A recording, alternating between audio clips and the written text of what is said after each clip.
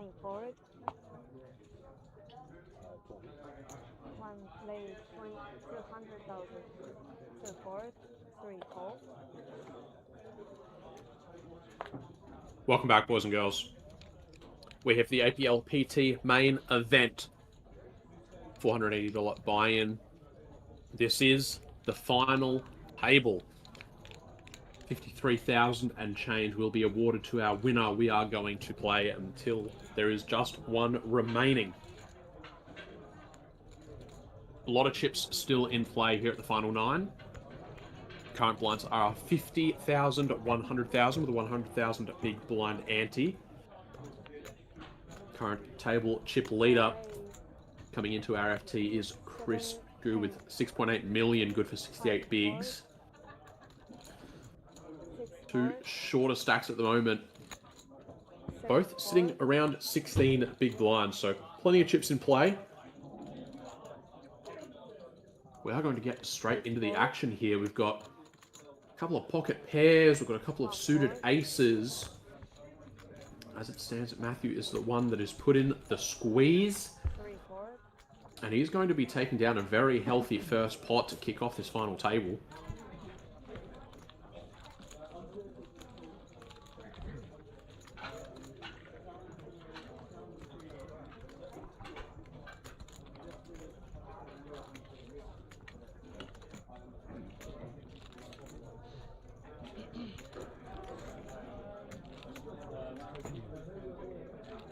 So over in the YouTube chat, Sorry. Brett Randall getting a shout out from his fan. Guys, thanks for tuning in. Hope you're enjoying the stream, and hopefully you can watch Brett spin that 4.5 million chips up. I saw that card. It was like a black number. Yeah. Currently, all remaining players here on our final table have secured a $4,855 payout. But of course, focus will be set on that top prize, 53K. Just 8 players standing in each of these guys' way. They've already beat out a field of 630 other players. Now just 8 left. 7 forward. 8 all in. Folded around to the blinds. Vincent, one of our 2 table short stacks, 15 bigs to start the hand, going to pull the trigger on an open jam from the small here with the King 10 suited, and he's going to get called. Equities are dead even here pre-flop. King 10 suited plays Queen Jack. Jack Queen. This is the fairest of fights here. Vincent looking for a clean run out or a king to lock this thing up and secure his healthy stack on this final table. Chris has Jack, Queen of Hearts.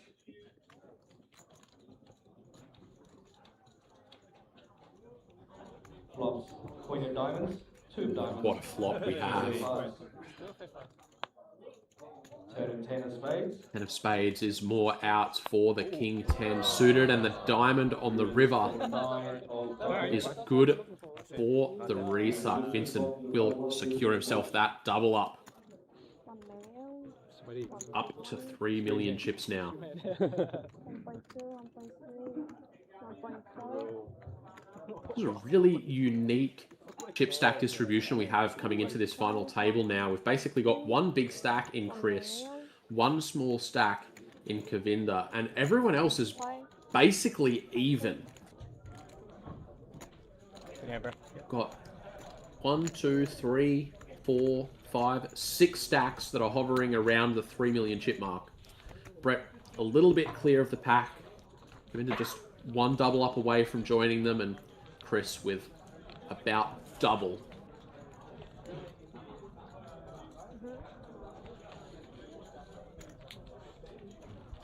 We did make it all the way down to this final table in something of record time, which means the average stack we're playing with at the moment is pretty substantial. These guys are going to have a lot of time to work on this FT.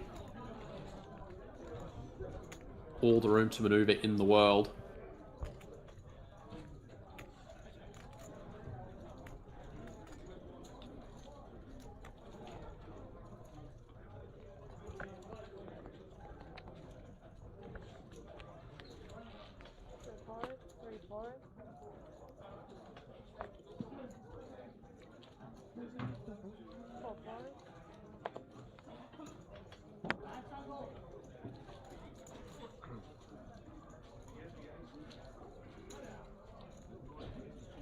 5 lays, 200,000. 6 4, 7 4, 8 4,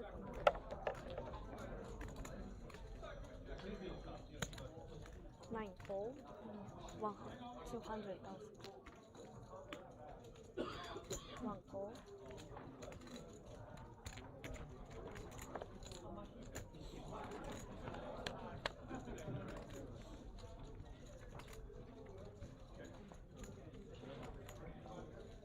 9 check, 1 check,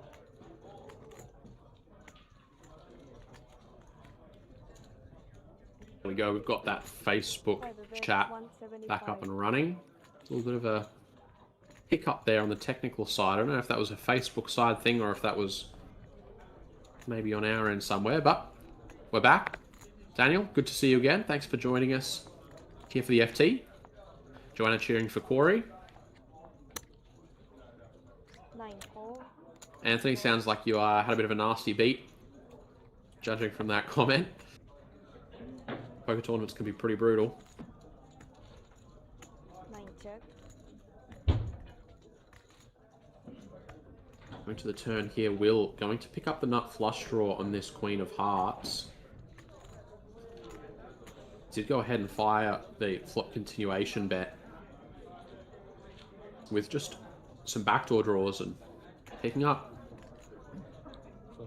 one of those draws on the turn. He is going to fire the second barrel here. 75,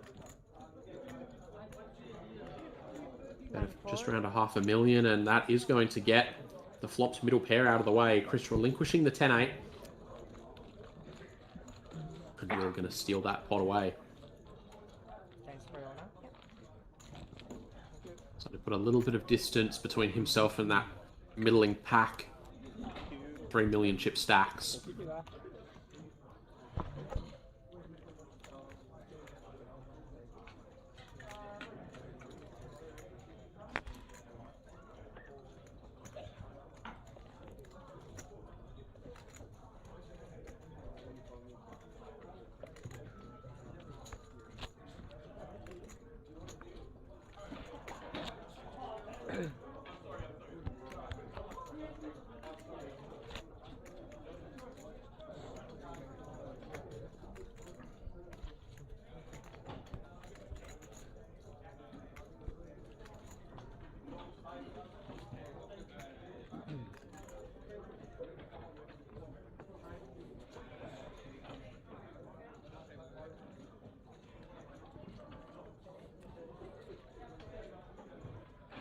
C3 fold. C4 fold. C5 fold.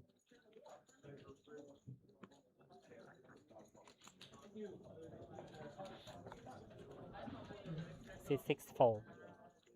Stay disciplined, not going to get baited in by the ace-10 in the early position. Bit of an awkward spot here for Brett off of his stack. He is sitting second in chips. But the average stack at the moment is going to be something like 4 million. So he's basically playing just above the average. And just everyone else is slightly below. If Brett's able to just sit back, relax, and not get involved, not get into too much trouble, there's a good chance that he's able to ladder up 3-4 spots. Just while all those 3 million chip stacks go to battle and start busting each other. And yeah, Brett can probably secure himself quite a few pay jumps without having to really take any risk. And of course, if he's able to snag a couple of sizable pots, he'll be up there with Chris as a chip leader. Friendly pot here. Both guys going to catch at bottom pair on the flop. Check it all the way through, and that one is going to be chopped up.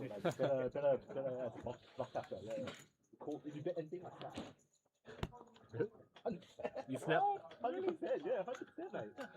Fucking did anything like that. My chip hits the for yours, yeah. Running out of swing Middle showdown value. No tiny business.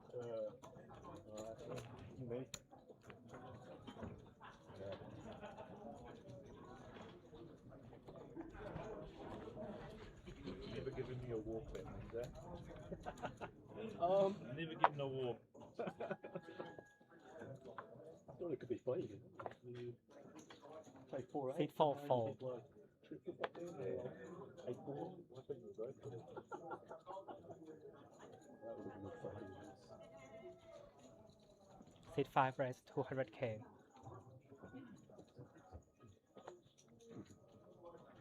Seat 6 fold. Well, we'll Seat snatch that 7 pot away fold. just a few Seat 8 moments fold. ago. He's going, yeah, back in the mix here and try and get some separation between him and the pack. But Chris is going to have something to say about it here. It was him who got blown off of that middle pair in that hand against Will. I don't think he plans on getting blown off of this hand. He's picked up the pocket aces in the Seat 9 cutoff. raise 650k. Seat 1 fold. Seat 2 fold. 650 is pretty healthy size 3-bet there. Playing less than 30 bigs. Definitely on the larger side.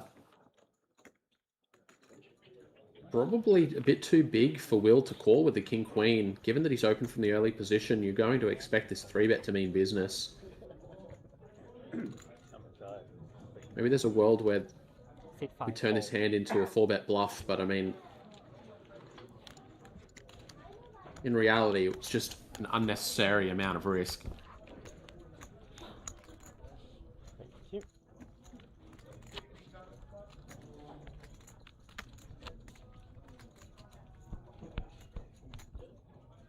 Big blind and bet.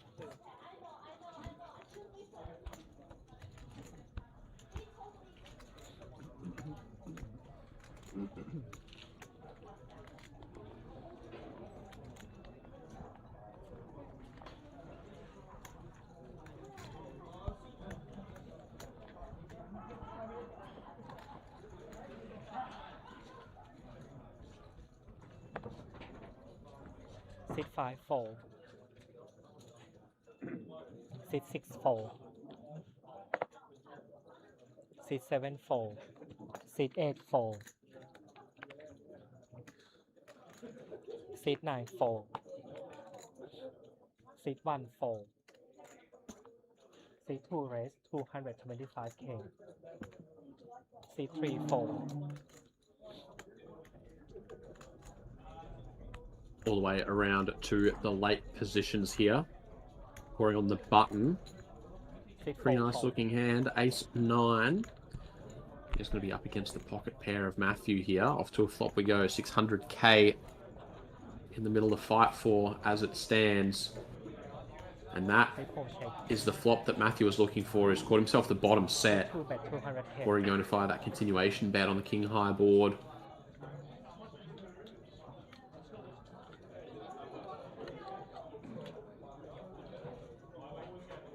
Matthew just deciding whether to put in that check raise immediately or whether he wants to play this slowly. Generally speaking, bottom sets make pretty good check raises. Seat 4 raise 625k. Seat 2 fold. Check raise and a snap fold. Corey not going to muck around with that ace high, and Matthew going to take this one down.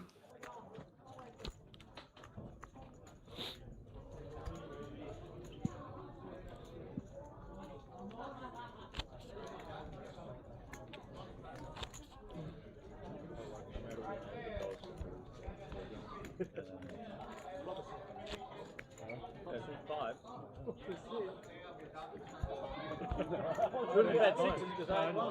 That would have been interesting. Nearly had 6. What?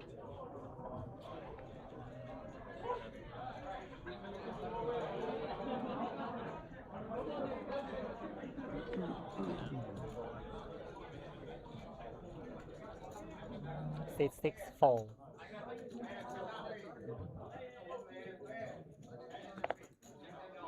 Seat 7 fold. Seat 8 fold.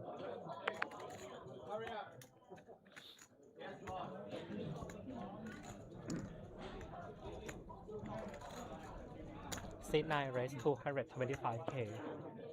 Seat 1 4, seat 2 4. Chris opening up here the ace 5 of diamonds. All the way over to Matthew. Very nice looking in the small suited Broadway here.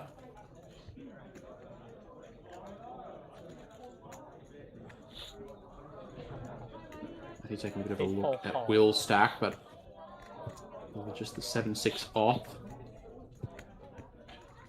Just 125 more. He may feel like he can flick the call in here.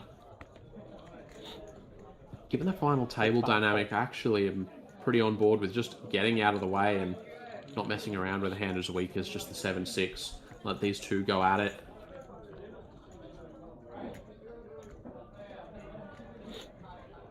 And this one very much in the favour of Matthew. He's caught himself the middle pair. Also with a gut shot to go along with it. Seat 9 bet 300k. Takes over 650 in the middle, and Chris with just the ace high is going to go ahead and fire the continuation bet. 300k is the price. Matthew not going to be absolutely loving his hand, but he's certainly strong enough that he can stick around against a continuation bet. The spot's starting to get bloated pretty quickly though. 1.25 already out there. Stacked pot ratio of 2 and a turn of a 2. Both play a flop, back or flush draw, but it is the third suit that is going to repeat. Wow, this is a relentlessly aggressive double barrel if Chris is going to fire again. He's just got naked ace high.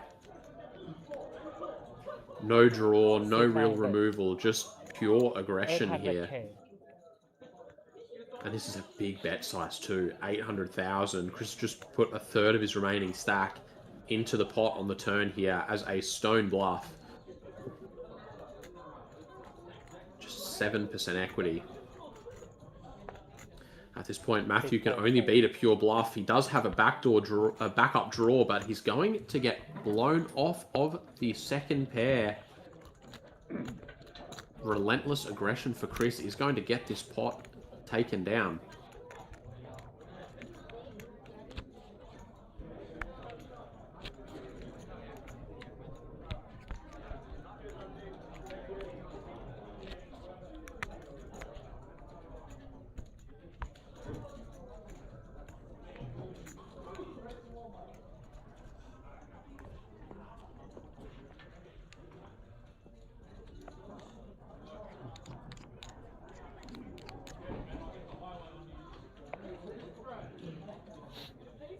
Seat 7 4.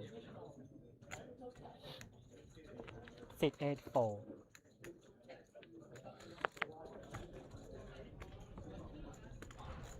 Seat 9 4. Seat 1 4. Seat 2 4. Seat 3 4. Seat 4 4.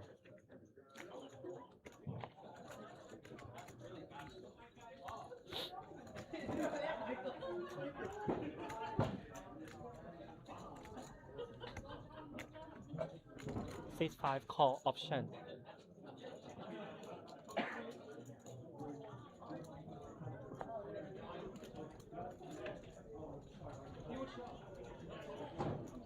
Seat 6 check.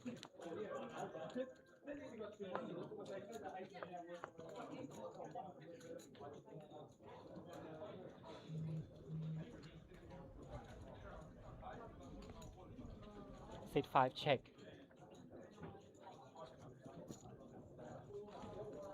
Seat 6 check.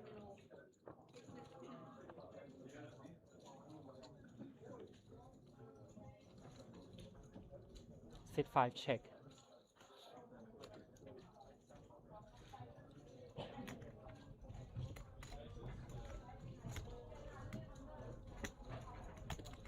Seat 6 bet 180k.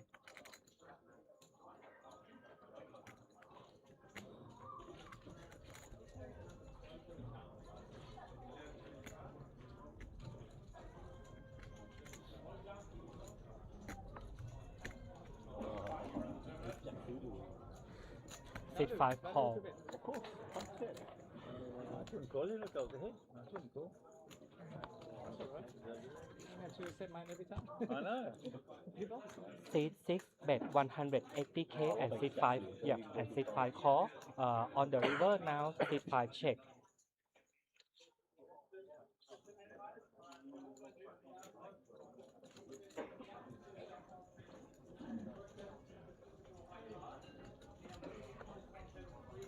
Seat 6 check, showdown please.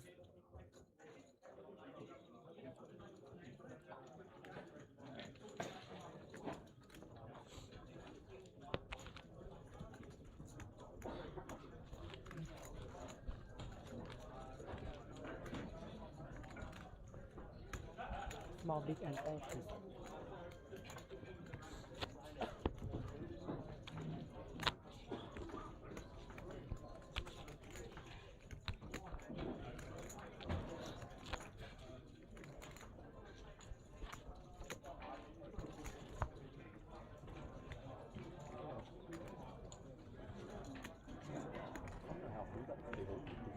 Everybody's going to be able to see when I block.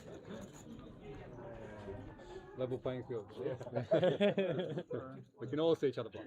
True. It's better than the rail. You know, people on the rail. Seat 8 4. Seat 9 4.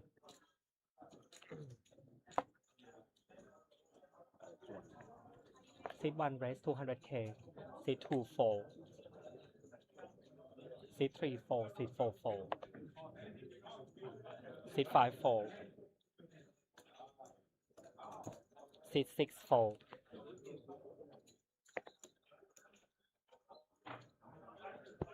Seat 7 4.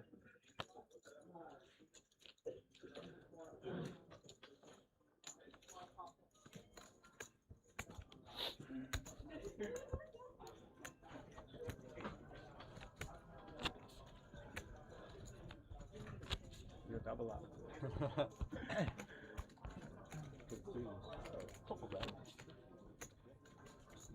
Yeah, wow. I got to admit, I wasn't rooting for you. Oh, okay. It's hard to be folded.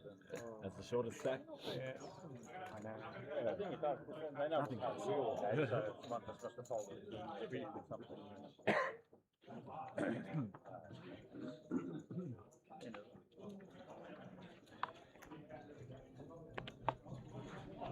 Seat 9 4. Seat 1 4. Seat 2 4.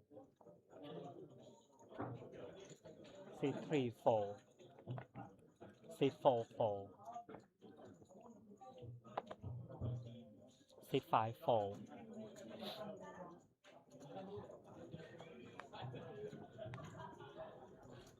Seat 6 raise 200k.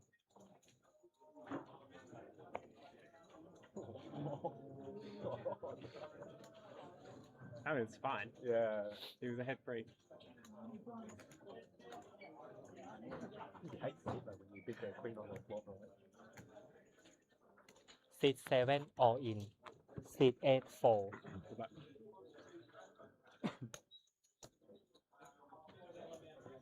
Seat 6 4.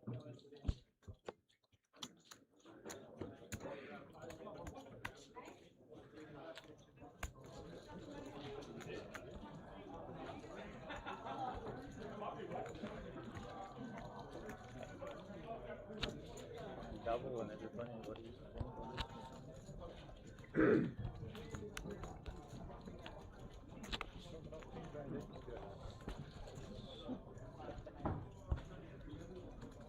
You'll be happy with that. Sure. I've been several times.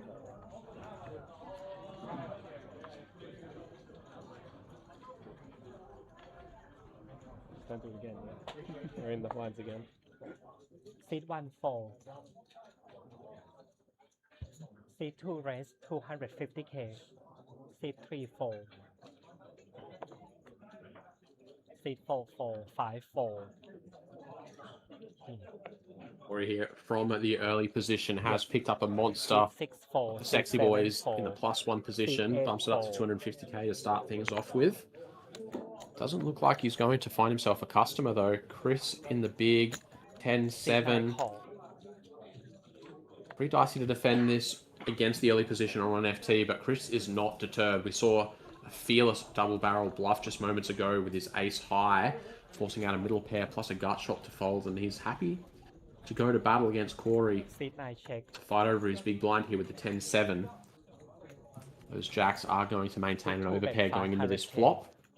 Chris picks up a gut shot along with 2 overcards. This is a huge bet as well. 500,000 chips. Or he might be telegraphing the strength of his hand a little bit here. This kind of looks like an overpair that's just trying to shut the pot down, and I think that's exactly what it is. Oh, cheeky. Good turn. Yeah. I thought you missed big free. I did. Definitely. It was hiding in the green and I didn't even notice. Listening to my music.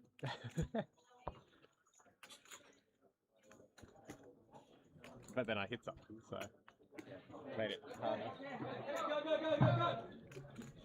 It's a great joke.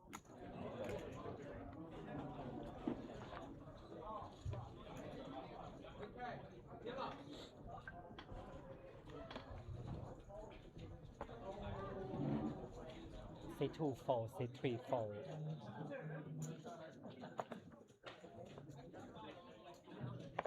C4 fold.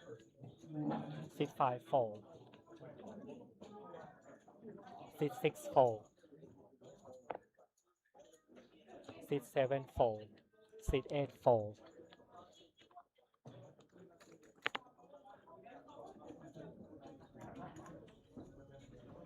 To play blind versus blind this hand. Chris with Queen 3 suited. C9 raise 225k. Gonna start things off with a raise. Pretty small raise size, blind versus blind. C1 fold. I want to size this up a little bit, just so that some of the weaker parts of the big blind's range can't just freely call in position. Just 125. It's a pretty attractive price for a lot of hands, but 9-4 offsuit, that doesn't want to put a cent in there.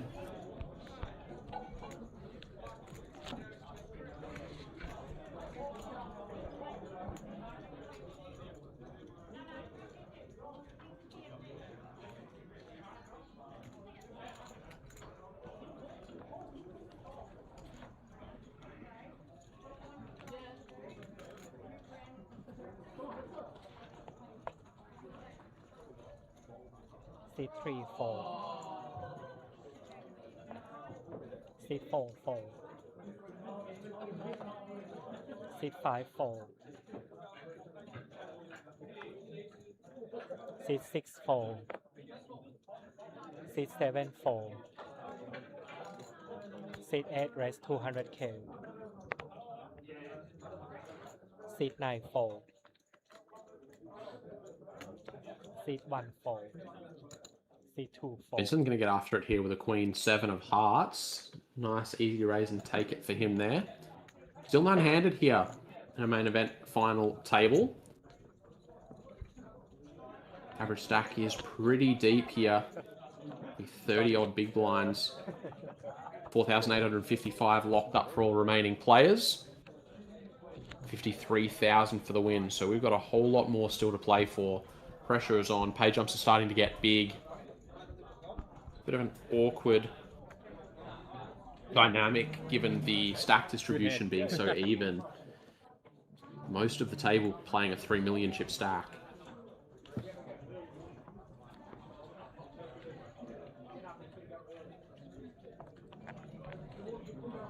C4 fold.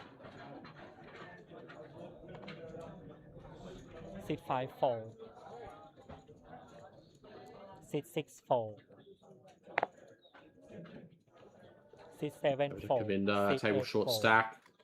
Queen Jack. Not quite good enough from the +3 C9 position. fold.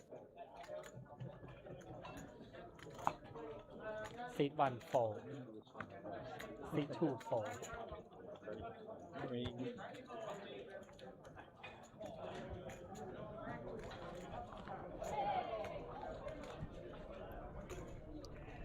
quite a bit of separation between Chris and the rest of the pack. But yeah, everyone else very even. David joins us over in the Facebook chat. Thanks for joining us, David. Good evening. Hope you're enjoying the stream.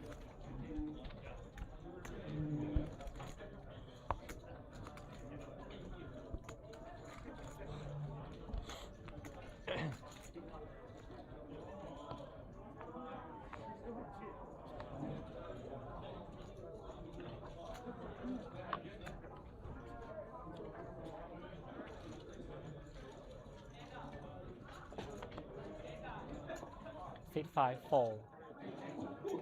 Seat 6 fold. Seat 7 fold.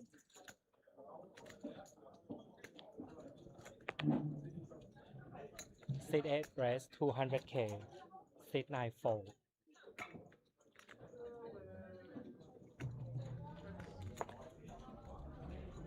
You pitched it with King Queen. Good. Ooh, ace. Collection last hands dealt this time around. Vincent going to start things off up to 200k with that ace 4 of diamonds. 450k. Chip leader going to pick up a really beautiful suited connector in the cutoff. Basically going to click it here. We're going from 200 up to 450. So this is a pretty easy raise size for Vincent to call. Corey with the ace queen would love to have gotten in there, but with this action in front of him, decides better of it. Just going to get out of the way. We have seen the best hand hit the muck, and we're back to the ace 4 suited, even with that attractive price. Vincent not going to come along. And the chip leader is going to snatch that one away with the 10-9 suited. 120, please. And you heard the dealer. Blinds up 61-20 now. That's going to speed things up a little bit. Break time.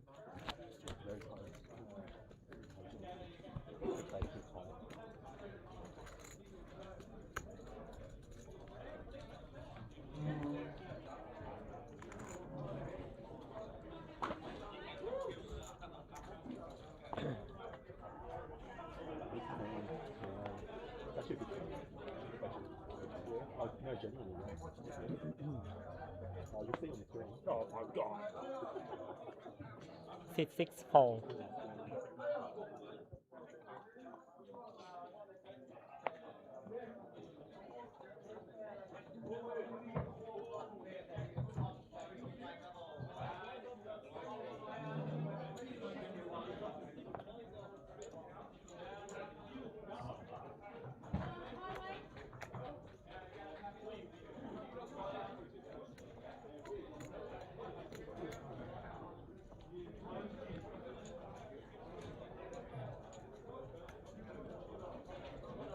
Seat 7 all in. Seat 8 fold. See the sexy boys once again. This time for Kavinda, our table short stack. Seat 1 fold. Seat 2 fold. Seat 3 fold. Looks like this one's going to get all the way around to the blinds at least. We'll see if Kavinda can find a customer. And we're going to have a close one here. And now, our blinds have ticked up. Our graphics are just one hand behind here. It's 5100 on screen, but we're actually playing 6120. So this is a jam for 14 big blinds. 1.7 mil. We were just playing for chips and not playing for money and pay jumps. Ace 10 would probably be a hand that we can justify flicking in the call with. Not a hand we're thrilled to run it, but Seat 5 fold. once we factor in the ICM implications of this situation, the final table pressure, I think just letting this ace 10 go is the right decision. Thank you. Thank you. Have a nice break. Thank you. You can tell me now. Jacks. Oh yeah? Jacks. Ace 10. Ace 10? I don't mind a call. Bit too much. Yeah, bit too much. I'm happy for it.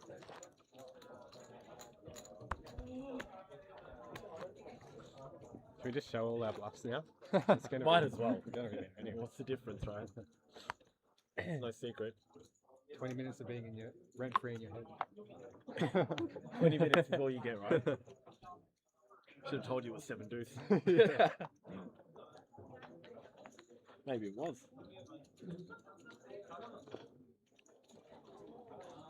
I bluff this hand.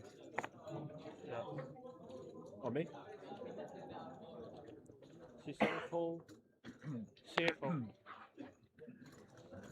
C9 fold. C1 fold. C2 fold. C3 fold. Yeah.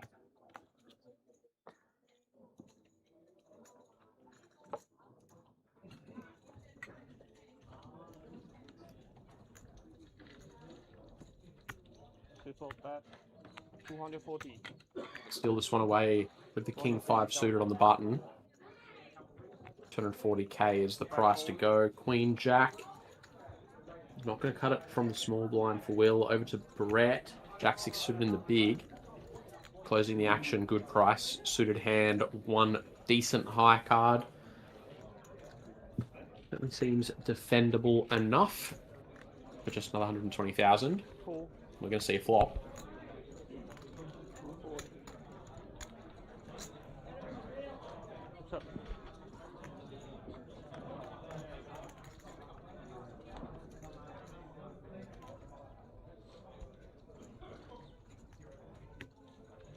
Check. Whiffs for both here. Just some backdoor draws for Brett's Jack 6 of clubs. Nothing all that impressive.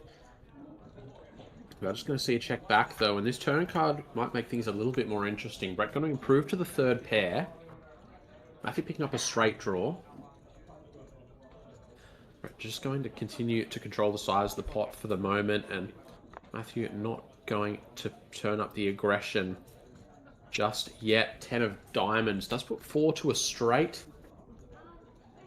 Not a lot of reason here for Brett to bet, I don't think. We're pretty happy to just try and get this hand all the way to showdown if our opponent will let us.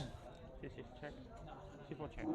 So Matthew, who decides to just check it back. I think our King High's showdown value has downgraded a lot since the flop.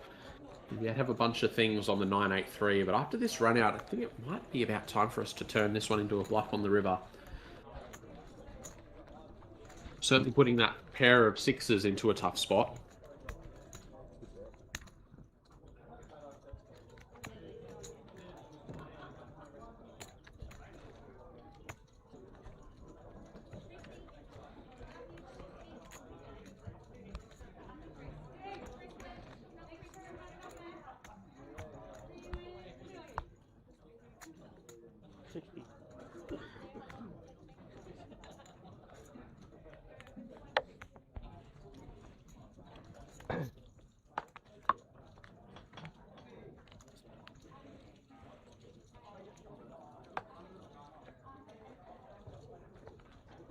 C8 fold. C9 fold. C1 fold. C2 fold. C3 fold.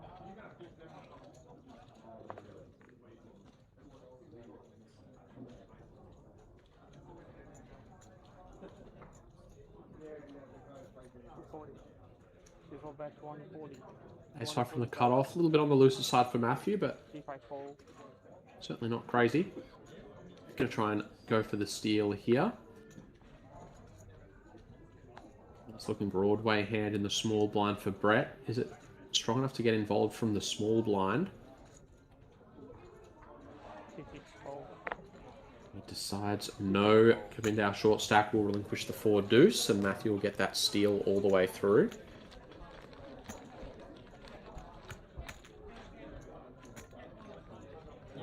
Stack distribution looking mostly unchanged here.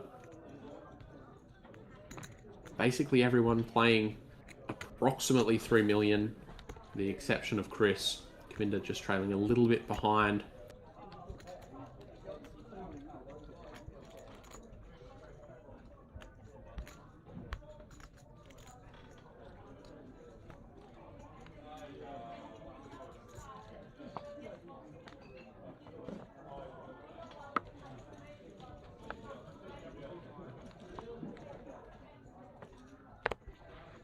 C9 fold. C1 fold. C2 fold. C3 fold. C4 fold.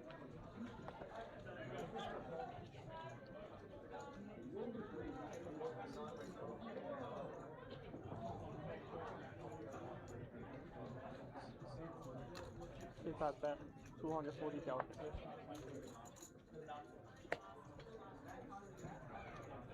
240. 240k. Yep. C6 fold. C7 fold.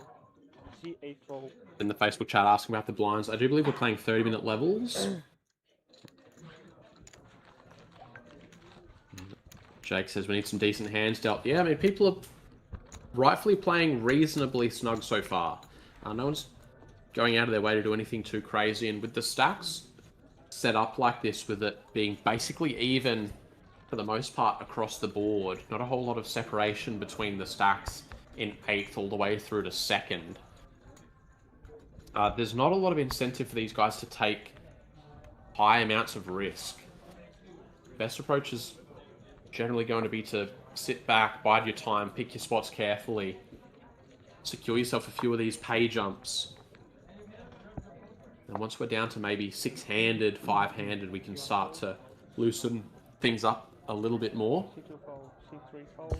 Chris with the chip lead certainly has the ability to take advantage C4 of that dynamic, though. C5 fold. C6 fold.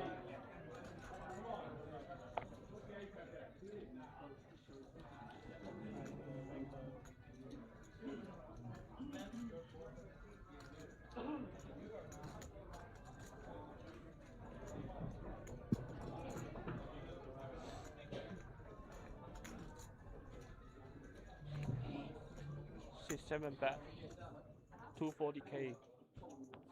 C8 fold.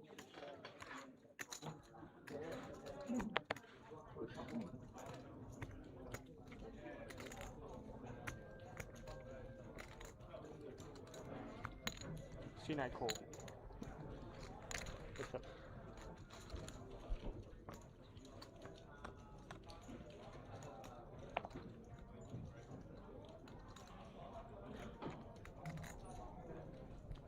C9 check.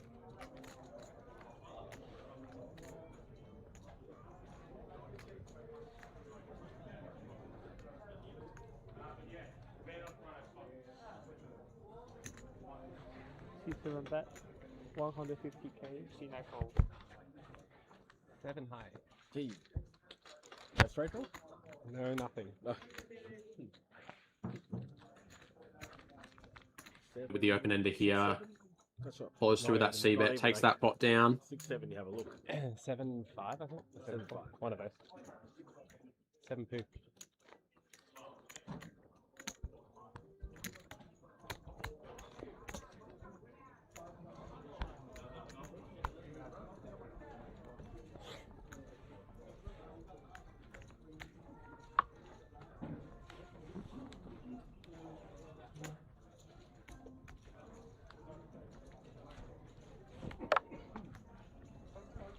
C2 fold.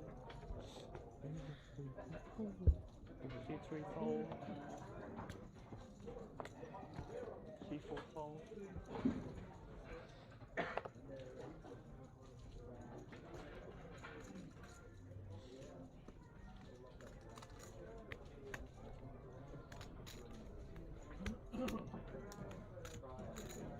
He's been pretty selective about his starting hands so far since hitting this final table. Jack 10 suited is a very pretty hand to start things off with. C7 fold. C8 fold. In for the min raise.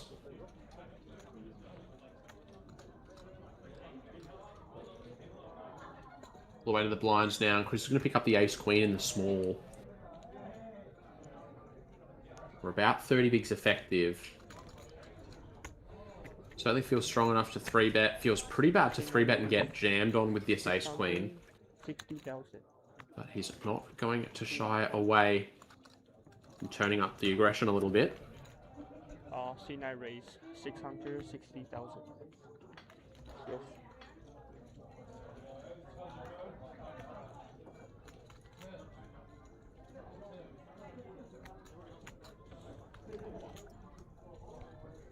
C5 fold. It wasn't aces that time. I'll say aces again. No, no, no. Just kings. I just keep getting like Yeah, really just good kings. hands. That... just kings. That's all.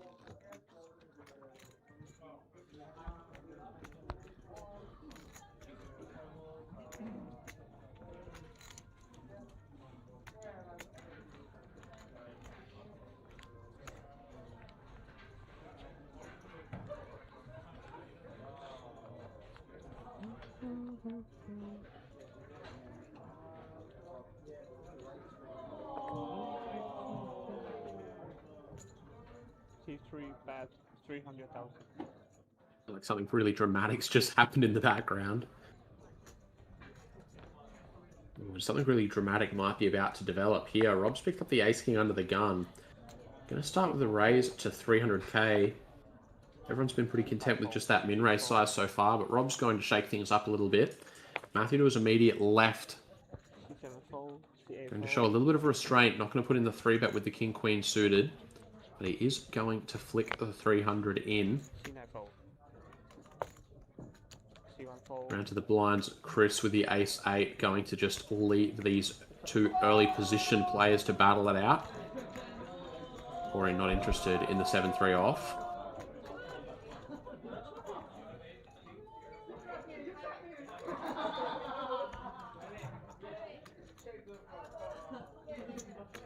C3 bet 300,000. Sounds like a C-bet has come out. We're just waiting on the flop graphic there, and this could be dangerous for Rob. Give me, we've got, oh yeah, so we've got C-bet call, 650. and now a second barrel of 650,000 on the turn. Rob just blasting the ace high here. I'm not sure if he's value betting or bluffing here. As it stands, he is going to be getting some value out of the king-queen suited, assuming that Matthew's not able to hit one of his 12 outs on the river. 650k. It's a substantial number of chips, but we have got 2 overs to the board. We've got a gut shot, and we have a second nut flush draw. We just have a bit too much to ever be folding this.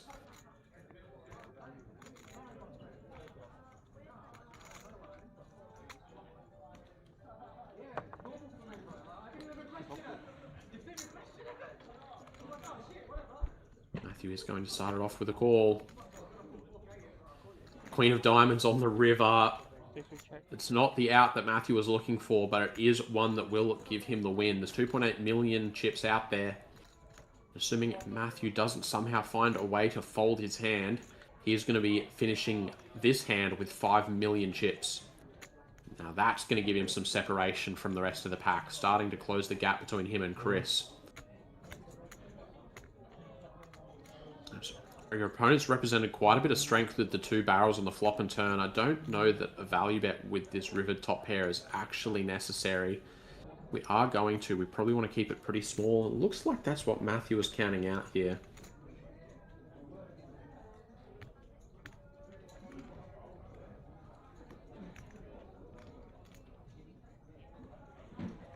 Never mind.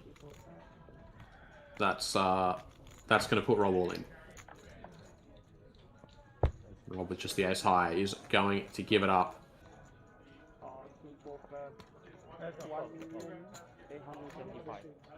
Oh, yeah. You need the number of the machine. That's Okay. Oh, okay. Fold.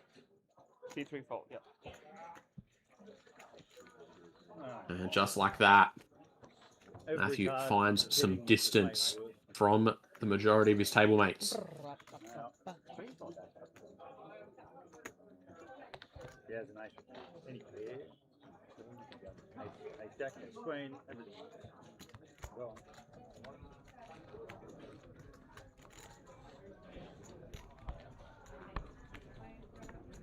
No.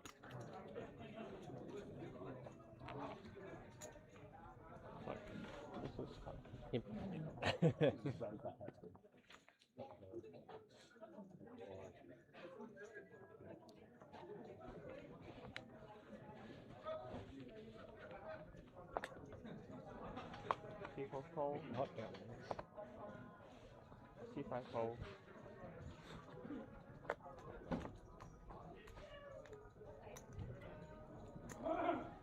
C6 bet 250,000, C7 fold, C8 fold, C9 fold, C1 fold, C2 fold, yeah, 250, C3 call, what's up?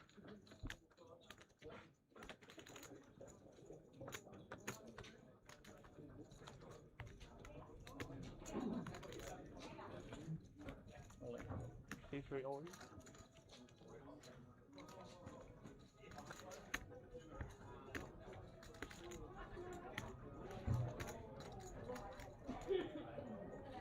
C6 fold. Hey, show the bluff. Show the bluff. We're gonna find out in 20 minutes. Nice. Oh, nice. Oh, Naughty boy. This is one where I'll fold in the next.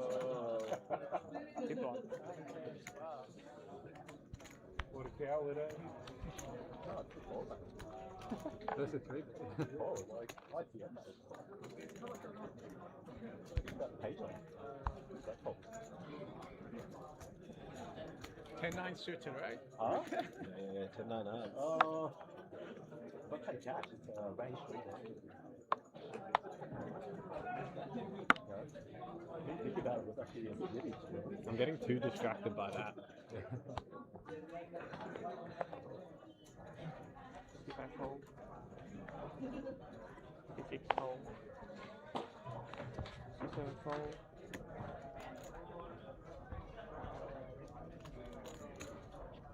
C8 bet 250,000, C9 fold, C1 fold, C2 fold, C3 fold, It's a 10-9 suited from the book position. We'll get it started. Playing just a little over 20 bigs to start this hand off. Suited connectors will start to lose a little bit of their value as our stacks get shorter, but 10-9 suited is a very pretty hand, even off a stack size like 20 bigs.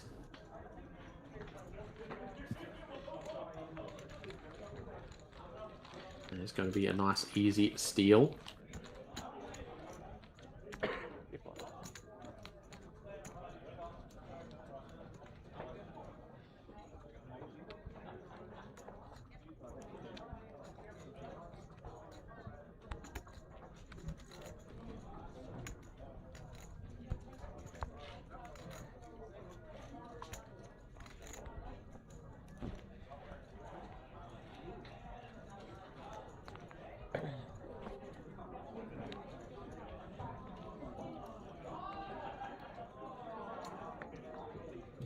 C6 fold,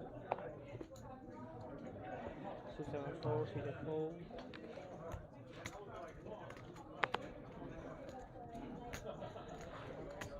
C9 fold, C1 bet 240,000, Our chip leader has picked up a big hand here in the hijack. C3 fold, C4 Chris fold, does have the option of playing this 9-handed FT really aggressively if he should choose to do so, put the pressure on all of the middling stacks. He's not so far really opened up and forced the matter more than he needs to. C5 fold, This time he has picked up a real hand. If Chris had been a bit more active, Will might even consider playing this ace-jack a little bit more aggressively. C5 check, As it stands, he's just going to be a little bit more snug. Respect the ICM of the situation. Start off with a call.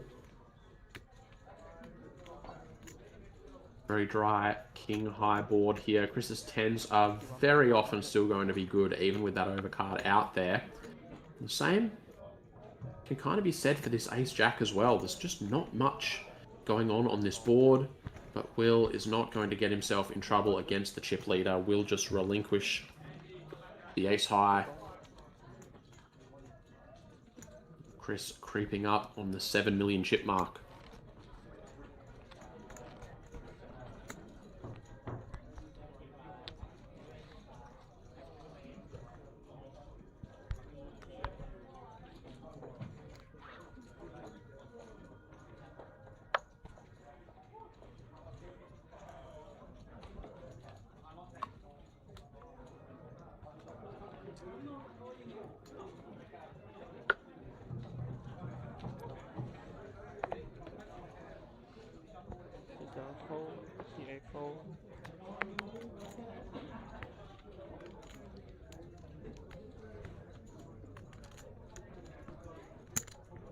This is a very loose open here from Chris. C1 fold, King 9 from +2 is on the looser side at the best of times. With this ICM situation here that we're looking at, all these 675,000. even stacks, I would not recommend C4 fold, C5 fold, getting in the mix C6 fold, in a spot like this. We see Rob going to 3-bet for half of his stack here with the aces. C9 fold. This might be a little bit of a telegraph. Not that it matters up against Chris's King 9. Below the bottom of his range anyway, but Rob just going to take that one down with the 3-bet.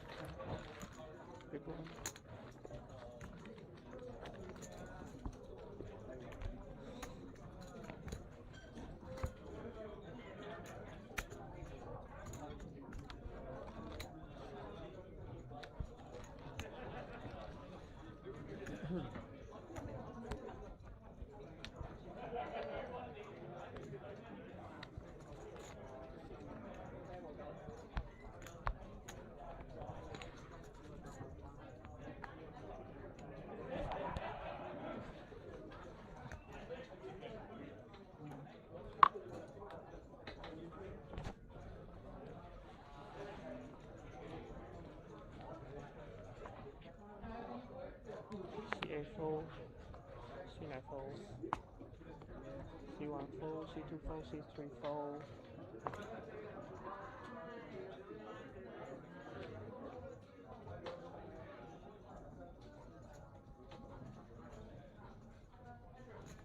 C4 plus 240,000, 240, C5 fold,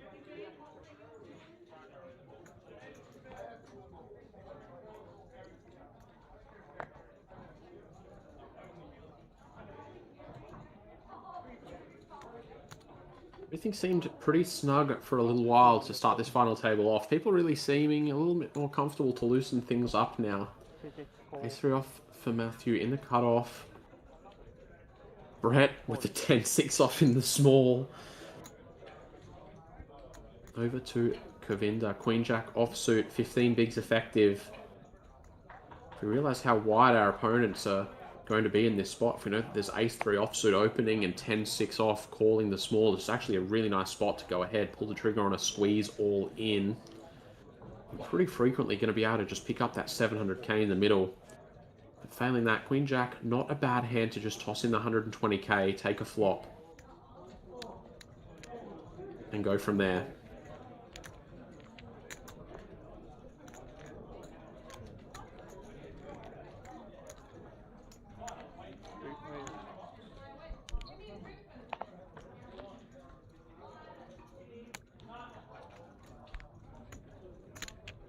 Ace 10-9. Matthew going to find himself the top pair plus the backdoor nut flush draw. Brett has found himself the second pair in the small blind. Kavinda the short stack finds an open ender. Both sides would be to the nut straight. No one going to add any additional chips into the pot. On the flop. Way to the turn now, Kavinda, considering turning this open ender into a semi-bluff.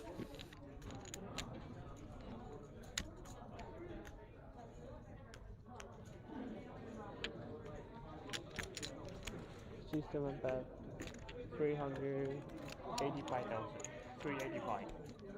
85.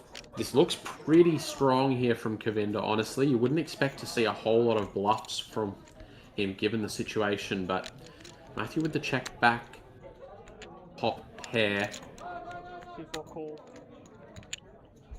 The idea of checking this back is so that we can induce a bluff and snap off one street.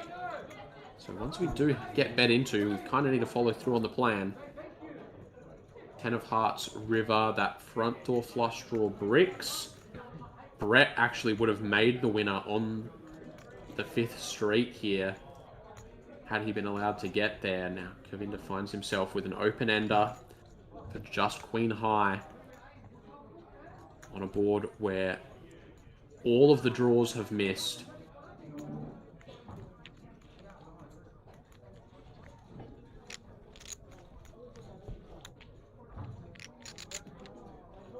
With this 10 repeats, gotta ask, How much of Matthew's check back range on the flop is going to be hands containing a 10? 775,000. And how often do we think we're ever going to be able to get him to fold an ace? We're just going to wager the majority of his remaining stack on the bet that he can get this through. Matthew makes the call with the top pair. We'll see the good news. He's going to be shipping a 3 million chip pot, and he's basically tied things up with Chris at the top of the chip counts now. Got to respect the Moxie from Kavinda firing that bluff as the table short stack. But now he's going to find himself playing just 5 bigs.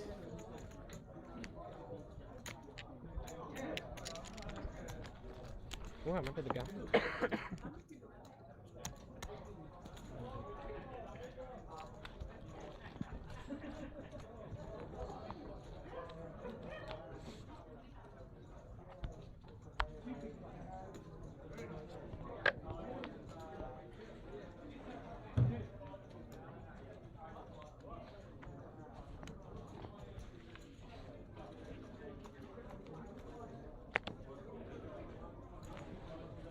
Fold.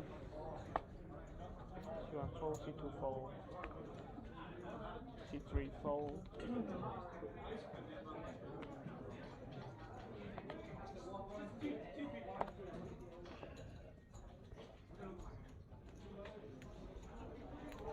C4 fold, C5 fold, C6 fold.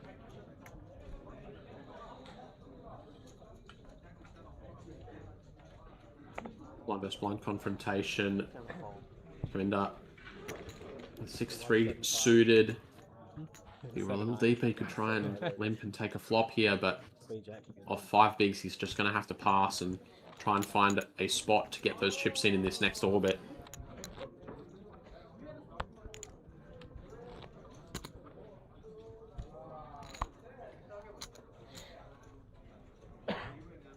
You had a lot of stuff there.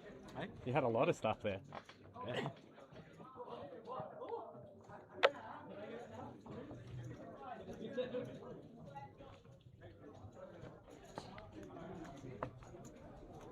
C1 fold, C2 fold, C3 pass 300,000, C4 fold, C5 fold. Rob going to get another chance at this ace-king. Fold. Last one he had to backfire a little bit after he double-barreled the flop, got called by the king-high flush draw, and ended up getting sucked out on by a pair. This time he is not going to have a customer, and it's just going to be a nice easy raise and take it.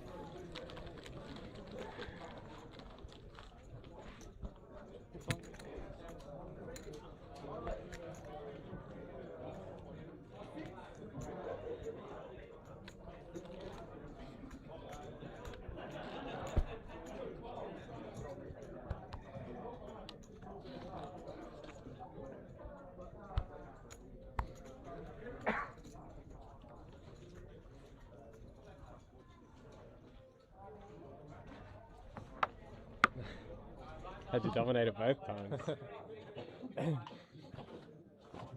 Both openable hands? Yeah.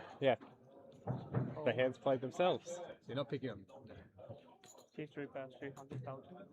Maybe you could have called King Queen. See the flop. C4 fold, Rob going to pick up another premium here. Back-to-back hands. Ace-king suited last hand, and the kings this time. fold, C7 fold, C8 fold,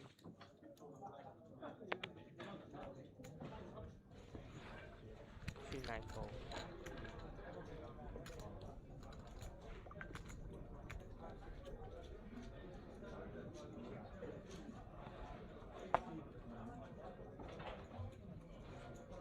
So Rob will probably have a customer here. Chris, table chip leader. Wow, not even going to flick in the defend with the ace. Yeah. Rob not able to get any value out of those kings. Very snug. Chris not in the mood to toss chips around unnecessarily. On an ace. You had an ace. Yeah.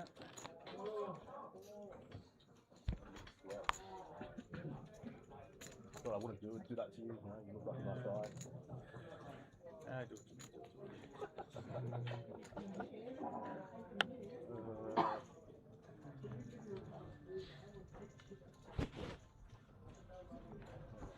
Where's the no cigar?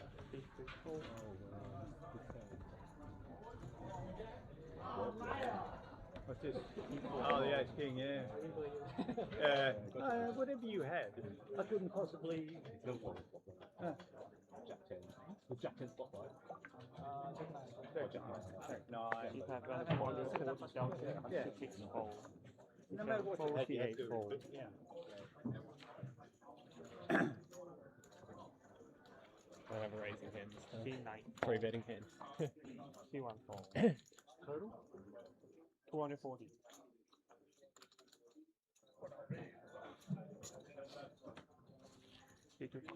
This time we're going to see the ace defend the big blind. Corey with the ace deuce going to flick in the call for another 120k. Leaves himself 20 bigs behind up against Will's Jack 10 of clubs. It is a gut shot for Will. Corey with the top pair out in front by a pretty wide margin. Will does have the pre-flop betting lead. He is the one that can represent that ace. And he is going to try to do so. 275. I get called by like 8 so what's my point? This bet makes perfect sense. Problem is just that we're up against the top pair. Doesn't really matter how much sense it makes just yet. The value hand I wouldn't show the turn either. The value hand would be like jacks for example. See, the two red kings have already hit the mark, so Will is actually drawing quite thin here, just to the other two kings.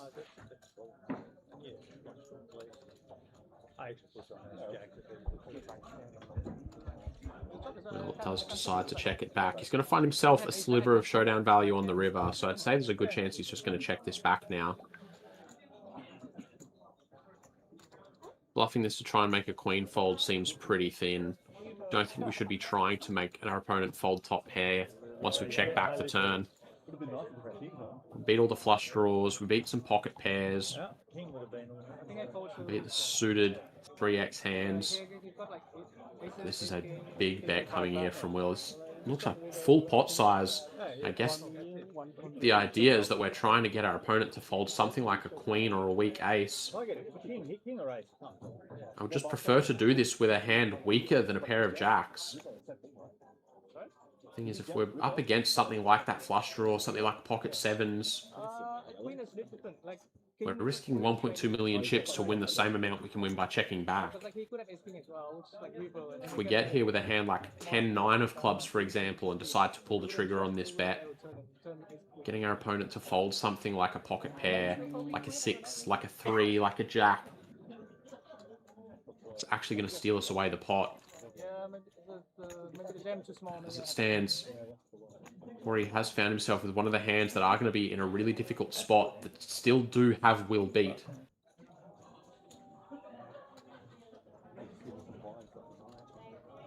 We have just an ace, our kicker does not play, and we are facing a pot-sized bet on the river.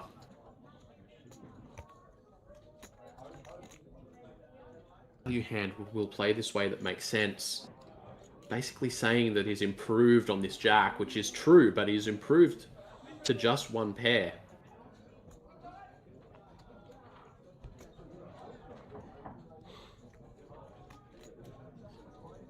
Corey clearly does not want to fold this hand, but he does eventually let it go. Hey Chris. The relentless aggression from Will is going to get the job done, and he will snatch that pot away. He wants 10%. Takes his stack up to about 4 million. As much as the government nowadays. He is the government. Yeah. He's a law unto himself. Yeah. He's the mafia. He's the mafia. Worst days. Got to take a cut. The cut or making sure I get the top up. Yeah. He'll walk you to your car.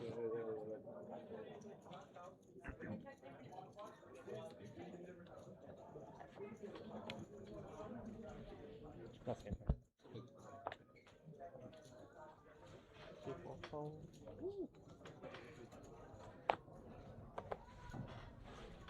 C5 fold. C6 fold. C7 fold. C8 fold.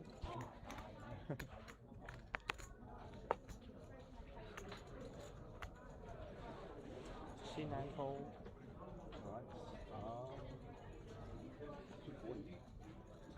C1 release 240,000. C2 fold.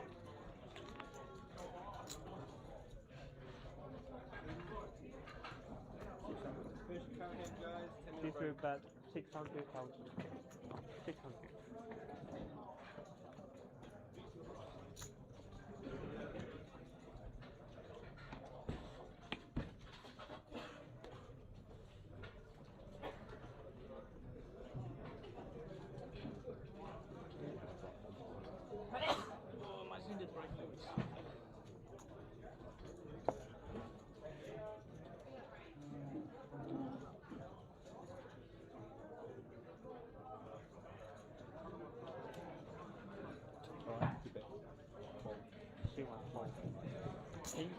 Oh my god, lucky on him. Jammed there. Nice ad, nice ad. I got some of it back. Counts. How long's break? 15? 10. Oh, 10. 9 minutes left. Oh, okay. You're getting chipping up.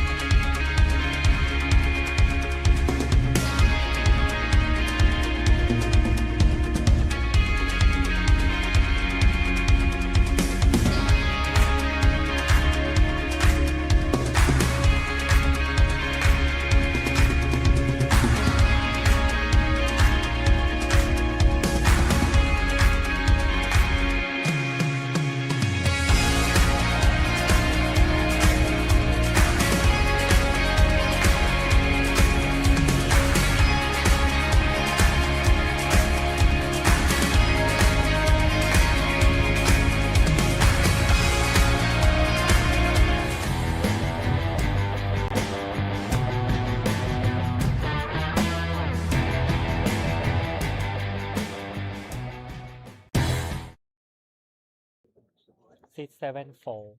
Seat 8 fold. Hi team, welcome back to the Aplpt main event final table Seat 9 fold. here at the Canterbury-Hurlstone Park RSL Club in Sydney. Still 9-handed after that brief stretch of Seat play. rest 320k. Seat 2 fold. Seat 3 One fold. sticking up to 80 at 160 now. That should light a bit of a fire underneath some of these players. See a couple of Seat stacks 4 fold. that were looking pretty healthy not all that long ago. Now sitting below the 20 big blind mark. Come into the table short stack with 3.5 bigs at the moment. Going to be looking to make something happen this orbit. Seat 4 check. Chris and Matthew both playing a very healthy 6 million chip stack each. And there are the two players involved in this pot. Seat 1 check. Matthew in rough shape pre-flop, but manages to catch his live card on the flop. Queen of Clubs brings 2 flush draws into play. Each player blocking one of the nut flush draws. And that 9 of diamonds is still good for the lead for Matthew. Chris picks up a gut shot on the turn here. Going to fire that delayed continuation bet in there with his gut shot. Seat 4 call. Matthew does flick in the call. He won't be loving the way that this board has developed so far. Queen of Clubs really does feel like it changes a lot on the turn. 2 of Spades, however, is the complete opposite and changes absolutely nothing. Matthew is good here. Chris can beat a handful of missed draws. There's a sliver of showdown value here. 1 check showdown please. And he's just going to try and take it. Matthew with the 9 scoop. 1.5 million chip pot there, and that will slide him into the chip lead. Not an overwhelming chip lead by any stretch, but he is clear by about 1 million chips.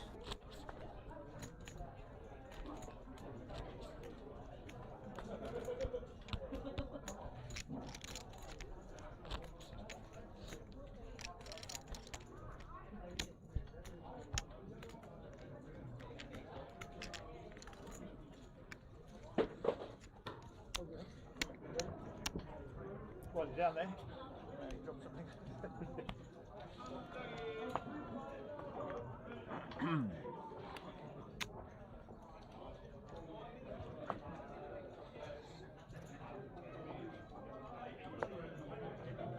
Seat 6 fold.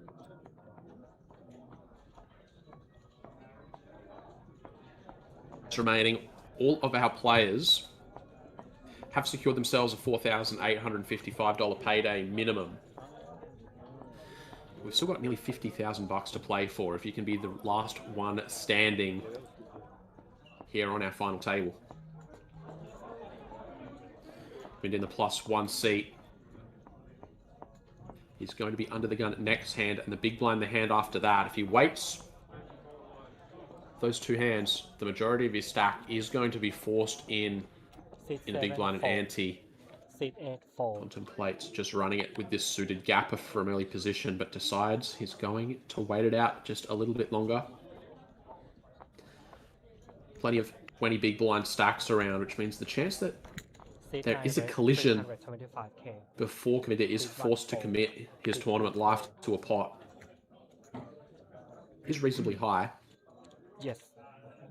Next page up is worth about $1,000, so if you can just sit back and watch someone else do the dirty work and pick up a scalp, you're going to take an extra $1,000 home just for watching that.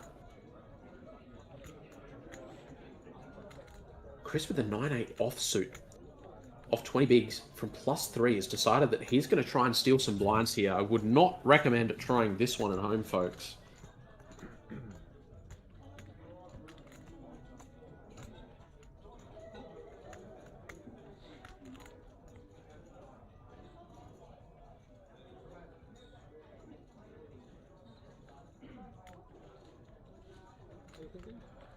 So sorry. I folded 15 Seat minutes 3 ago. fold. Oh. So he's got kings. No, not king. I'm so sorry. Making me All sweat. the way around to the blinds. King 10 for Matthew, contemplating his options here. He's the new table chip leader. Under the gun. The presence of a 3.5 big blind stack really opens the door for both Matthew and Chris 654. to really put the pressure on all of those middling stacks. Chris being one of them, which is why getting involved in a pot without a really good reason to do so is not something I would recommend you doing here. Matthew going to put in at the 3-bet bluff with the King 10. And there's nothing that Chris can do once he finds a bit of resistance.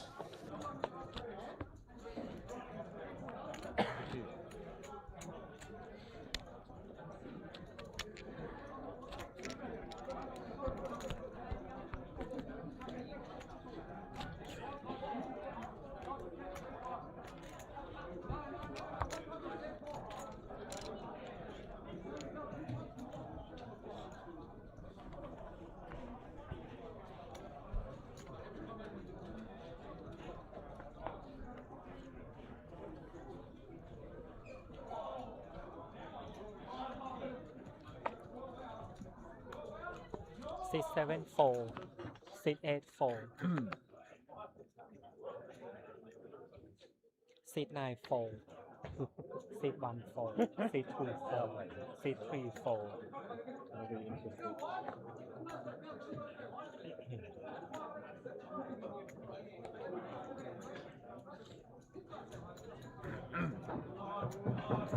Six four raise 325k. 654, 325k.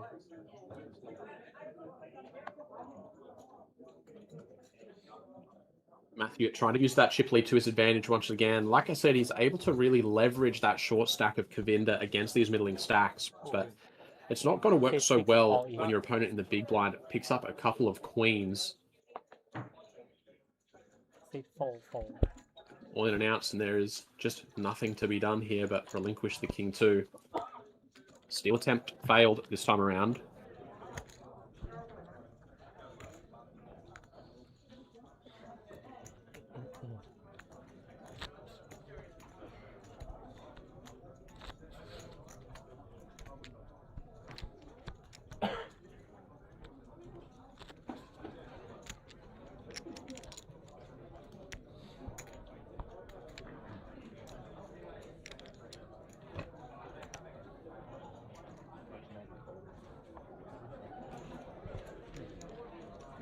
Big lead, big bowl.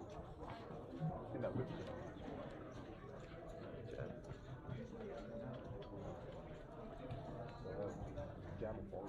684.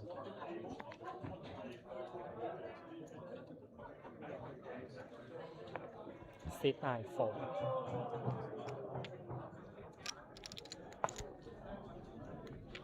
614. 624. 634. 644. See Chris passing on a suited connector there from early position. I mean, he's not 654. the top of the leaderboard at the moment, but he is high enough up there that could certainly get amongst it if he chooses to do so.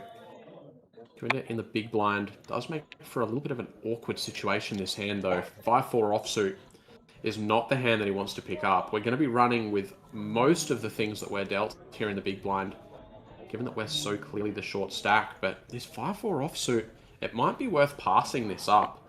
Again, remember, if Kavinda just makes the fold here and watches someone get eliminated in the next orbit, he makes $1,000 for doing nothing. Queen 8 is enough. Let's go, one more orbit. One more orbit.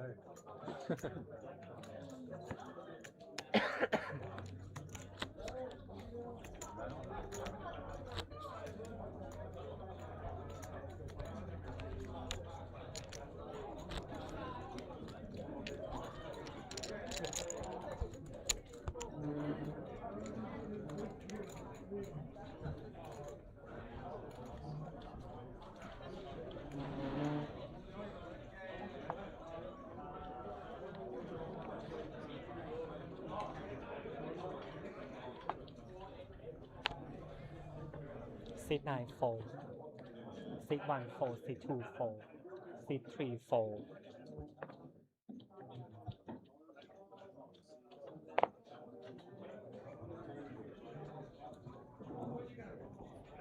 Seat 4 raise 325k.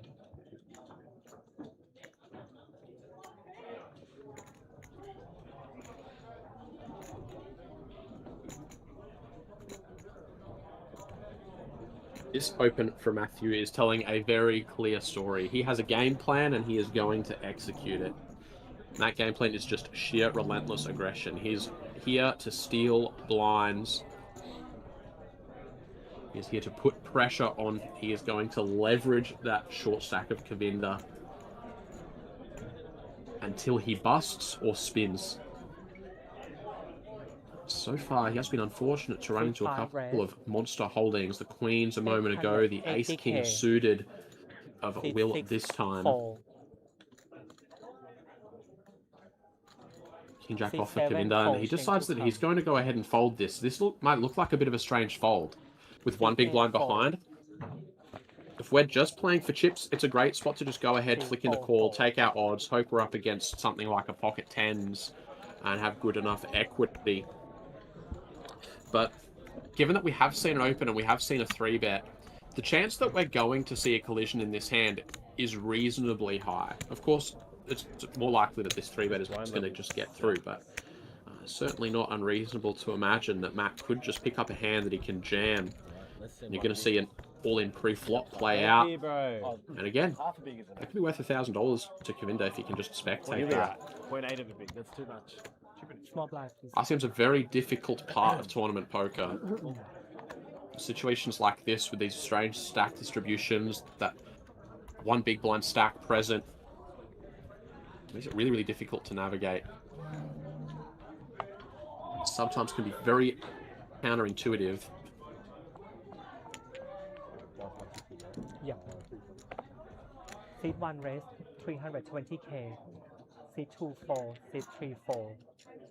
Wrong chip. Oh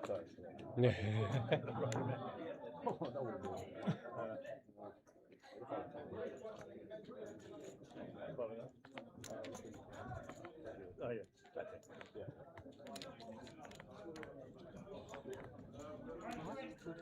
$320. It's actually a little bit of an awkward spot here for Matthews. He's obviously picked up a really good hand, stronger than the table would be expecting him to get involved with on average, but against the other big stack at the table who's opened under the gun, Seat 5 4. it almost feels like this 3-bet is a bluff. Seat 7 4. Seat 8 All the 4. way around to the blinds, and this is going to get back to Chris. Ace Jack off suit. Seat 9 4. Given the situation, I just don't think this hand's going to be strong enough to continue. Of course, there's a chance that Matthew's just messing around and bullying us, leveraging that ICM against us. But we just need a little bit more firepower to make a stand. Good luck, good luck. We will see soon, won't we?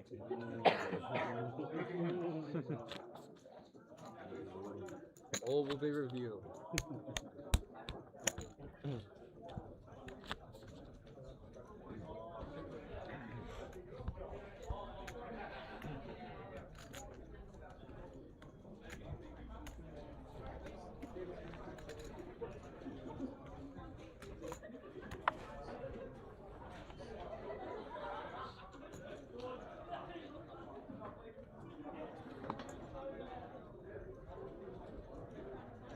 Seat 2 4. Seat 3 4.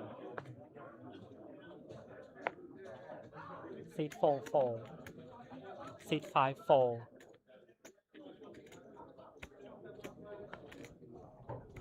Seat 6 4. Seat 7 4.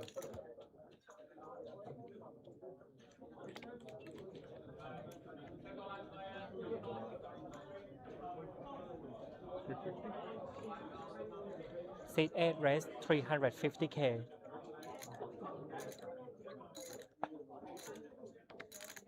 Yes. Big 10 suited for Vincent on the button here. Chris with the ace deuce in the small. Contemplating his options here. Seat 9, raise 675k. Seat 1, Look at this. fold. This is pretty spicy. Chris basically just going to click it with the ace 2 off. Vincent's already put 350 out there, and Chris is only asking for another 325 more.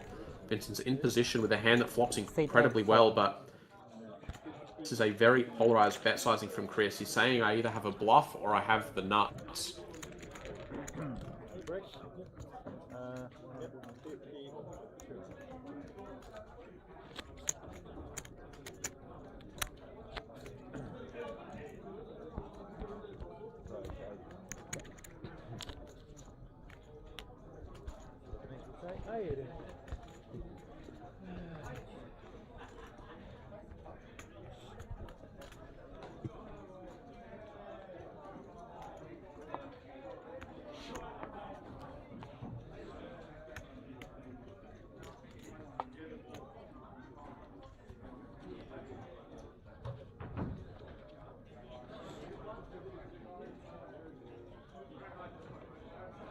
Seat 3, raise 325k. Seat 4, fold. Seat 5, fold.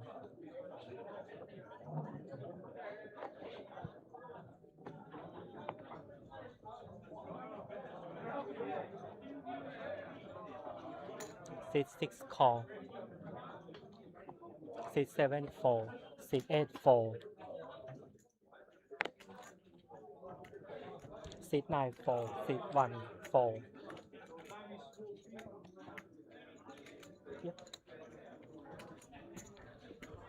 Seat 2, call. We're going to have some three-way action here. Might be the first time that we've had this since reaching this final table. Rob under the gun, going to go after it with the king-queen offsuit. Playing about 20 bigs to start the hand. Brett in the middle position, going to make the call with the ace-9 of diamonds, and Corey will complete the big blind with the jack-9. And there is something for absolutely everyone on this flop. This is insane. Rob's caught himself top pair, open-ender, backdoor second nut flush draw. Corey's caught the middle pair with the bottom end of the open-ender.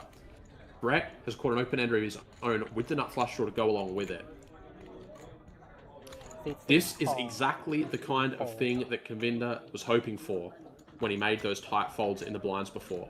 A hand like this, where we've just got two monsters running into each other. All of a sudden, we've got a stack to pot ratio of 1 on the turn. Seat 3, bet 600k. And we've got a strong hand with a strong draw against a huge combo draw. His 10 of hearts turn might actually be a little bit of an action killer.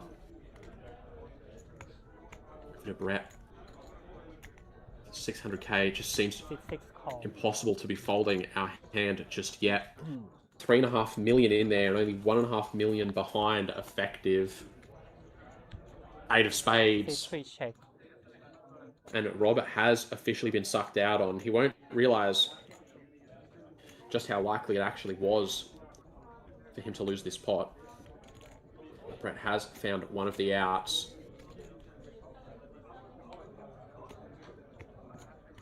He doesn't have to have the best hand here. There is certainly ways that he could still be losing this. Ace-King obviously is the largest straight. There's a paired board. A whole lot of big cards out there that could connect.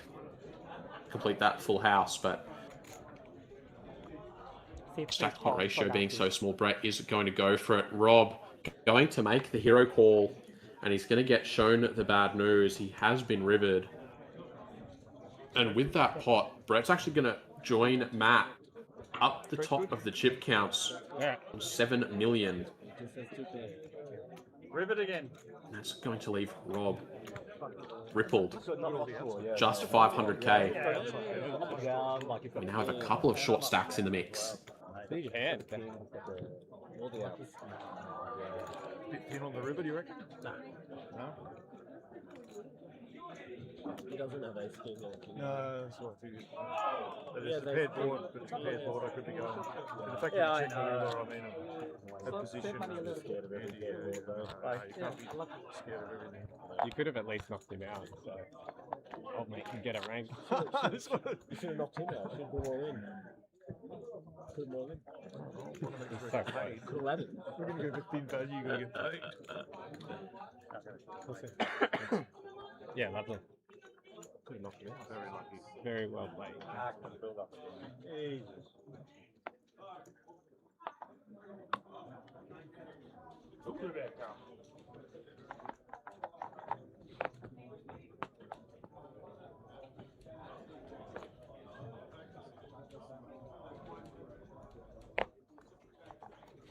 Seat 4, 4. Seat 5, 4. Matthew would have loved an excuse to get involved and start to leverage this ICM pressure again. Now with 2 short stacks, Raise 350. the pressure on Seat all of 6 the middle raised, stacks is 350k. starting to get quite extreme. Seat 7, 4. Seat 8, 4. Rhett, our pro Seat table 8, chip 4, leader, seat has 9, picked up 4. a real hand at the +2 position, Seat however. 1, 4. Seat 2, 4.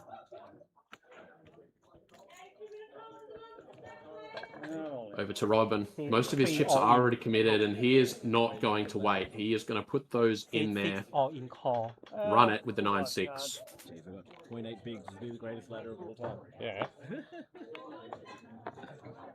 Good luck. The ace queen can hold. We will finally have our first elimination of this final table. Rob looking 0.8 bigs. to connect with the flop, turn or river to stay alive in this Not thing. even one. Oh, 140k. Rob's at risk in line. Start. Flops 9, 4, 10. No picture. Flop is favourable. 6, 6, 6, 6. 10, 4. Just needs to fade an ace or queen on the river. Alive. Live. 10. Get the man smell. He is able to. Number. 300 and... And we will continue 9-handed, boys and girls. We could be here for some time. These guys are not ready to give up anytime soon. Short stacks are holding on. 395, so can I have 400? 395, There's definitely room for you. 10,000. That's for sure. Yeah. That's a $1,200. I got $1,200 on that air. Flat screen to you. Yeah. Yeah, still in. Long way to go. Long way to go. Jesus Christ.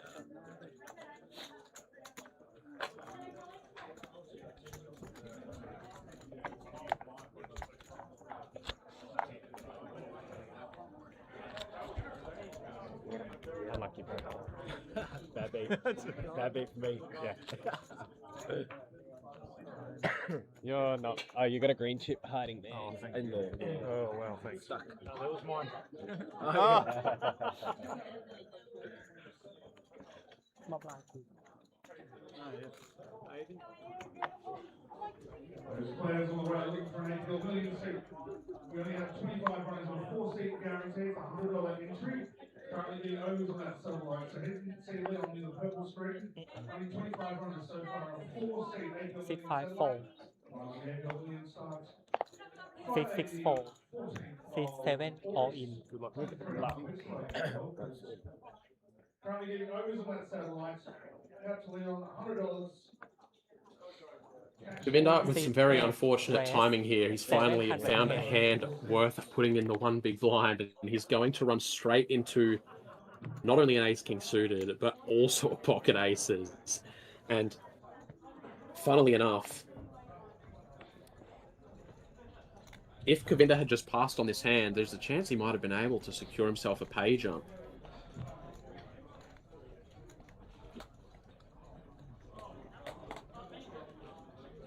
Vincent clicks to 700k, and I mean, I think Chris is strong enough that he could just go ahead and jam. All in. Seat 9, all in. All in and out, and Chris Seat 1, 4. as well has Seat 2, been 4. cooled. Seat 3, 4. A bunch of junky hands Seat getting 4, folded. 4. Back round to Vincent.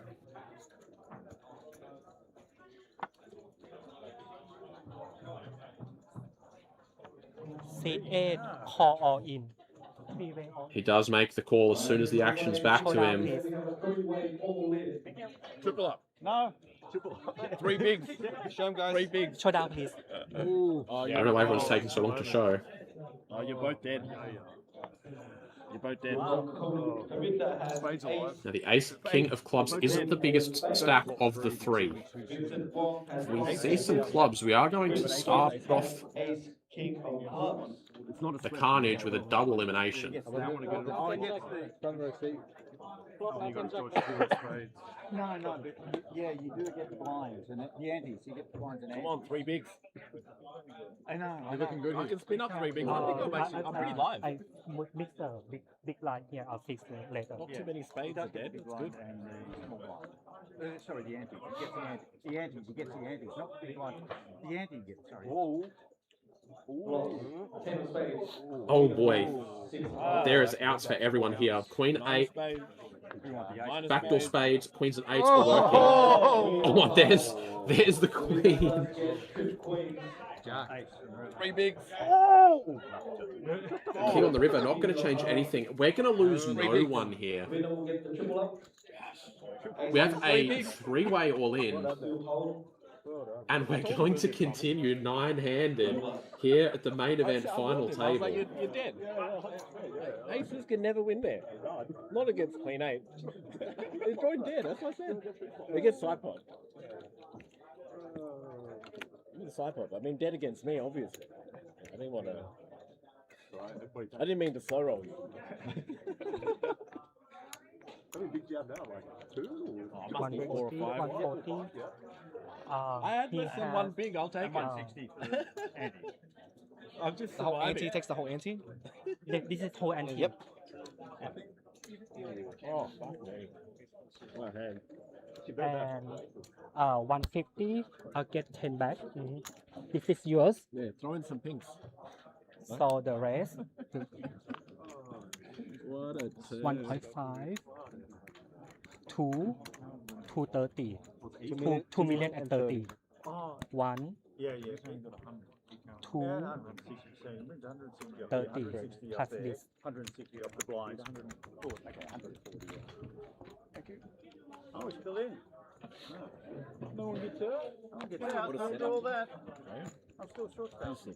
What a hand. Queens. I didn't lose 140.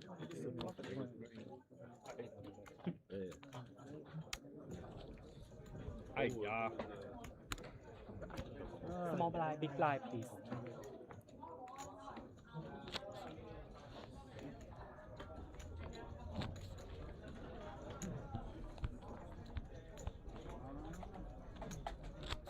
Well, boys and girls, let's go straight back to where we were. 9-handed here on the main FT. 639 entries total here at the Canterbury-Hurlstone Park RSL. We made it to this FT in record time. Now that we're here, none of these guys are ready to pack it up just yet. I've seen a shorty all in. And then picking up a double up.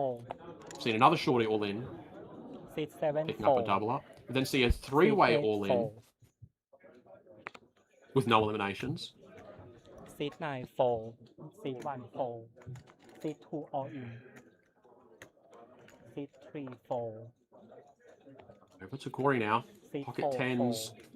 Just over 10 bigs to start this hand. Or just under 10 bigs, sorry. Seat Gonna 5, pull the 4. trigger on the jam. Doesn't look like there's going to be a customer this time around. Give me all these scraps. Several sites for trying to get the blinds right. Jesus. Too many chips. 2 greens next. Easy. Very shallow.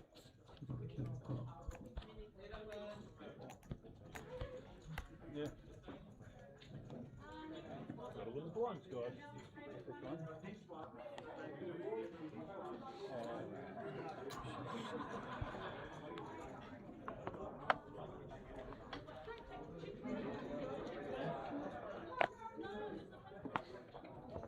Seat 7, 4.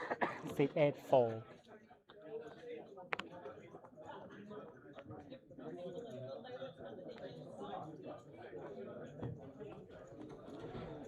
Seat 9 4. Seat 1 4. Seat 2 4. Seat 3 all in.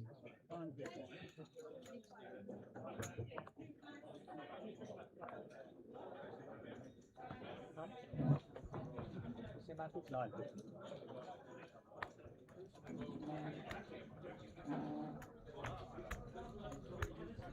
950.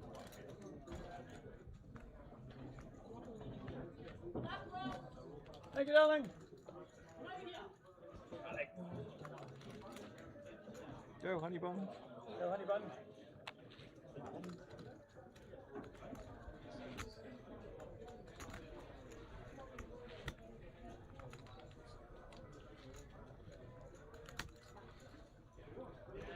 Seat 4 4. And we do see the king at the jack getting out of the way. Rob getting one pretty big hand 6 4. to hit the muck and going to get it all the way through, keeping himself afloat. And nuts. We have aces. No aces. Nice ace. Definitely worth a shot. Just done the night. Taking so long for one knockout. I know. Sorry, It guys. all happened really quickly. Just clinging on. I tried my hardest to knock Yeah. myself out. Yeah. I'm just clinging on like a bad smell. Big line, please. Oh, do I have to? Okay.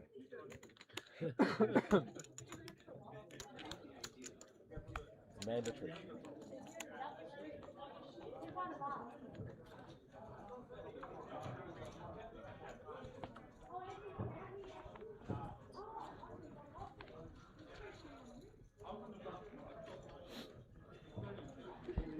Seat 8 4. Seat 9 4. Seat 1 4. Seat 2 4. 3 4.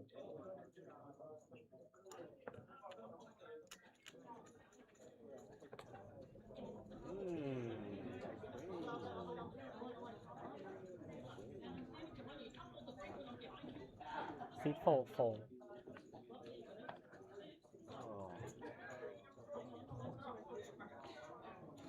Careful, it might be like last time. Down there. Will picking up an ace on the button here. A little bit of an awkward spot with one of the chip leaders on your immediate left in the small blind.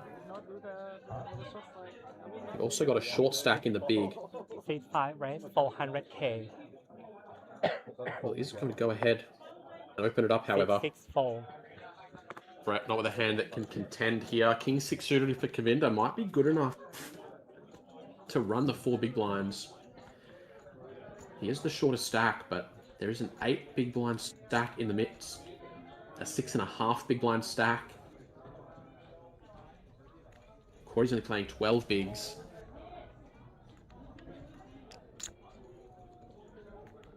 Table dynamic has shifted a lot from a situation where everyone's pretty even and playing a medium stack size to all of a sudden there's a handful of players who could be about to hit the rail at any moment.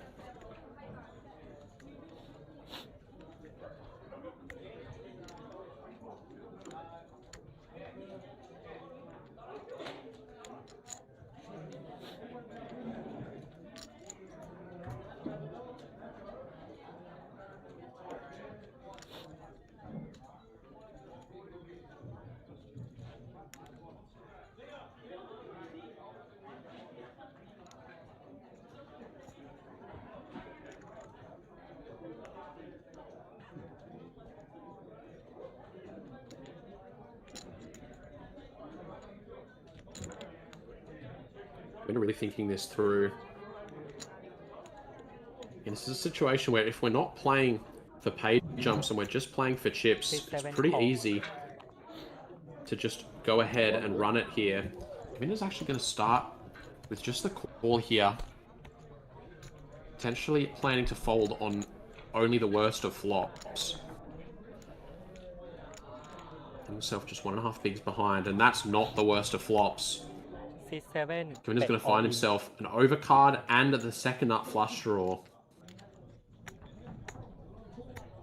240k is the wager. We're with just ace high. Seat 9 all in call. He won't love that he's been jammed on here. If he's up against a pair, he's drawing very slim, but actually he is ahead. Kavinda shows king 6 of spades. Will has ace 6. Old spade. We're going to need to find a king, a 6, or a spade to stay alive in this thing. The short stacks have not gone down without a fight thus far. The 3 of hearts not actually going to change anything. Same outs for Kavinda. And the 9 of spades is one of them. Ladies and gents, we continue 9-handed here on the main event final table. Kavinda gets himself the double up. All of a sudden, he's back, playing just about 10 big blinds now. Chip in the chair. Chip in the chair. That's all you need. Less than 1 big, you're still in the game. Lots of levels, man. Lots of levels. We started the table with Small, big, 5 big. average. Now it's down to next level. It's gonna be 15. 15. No, 8, 6, 18.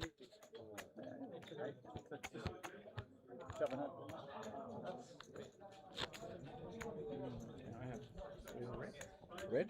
Yeah. Just red? He's giving change now. I'm giving change. I know, what a joke. What's going on here? Absolute comedy, right? Anyone else want change?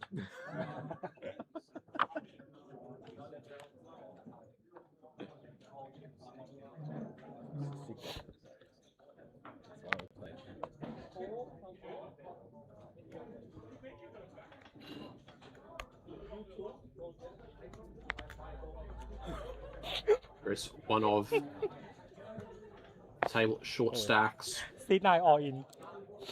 Apparently, actually, the shortest of them is going to pull the trigger on the jam here with the king-queen suited under the gun. Need to find something to go with soon, and this king-queen suited looks really nice.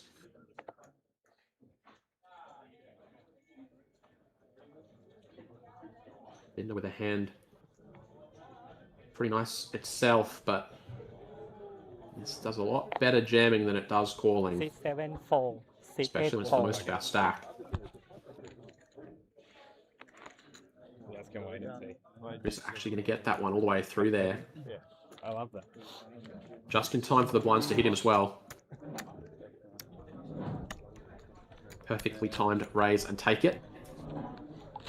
Oh, now I got to give it all back. I don't want to see it.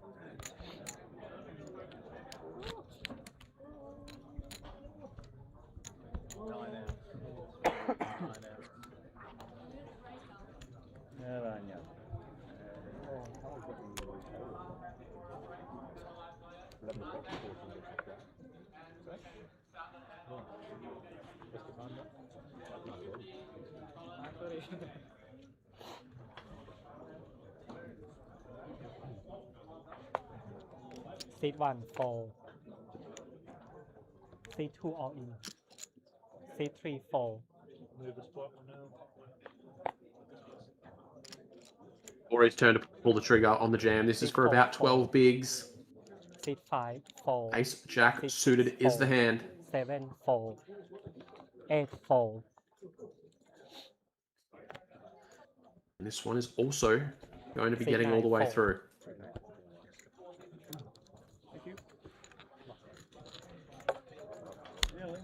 Really? The hand. Lines up this hand, please.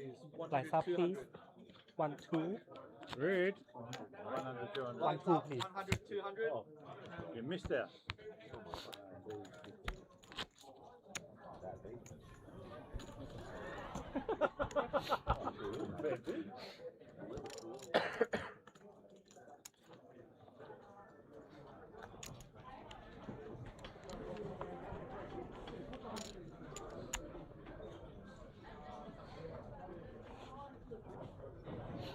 Two hundred to call 4. Seat 2 4. Seat 3 4.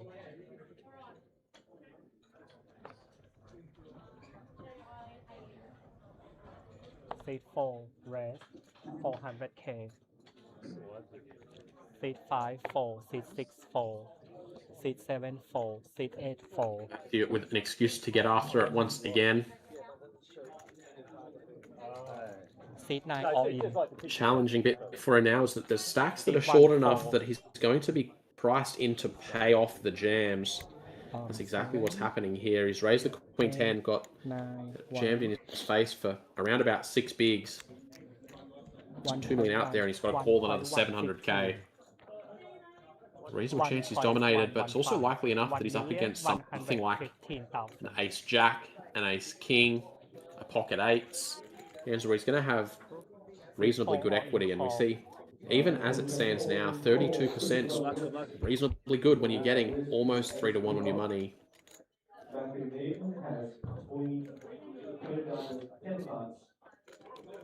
Well, the short stacks have done a pretty incredible job of holding on for dear life thus far. We'll see if Chris can continue the trend. He is miles ahead to start things off. And that flop is pretty clean.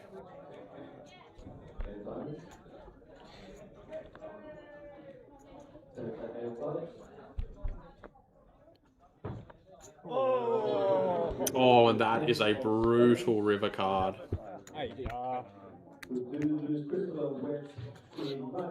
Chris will be the first of the short stacks to fall, and in pretty nasty fashion, he is one clean river away from a full double up and getting himself back into this thing. Is not going to be the case. Finally, guys, we lose one, and we continue our main event, final table, 8-handed. GG Chris on a solid run.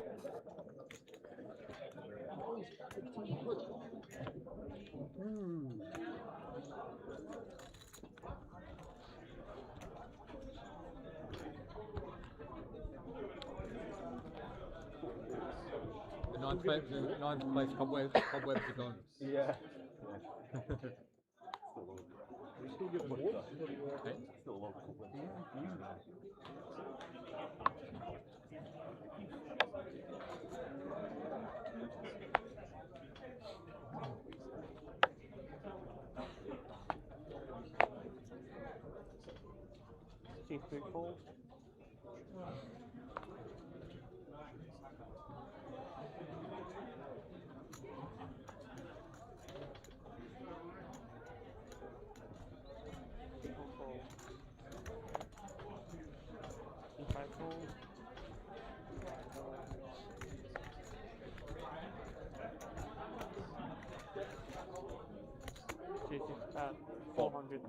$100k, $200k level.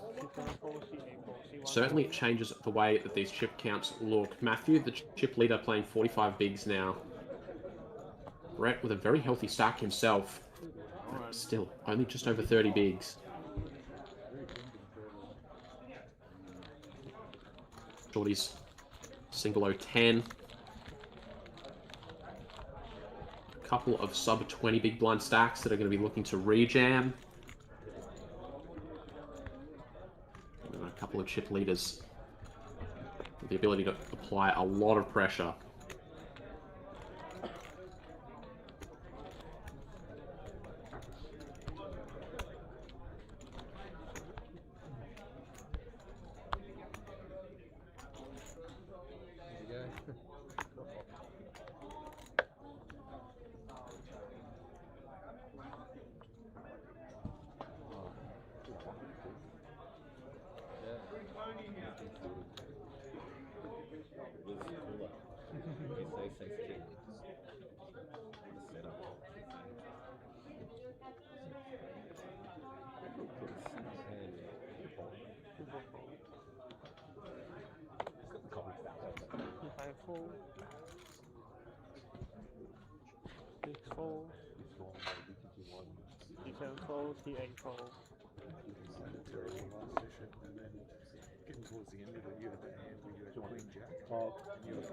Yeah.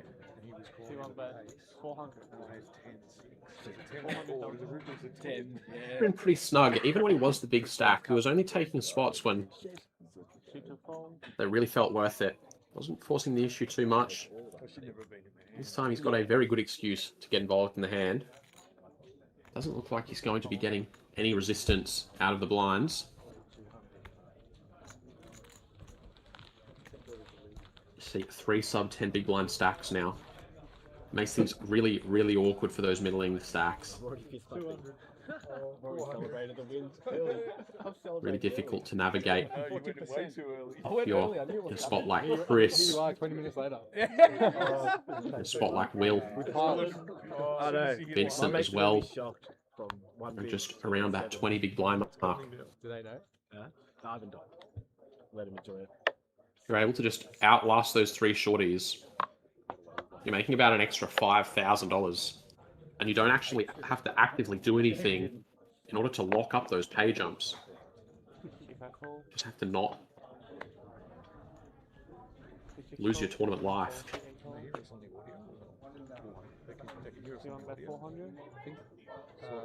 can be. My wife said you can like hear me speak, but couldn't tell you. Because there's commentary and stuff. That's right.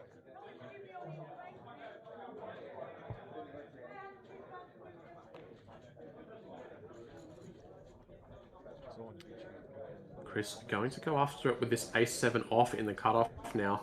Trading into a couple of stacks that might end up priced in to call off against. Can be a bit of a dicey proposition with a hand like the ace-7. Rob with the king-queen. Be surprised to not see him go with it here, and he has put the chips in. Matthew in the big blind, table chip leader, pocket pair. Doesn't really need to get involved here. Price is pretty good, 750k with 1.75 out there, but Chris behind if he is sitting there with a monster. We could just be torching 750k and folding to a jam. Jamming ourselves doesn't honestly feel that great. Our equity versus Chris's calling range is pretty terrible.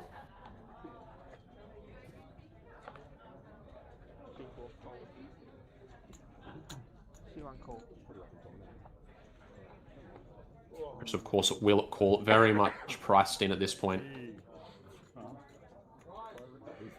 Oh, yeah. Rob's all in the king. He's got king queen. He's got ace-7. Yes. You had a nice. 2.3 million out there. Pretty significant pot for Chris, and obviously tournament life on the line for Rob.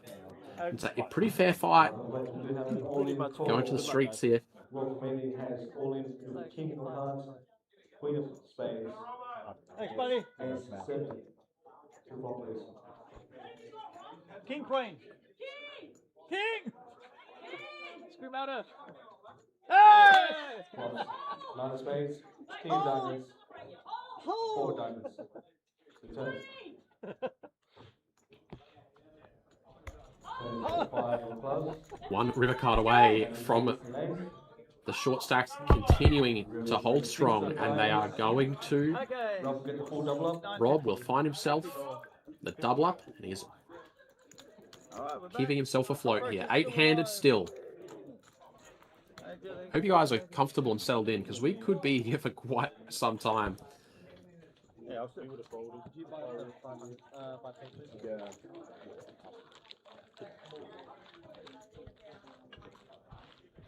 You buying oranges? Orange cheese spot.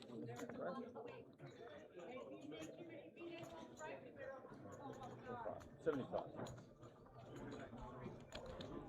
That's great.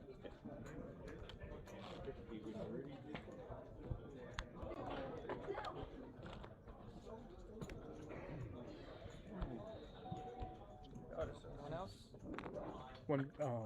225? Thank you. 25 for somebody.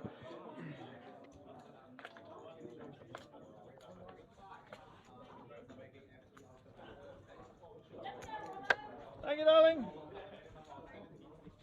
You brought the cheese squad. It's good to be a member.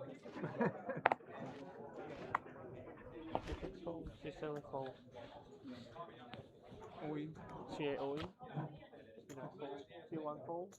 Two fold. It's a pink snare. Three fold. Oh boy, we could have another confrontation on our hands here. Wow, this is a huge shove for Vincent. Matthew asking for a count, but I mean, it might not even be worth clicking in the call here with this ace-queen suited. 19 bigs from +2. 3 million. Jeez, ace-queen suited. 180. Or 3,680,000. 3,680,000.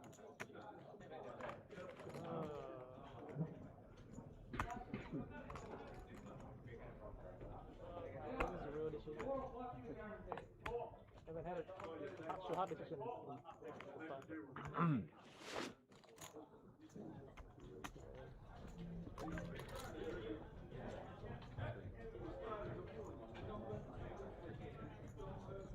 What's the count again? Sorry, 1.1. 3,680,000. 600. 680,000.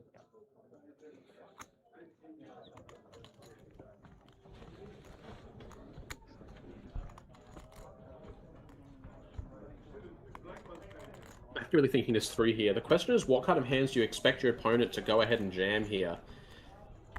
So, because when we start removing hands that seem strong enough to get in for this number of chips, but that we don't think would open jam, we're generally going to expect aces not to do this, kings not to do this. We wouldn't really expect queens to do this. Ace, king, potentially. But most of the hands that have us in really bad shape are probably going to start off with a min raise. So we expect to see a lot of things like ace queen, maybe we see some ace jack, and we see a lot of pocket pairs. All right, putting in 3.6 million when the pot is 4.2, when we're just flipping against a pocket pair, the risk reward is actually just not that good.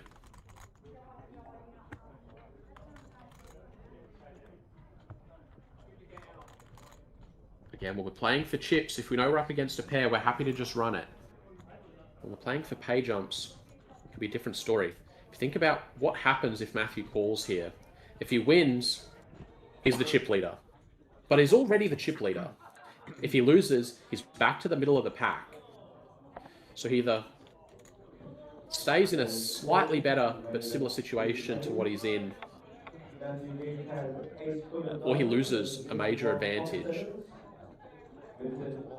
We need to be ahead often enough to justify that skewed risk reward. And he does decide that he's going to run it with the ace-queen suited. Hard to blame him for 19 bigs. It's a very strong hand.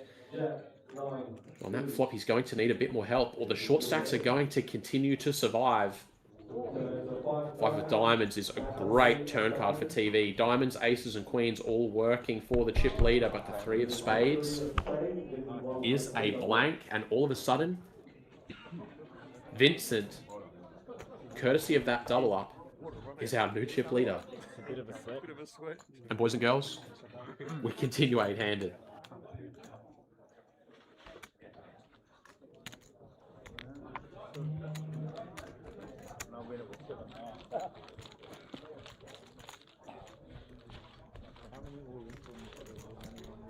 Yeah, it's crazy.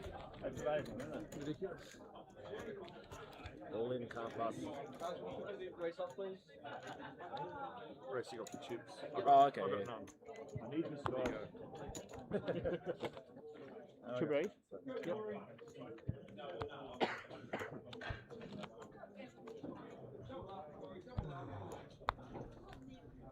100? Chip raise. And with the second biggest chips. Oh. Yeah, this Yeah, is full. Thank you, darling. Say bye-bye to the fives. Say bye-bye to the fives. 14. so you got 3 there. 5. Yep. What a massive shift that's going to cause for the table here. Matthew's been the chip leader the entire time. All of a sudden, Kill them all. back to the middle of the pack, just 24 bigs. This is what I mean. If it's a spot where you expect it to be a coin flip a lot of the time, the upside potential of the coin flip is nowhere near as significant of a change as the downside detriment. Ace. Ace.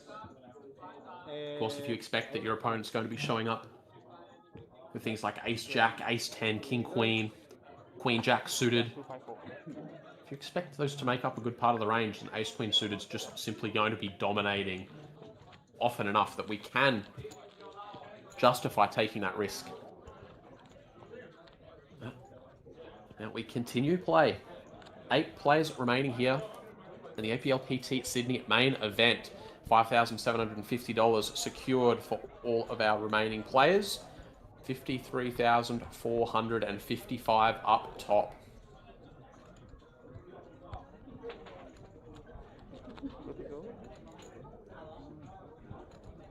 can't. You're not going to go set lining, so. Seeing some cheering come through in the Facebook chat. That's what we love to see. Karen cheering for Will.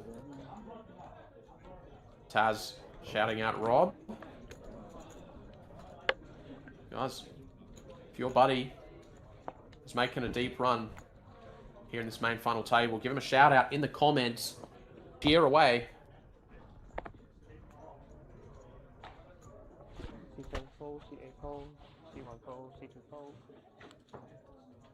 C3 fold.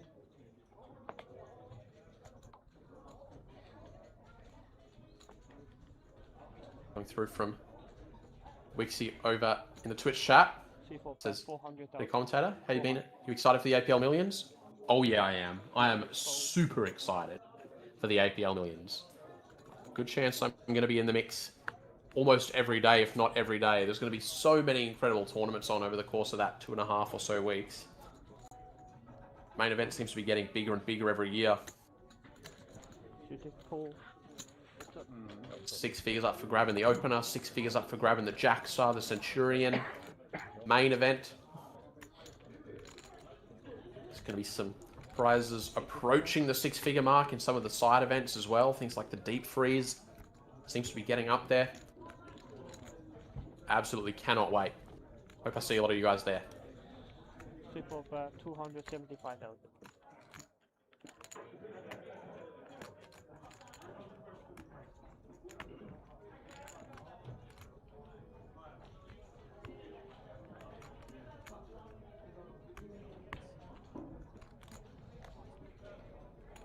C6 fold.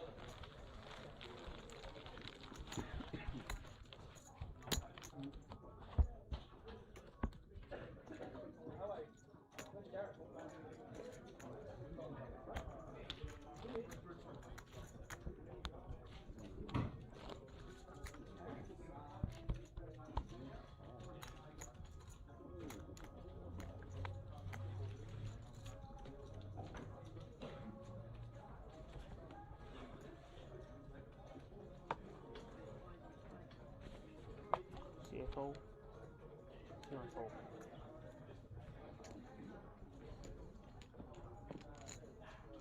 C2 oil,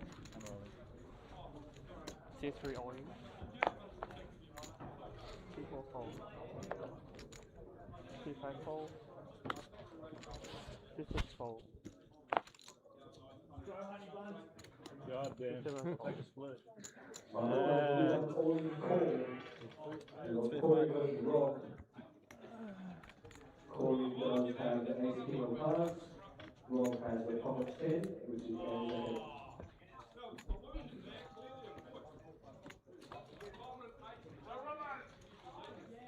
Cross, deuce of hearts, queen of spades, 8 of nines. Ace of clubs. Hand on the river.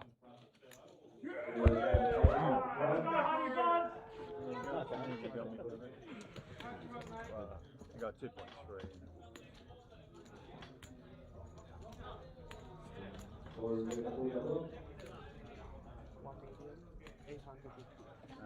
Change.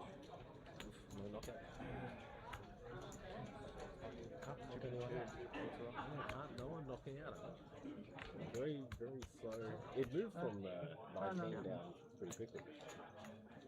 Didn't it? It did, yeah. It really went. It went pretty quick when it got to like 27. Short stacks like this. Like you still percentage of short stacks. You got 50 grand. We got nice table. Most people. You were very short. Yeah. This is like I said, they're the flips you got to win. The new shorty.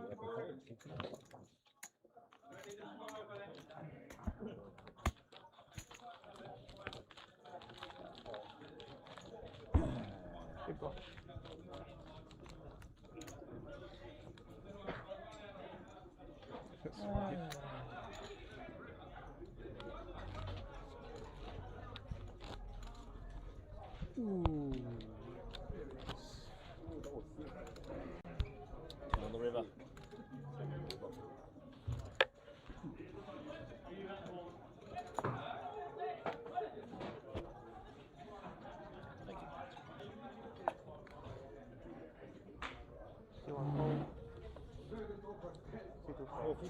C3 only.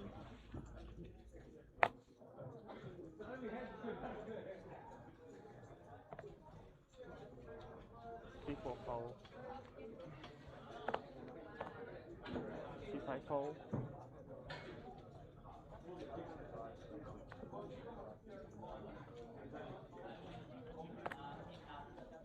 C6 fold. C7 fold. 450.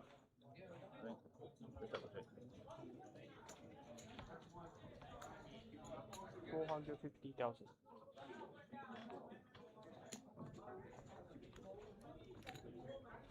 Call. C8 call. Roll commanding is always with his range 2 to the ace 3 off. Vincent Wong has 8 king. Deuce. Ace killed me last one. Roll is currently ahead. Well, 6 of diamonds, ace of clubs, 6 of clubs. Can't lose. Oh yeah, I got his clubs. Got the clubs as well. Dead, yeah. Dead. Joined it. Mr. Fabani back in the hand. 450. Plus blinds, nanties. Let's go, Robbie. Let's go. Wants to die. Roller coaster Rob. I know. Like a cockroach. Oh, geez, guys, forgive me. Because some of the weirdest tech issues I've ever experienced, but we're back. Looks like I've missed another short stack finding a double up. What is going on here?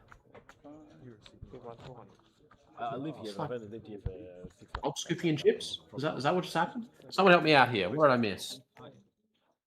Carlton and Coburg. Still learning Sydney. Yeah. Where do you live in Melbourne? I was living in Thornbury before. Oh yeah. Yeah. All in 1.2. C3 only. Is it near North, isn't it? Yeah, exactly. Just next to Northcote. C4 fold. Yeah, just living in Petersham, not too far away. C5 fold. If I get a rum and coke up here. C6 fold. C7 fold. C8 fold. I'm going to pull the trigger here from +1. 6 bigs with the ace-8. Going to just try and take down these blinds and antes. Thank you, darling. Just with a decision to make here, but I assume we just going to see pass this one up. It's just 1 million to call. Odds pretty good, but we are facing a jam from +1. We're not going to expect it to be all that light.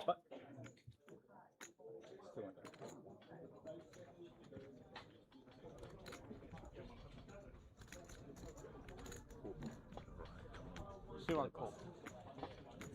Roll he does decide to flick it in. The price is good enough, he thinks, with the King 10. And this one is going to be a pretty fair fight also. King 10. Ace again. Robert going to look to get himself another double up, just has to fade. King high, and it looks like we are finally going to lose another player. 4 of diamonds not going to change anything. Only an ace or an 8 will keep Rob alive, and it's the 8 of spades.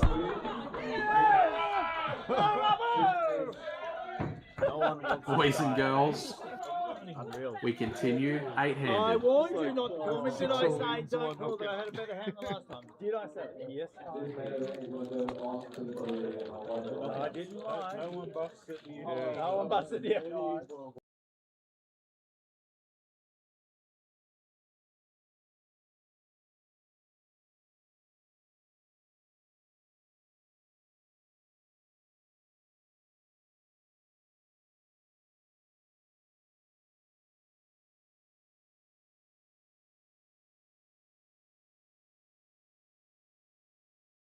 It's probably in his ears like, fuck. Goodness me. One time, man. One time. Alright. Unreal. Let it run out, eh? Sorry, my cheer squad. We found the winner of the main event. Tell you what, I'm a local member, so. you wouldn't want to have the 4th shortest stack. No. There's nothing wrong with that.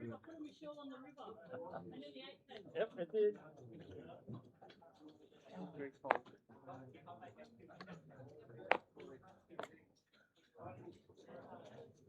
C4 fold.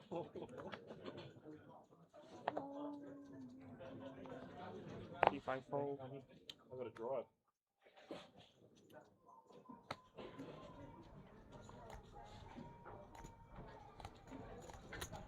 C6 bet 400,000. C7 fold, C8 fold, C1 fold.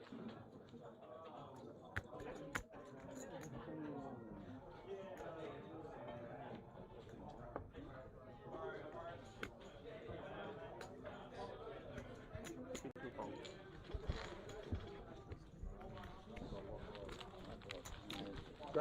Nice easy raise and take it there from Brett. And get the raise through with the 9s. Corey atop the pre-flop raise chart there. There's definitely been a night and day difference since hitting this FT. Corey spent a little bit of time as the chip leader with, I believe, around like 20 or so left. Pretty commanding chip leader over the table. And he was relentlessly pressuring the other stacks with that chip lead at that point. Been a little bit more snug and a little bit more sensible now that we are at this FT with 4-figure pay jumps.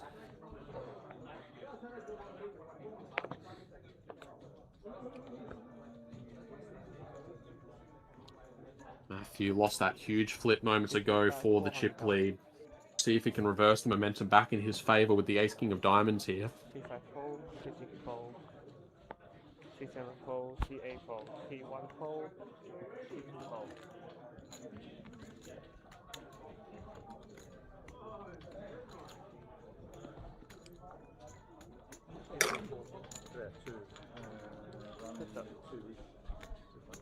Hey, one.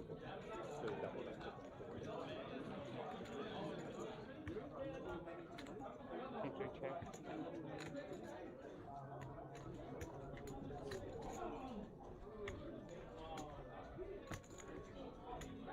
Pretty incredible flop for ace king of diamonds here. Rob with not a whole lot going for him. Likely just got to be check folding. Yeah, snap out of there.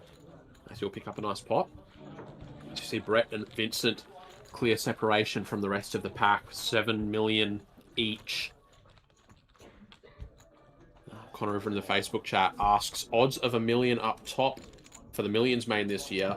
Look, never say never, but I mean, $1 million up top is pretty substantial. I mean, the last one was 700 and something.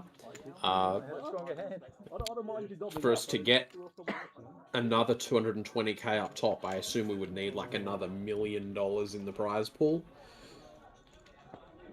So, what's that, another 700 entries or something? So look, I'm going to say the odds of $1 million up top this year are pretty low. the trajectory that we're going, the odds of a million up top at some stage seems kind of good.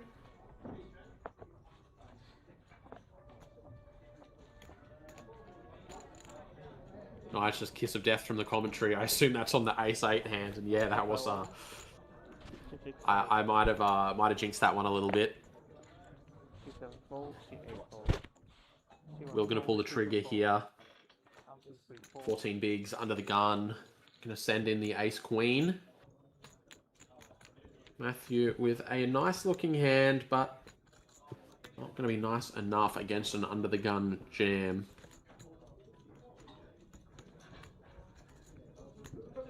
2,650,000. 260? Yeah. 260? 2,650. 2.6. 5.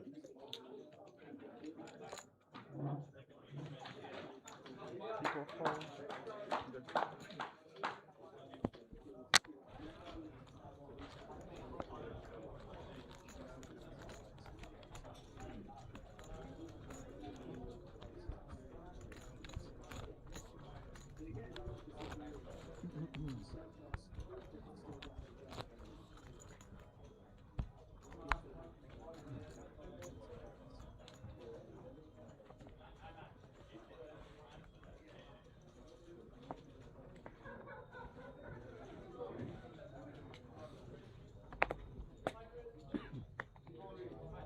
C6 fold.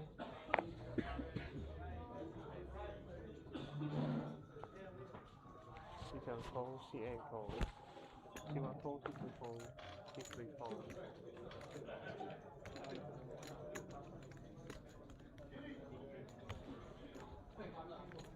C4 fold.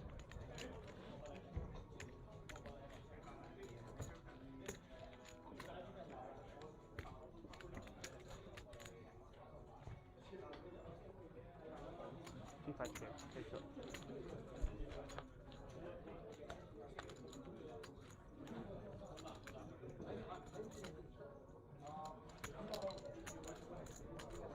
More blind versus blind confrontation here. Matthew with the suited 9. Going to take a stab at this flop. Just a couple of unimpressive backdoors for him. He'd be thrilled to be able to take this down immediately. Will has caught the bottom pair, which will be enough to stick around for 200k. We have spades. It's another overcard to Will's pair, but not going to help Matthew out at all. And I assume that the plan was to just stab for 200k and then call this one a day.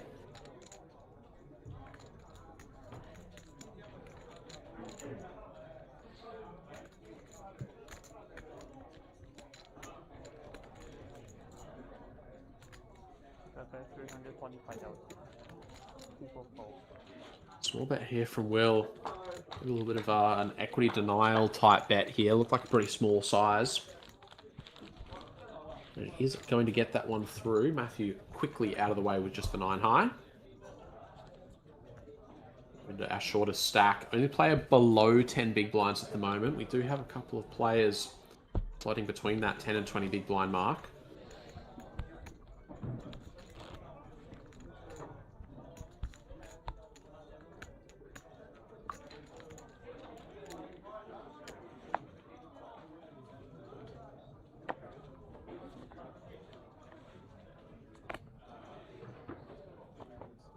C7 fold, C8 fold, C1 fold, C2 fold, C3 fold.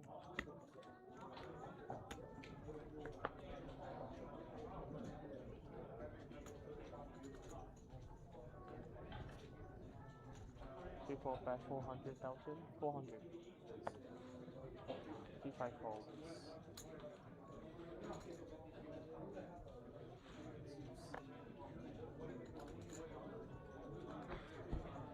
You're going to go for the steal here.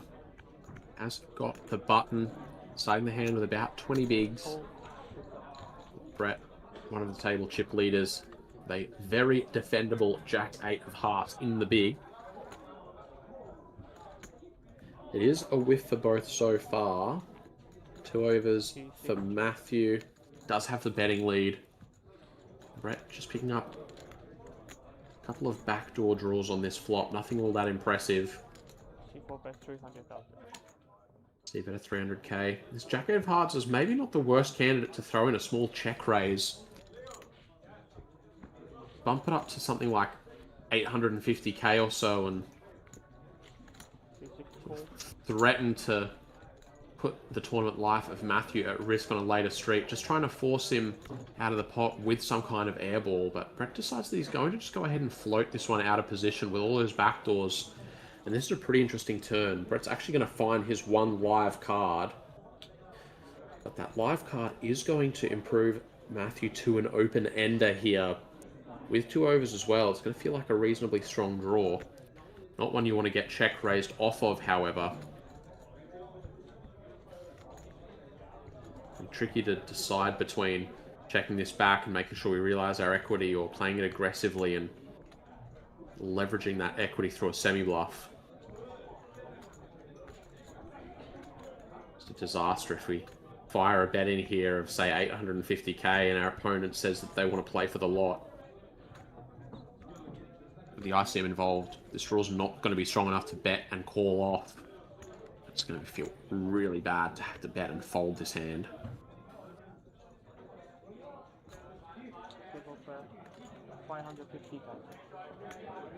550. Second barrel here of around 1/3 pot size. Probably small enough. Brett feel comfortable to stick around with this turned second pair.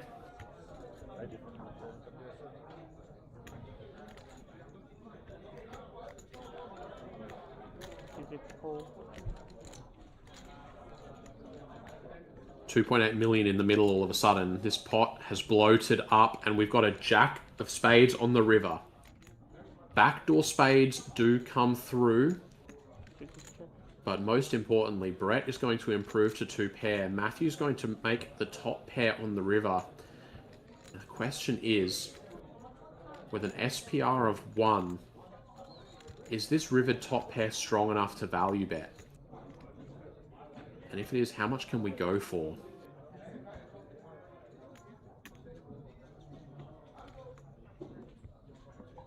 Matt counting out his stack here, trying to work out what exactly is the situation. The situation is there's 14 bigs in front of us and 14 in the middle. We have a very disguised top pair. What hands are we trying to get paid off by? Trying to get called by a 9 that didn't check raise the flop or turn. Trying to get hero called by something like 8-7 suited that's floated the gut shot, caught a pair, and will maybe hero us on the river. We're going to be getting called that thin. It's important we bet small, and that's exactly what Matthew's done here with the 625,000. Just trying to squeeze a little bit of thin value out of his river jack. But he does not have the check mark here. Brett, our table chip leader, considers putting in the check raise. Don't get him wrong. He was not considering folding this hand. Not for a moment. He decides the check raise might be a little bit thin. He flicks in the call and he's going to be scooping a 4 million chip pot his direction. Sorry? And take a look at that. Yeah. Right at the top of the screen. Brett Randall, 10 million 50 big blinds. Oh, backdoor draw. What a fantastic spot he's just found himself in.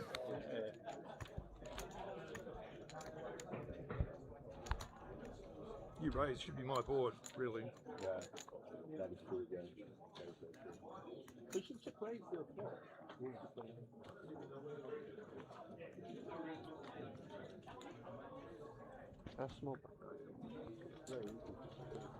Alright guys, I've got the chats back up in front of me. If you do have questions, drop them in the YouTube, Twitch or Facebook chats. I'll do my best to answer them. Appreciate you all tuning in and enjoying the stream. Of course, if you can hit that like button, follow button, subscribe, whatever it is on your respective platform.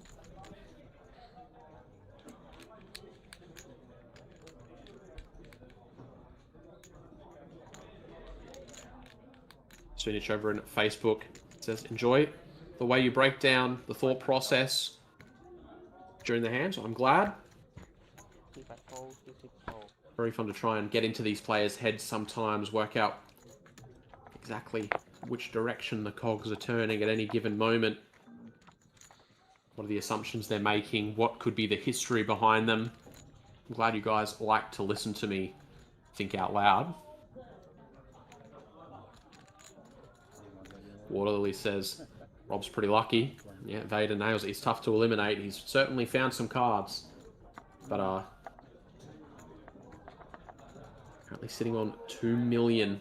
One of our shorter stacks.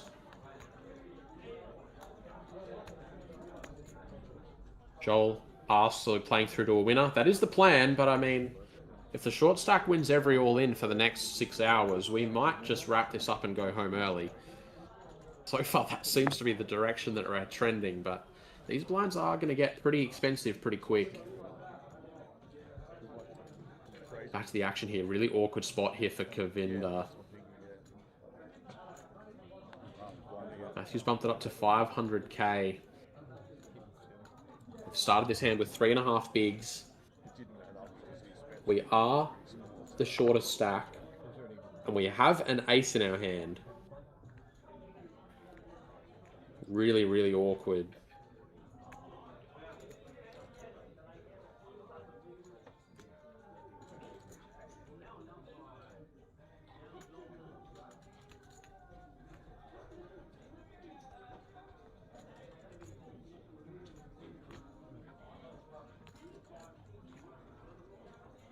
I'm trying to decide what are the options here.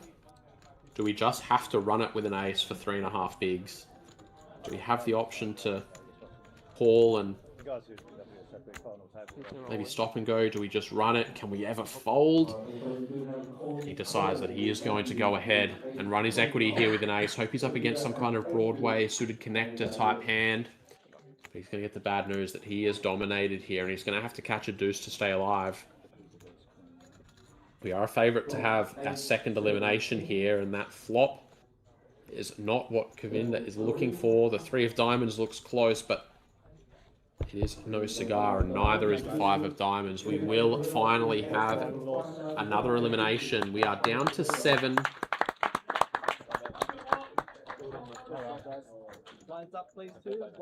$6,900 locked up for all remaining players. Yeah, that's small. So big blind 300. Take it down.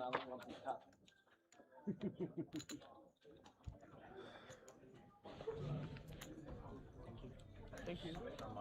Last hand. Every time, last hand. Lose one player.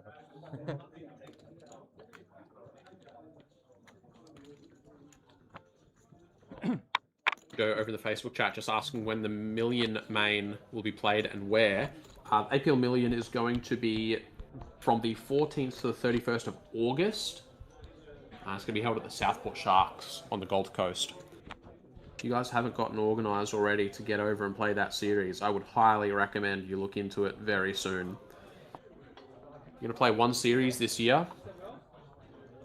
I genuinely think the APL Million is the one to play. Seat 1 all in. Seat 2 4. Seat 3 4. Seat 4 4. Seat 5 4. Seat 6 4. Seat 8 4.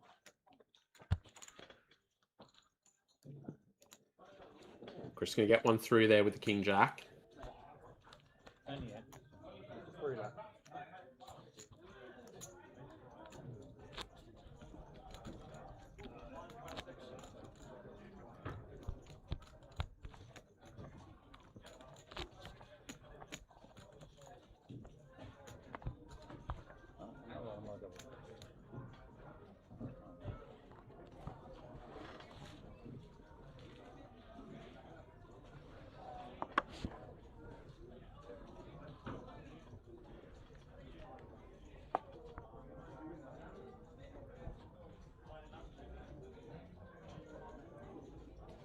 Seat 2 4.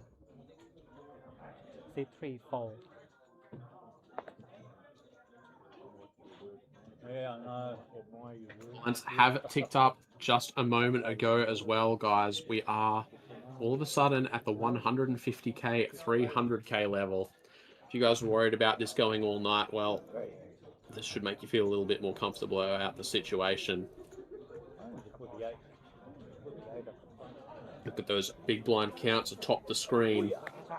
This one is a huge jump. We've got 2 players above the 20 big blind mark. So we're going to need to see some eliminations. And we're going to need to see him soon.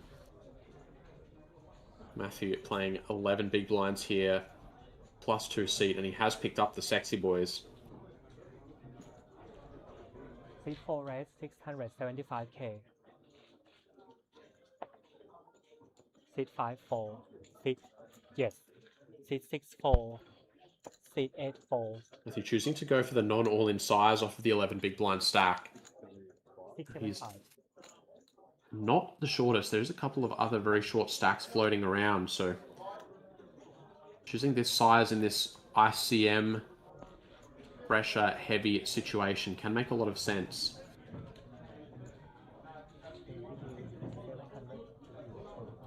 Chris with the ace-8, also off of a short stack, is going to start things off with a call here.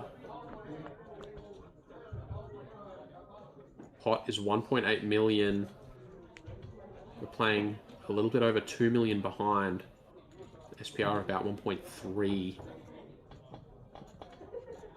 Chris has actually found himself a gut shot and 2 overcards on the flop here. Seat 1 bet 600k. 600k, we've got a 1/3 pot size donk on this flop.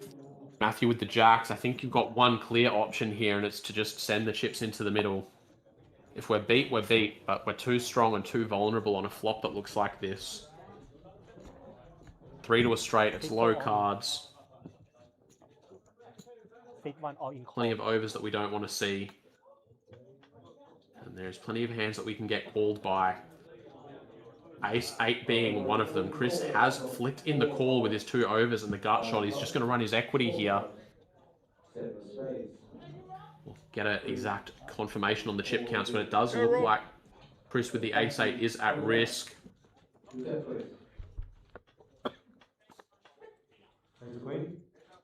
Queen of Hearts on the turn is safe for the pocket jacks, and the King of Clubs. It's not a run out that looks good for the 2 red jacks, but it is a run out that is safe up against the ace-8. Just like that, we were 9-handed for what felt like an eternity, and we're all of a sudden down to 6.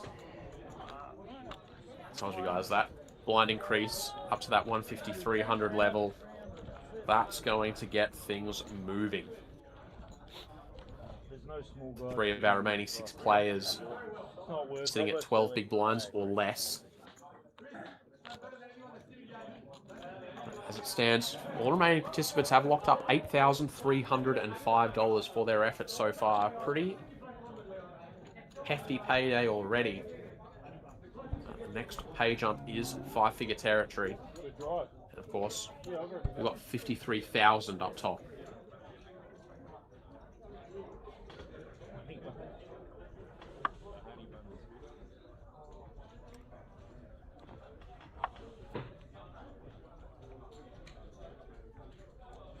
Seat 3 4.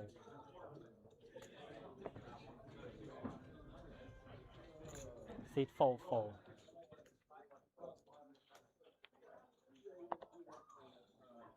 Seat 5 4. Seat 6 4.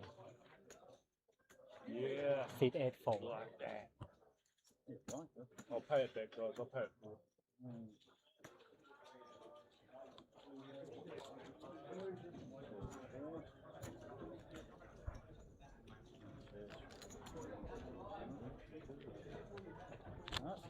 It's worth a flip.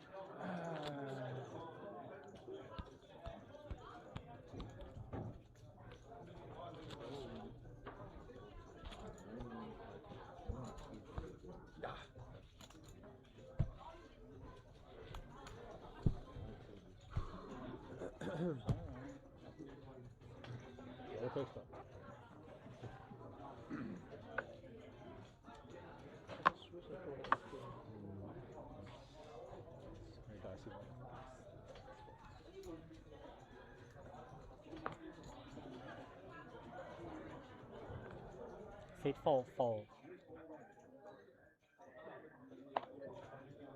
Seat 5, fold. Seat 6, fold. Seat 8, fold.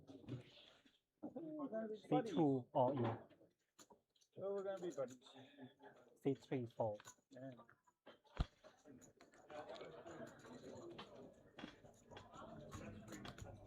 I'm not sure if this graphic is correct here, but it's telling us that Brett limped the hijack with Queen 4 off and folded to a jam from Corey. I'm not quite sure that that's what happened.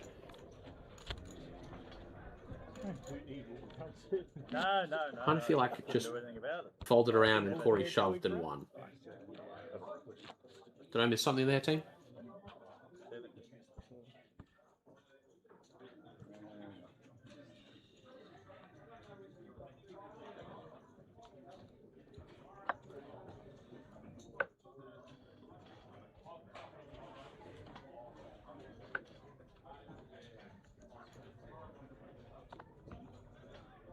Seat 5, fold.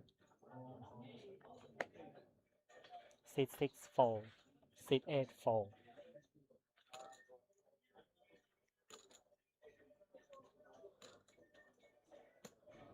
Seat 2, fold. Seat 3, fold.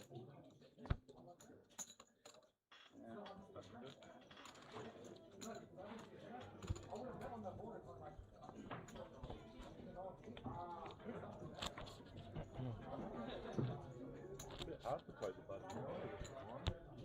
Well, raise it doesn't really matter what they fucking money.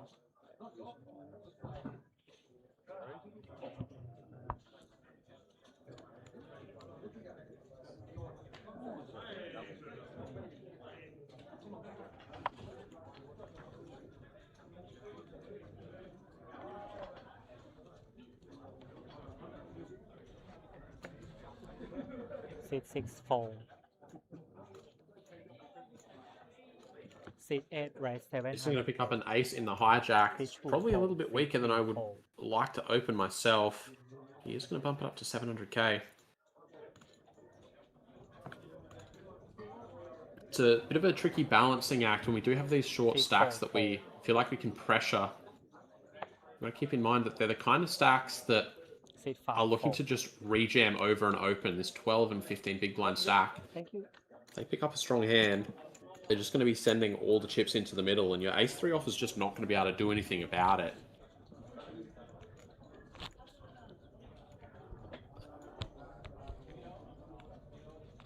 You sometimes just need to be a little bit more patient opening into a bunch of rejam stacks. The situation's difficult enough for them as it is.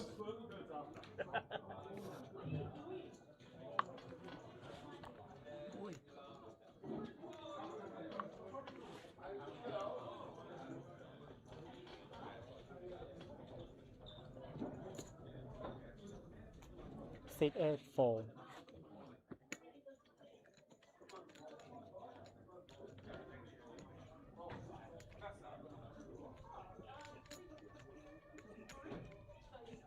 Seat 2, all in. Seat 3, all in. Seat 4, Oh boy. We've got some action. Seat 5, I regret to fold. inform you guys that this is probably the action that's not going to result in an elimination. Seat 6, fold. Shut up. Let's see if our dealer can sort us out with a sweat here. Look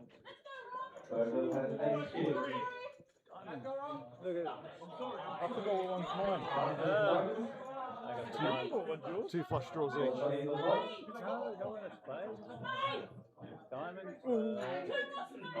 Well, there is a couple of spades. The viewers at home definitely want to see at least one spade on the turn. Chop it up.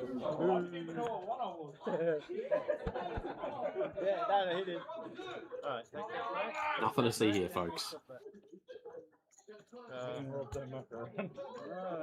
This. That was your big blind? Yeah. Where was Take it back. My thought is good now. So No, you like, cut I think that was his big blind. Oh, your big blind? I forgot to put in the pot yet. I think so. You only get them 158. 150 each, Fine. yeah. Don't worry, there's honesty down here. That's better. How do I make Yes. $2?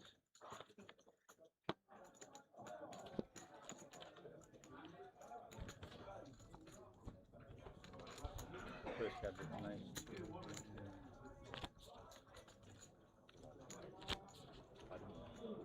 Two devastatingly useless hands against each other.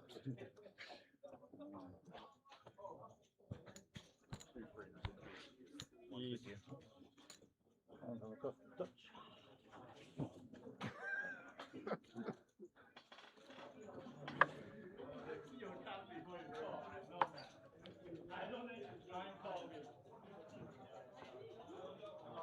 C2 4, C3 all in.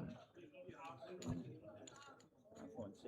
Rob off just over 5 bigs. Found a hand he can go with the pocket 8s. This guy has been very difficult to finish off so far.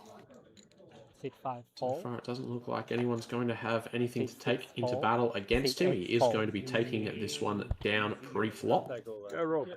Sip it all. Sip it all, please. There we go. Snowman. I said you can't set one of that shit.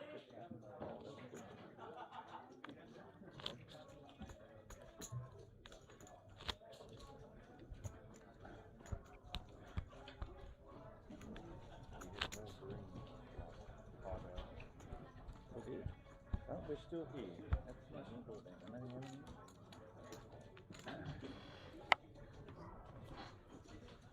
Pink is a new green.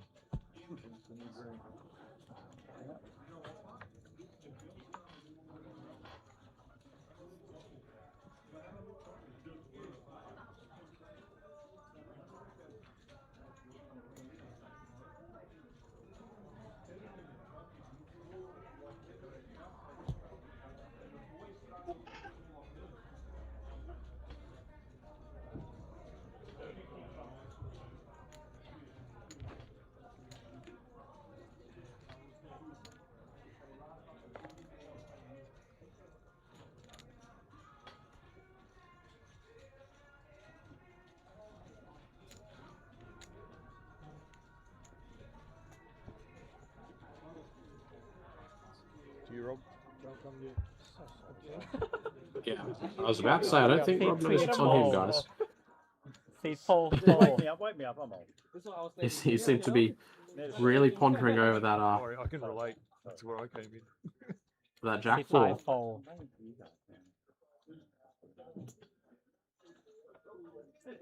Round to Brett. You know I don't tank, so whenever I'm slow, just like, Rob, wake up. Wake up. C6 call. C8 4. Option.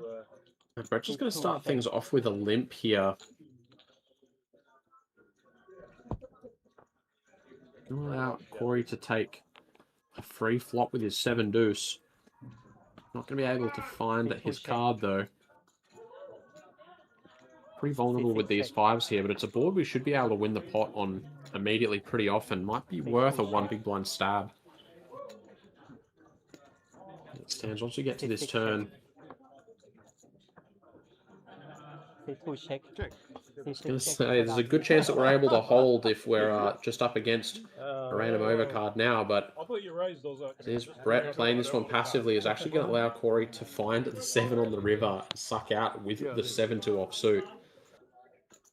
It's a million chips that Brett could have taken down with just a little bit of aggression at any point in that hand. Chucking up all 700? Started me on the river. Oh, why did I bet? Yeah, I was going to fold him, he picked up chips. You basically said it pre-flop. Like, fuck.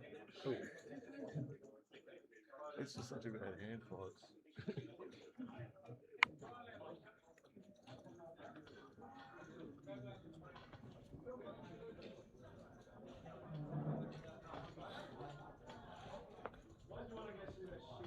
C4 4.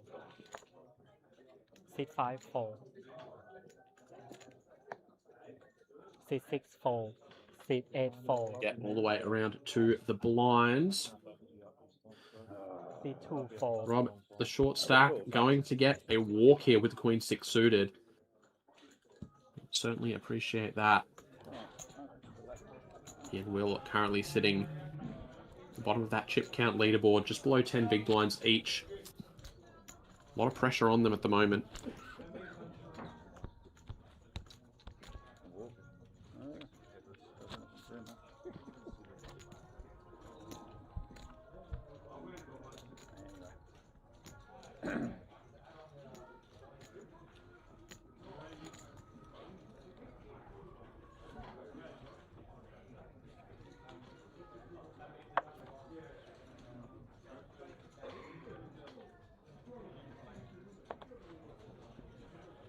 Seat 5 fold. Seat 6 fold. Seat 8 raise 700k. Seat 2 fold. Seat 3 fold. Go after it with the ace-3 off from the cutoff. Once again, queen deuce suited for Matthew. He is going to stick around. A couple of not so impressive hands going to a flop here. 1.85 million in the pot to fight for, and it is going to be ace high. This should be a pretty easy c-bet and take it down for Vincent. Don't have to bet very big. Even just 500k is plenty. Seat 8 bet 1 mil. Seat 4 Million is the wager, and queen 2 not interested. Thank you.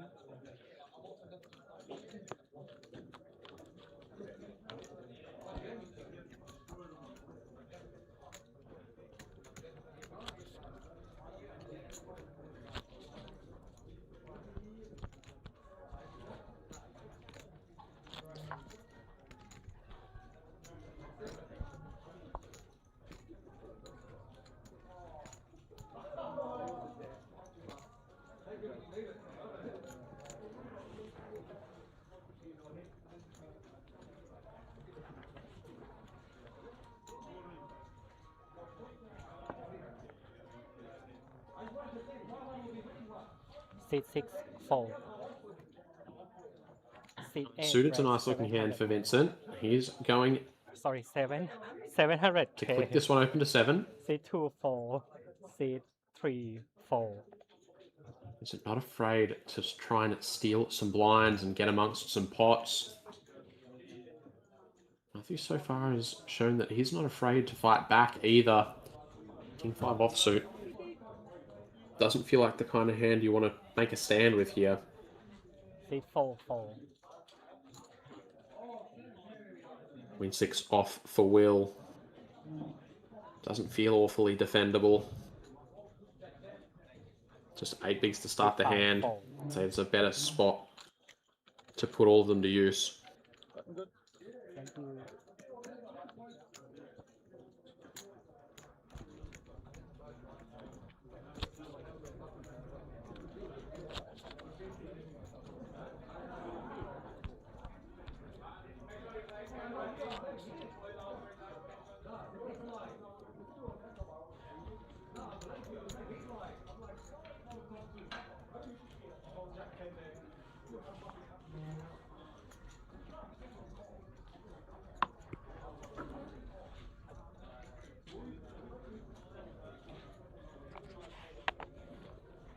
Seat 8 fold.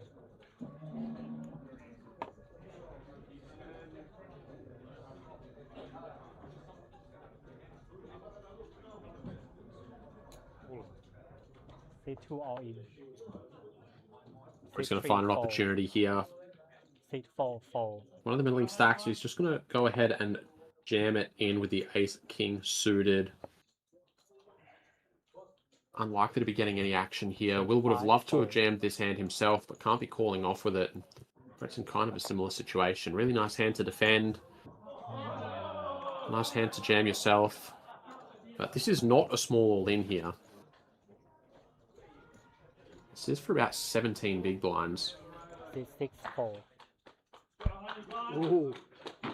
Brett will sadly relinquish the Queen Jack suited. Would have been disappointed. Tim joins us in the Facebook chat. Thanks for joining us, Tim. Looks like we've got pretty good numbers in the main. Yeah, I mean, 639 entries, $250,000 prize pool. I don't think there's going to be too many complaints on that side of things.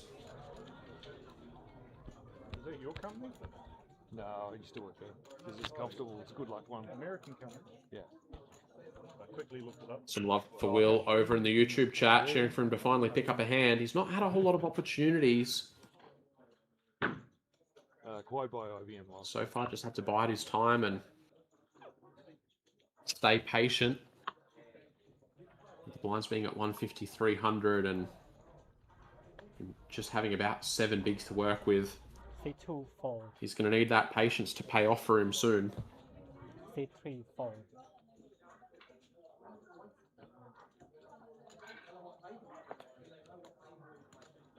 C4 4. C5 4.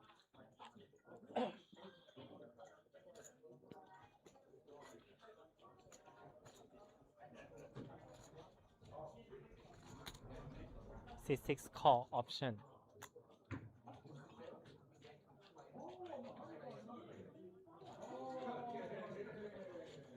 C8 raise 1.8 mil.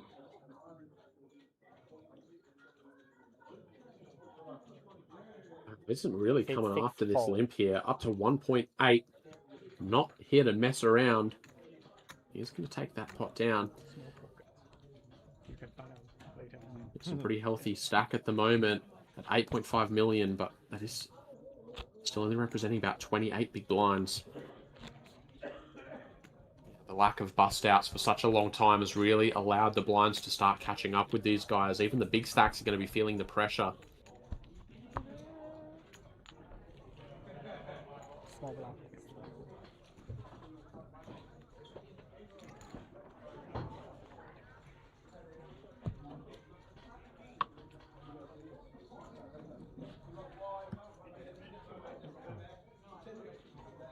C3 4.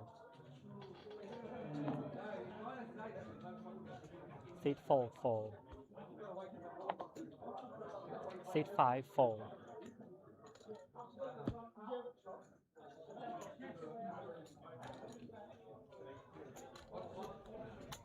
C6 raise 600. C8 4. C2 4. Suited ace for Brett. Going to be a nice, easy steal from the button there. Payouts on screen. 53,000 bucks up top, guys. Getting late. The fatigue's going to start to be setting in. Pressure, all the emotions. The roller coaster of a couple of days that these guys would have had. All comes to this point. All the money's still to play for.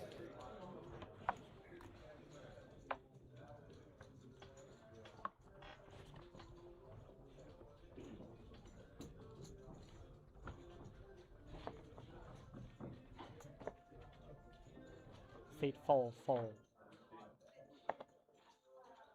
C5 4.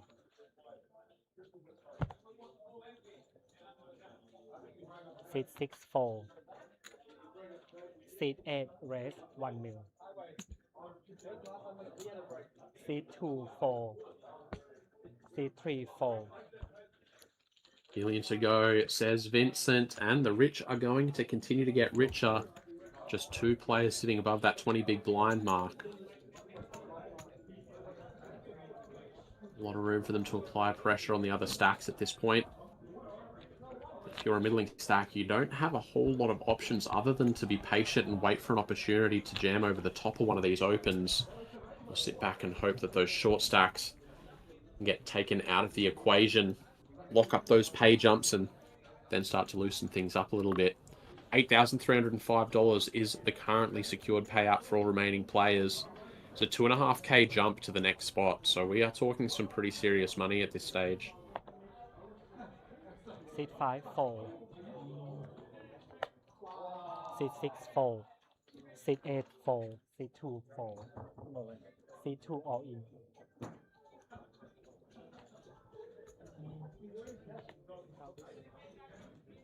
Um, 1.7 75.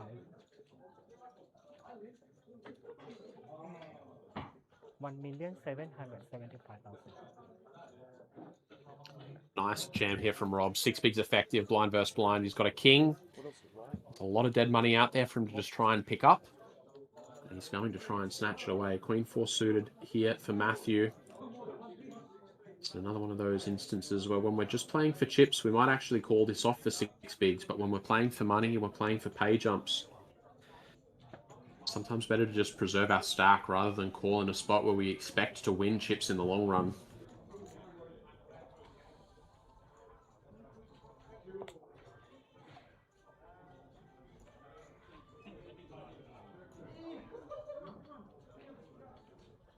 Seat 4.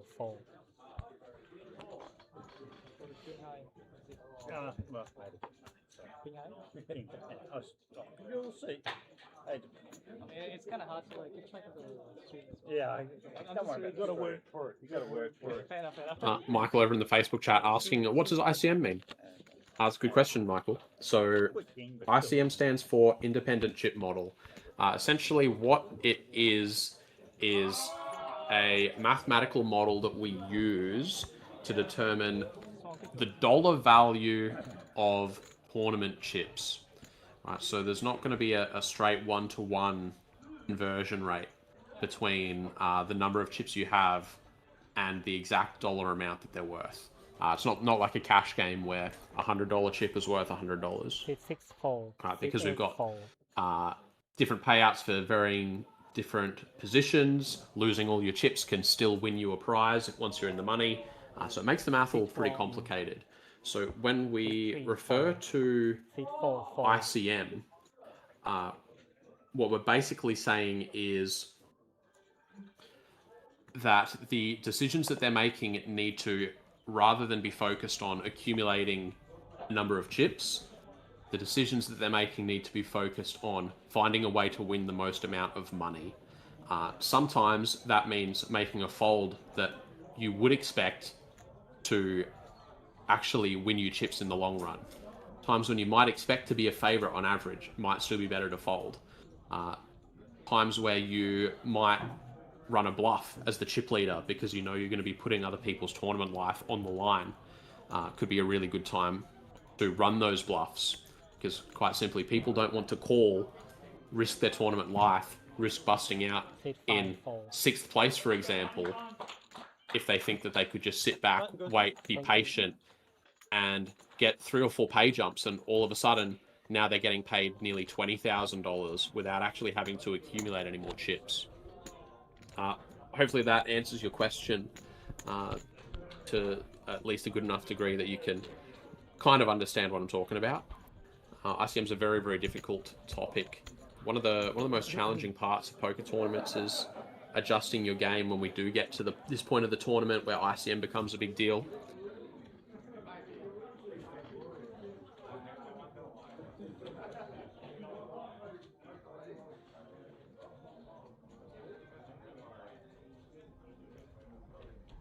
Couple of 810s here now. Vincent, gonna click this at 800. Standard open size has been 700 so far. I wonder what the extra 100k is all about. 800k. We're in the hijack. Sounds like he's actually just ditched the ace 10. Doesn't want to mess with the under the gun chip leader. Seat 5 4. Will with an ace in the small blind, but again, not going to be able to get amongst it given the action in front of him and the position that it's coming from.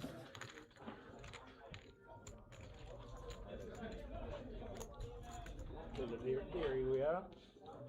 The brothers holding up the sand, stealing blinds together. Sinish over in the YouTube chat asking, is there any particular side events at the APL Millions that I'm looking forward to? I think there's a mystery bounty on the schedule this time around as well. I certainly hope there is, because that's a very, very fun tournament.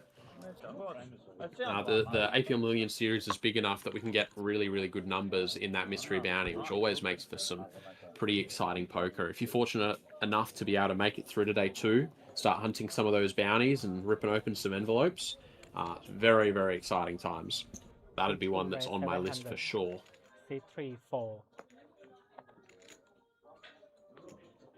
Seat 4, 4. Seat 5, 4. Seat 6, 4. Seat 8, call.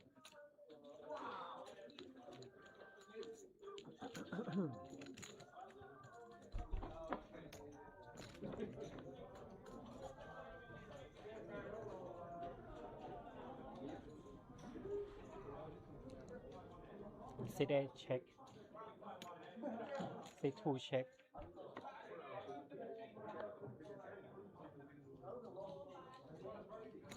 Seat 8, bet 1 mil. Seat 2, 4. Back to Orland. That doesn't work. No, first club doesn't work. Seat 8, bet 1 mil. And seat 2, 4. No poker, yeah. Bingo. Vincent can find a way to snatch that one away with the open ender here, and that's going to increase his stack over the 10 million chip mark.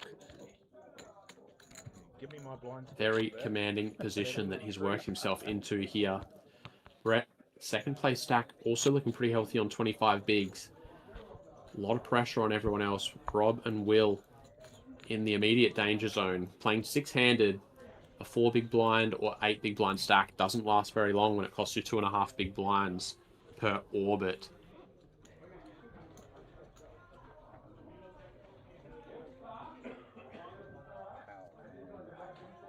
Seat 3, 4.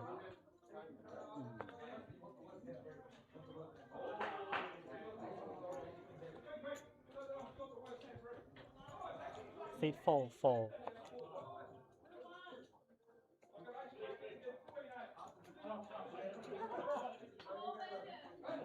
Seat I think 5, this is his all in. time, boys and girls. Will has picked up the King 9 suited, 4 bigs effective, folded to him in the cutoff. Seat 6, 4.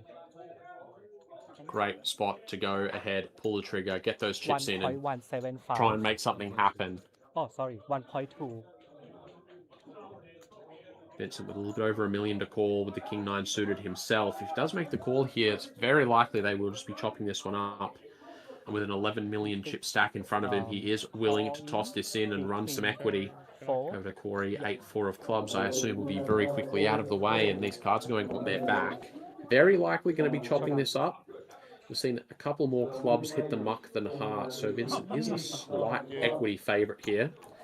But of course, almost certainly these guys will just be taking $1.5 million each out of this pot.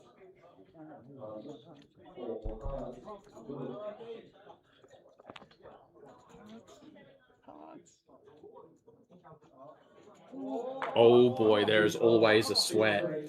2 clubs on board. 2 clubs. 1 heart. Sweat is all for the clubs, and there is one. We're going to see a King 9 defeat a King 9. And not only that, but it is once again the short stack that's going to survive. I'm sure the guys over in the YouTube chat are going to be thrilled about that one. Will has finally found a hand, got it in, expecting to chop, and taken the whole pot down. That's what it's all about. It's really nice. Continue 6-handed. Oh my. Short stack keeps surviving. Well, yeah. So, are we all short stack now? Yeah. Okay. Does anybody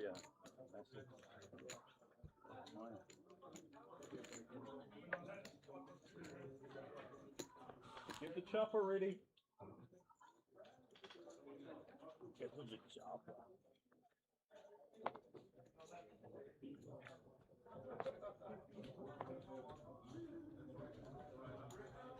Seat 4, 4. Seat 5, 4.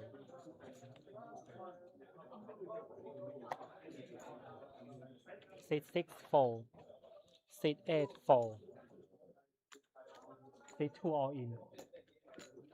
Seat 3, 4. 1 over.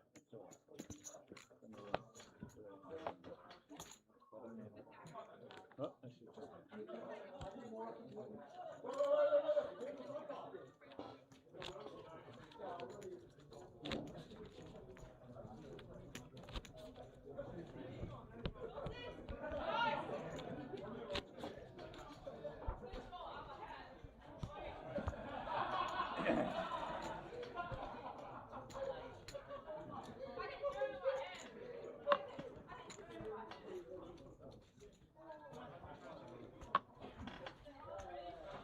current hand, guys. You're on a 10-minute break. Seat 5 fold.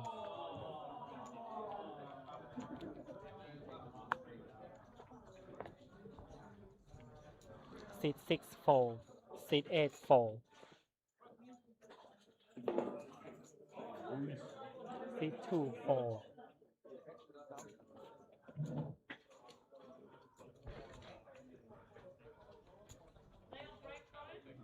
1.775.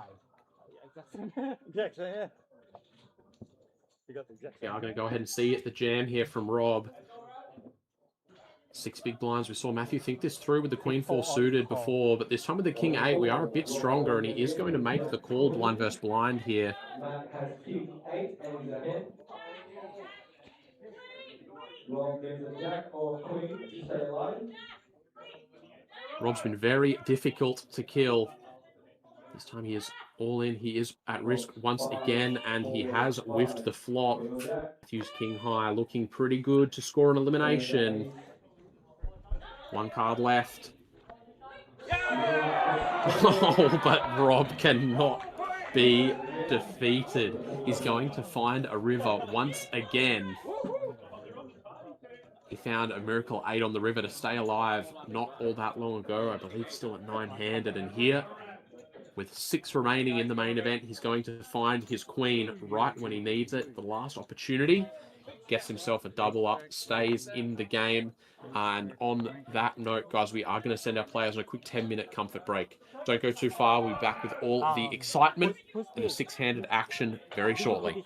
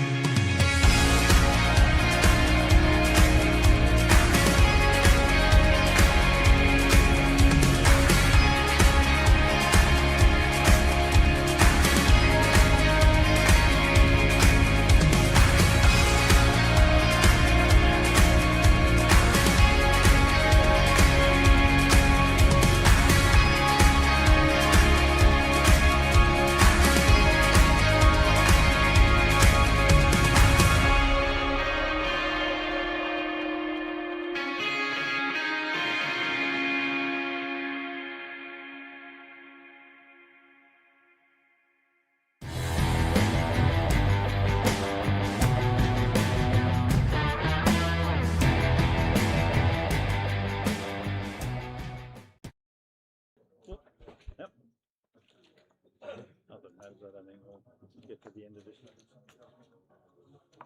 We'll all get there. You probably will.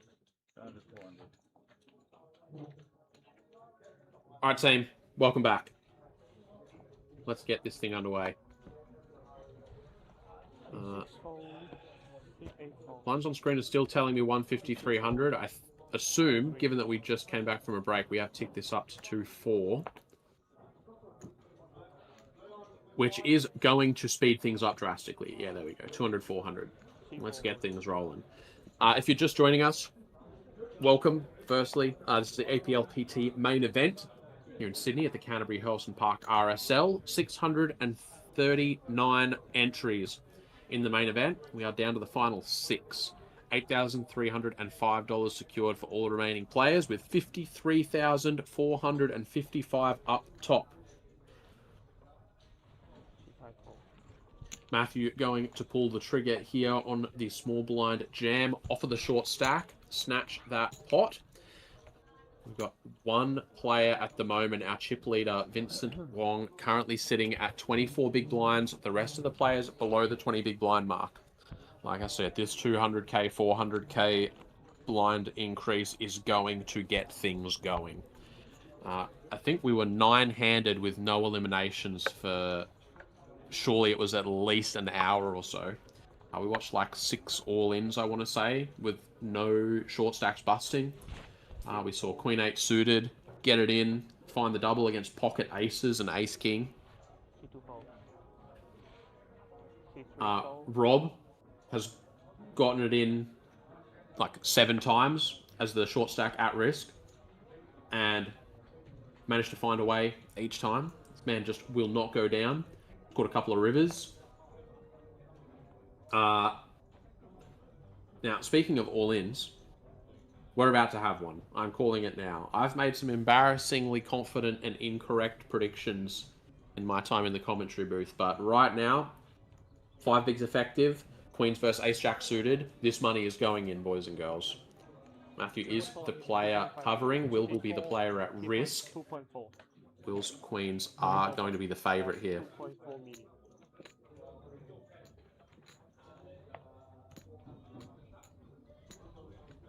Will certainly seems to be a fan favourite over in the YouTube stream, and you guys will be loving the spot here. A little bit of Hollywood, just in case he can bring the big blind along as well. Not going to be happening, with Brett holding the 5-3 off.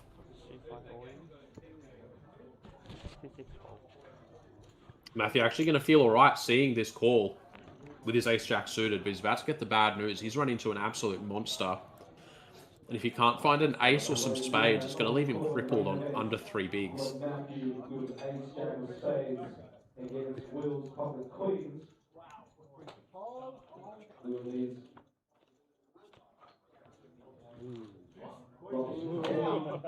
Wow, what a flop. We've got a queen high 2-spade board. Gut shot now introduced into the arsenal of the ace-jack. And a 6 is a clean river. Let's hear it, YouTube.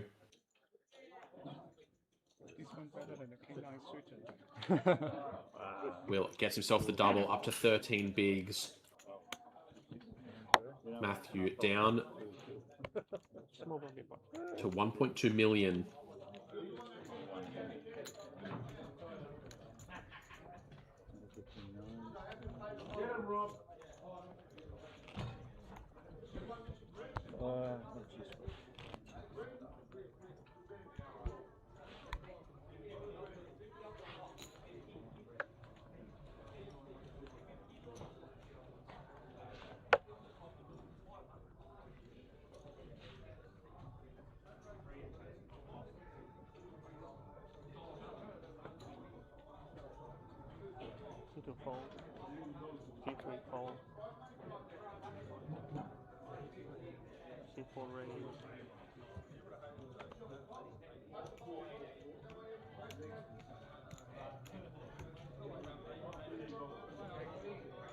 He has found a hand to put the remainder of his chips in with. How much was that? 1.2. 1.2 million to go. Over to our chip leader. Just a couple of big blinds if he wants to make this call with the 10-9 offsuit. He's obviously getting a really nice price. It's not all that impressive, but when you're getting nearly 3 to 1, 10-9 offsuit doesn't look so bad.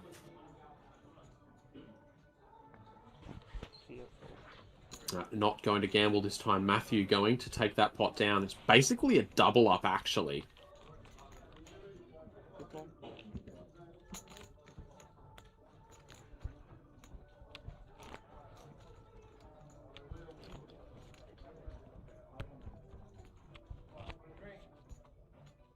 I cracked my pants. No, I'm joking. No, I'm good.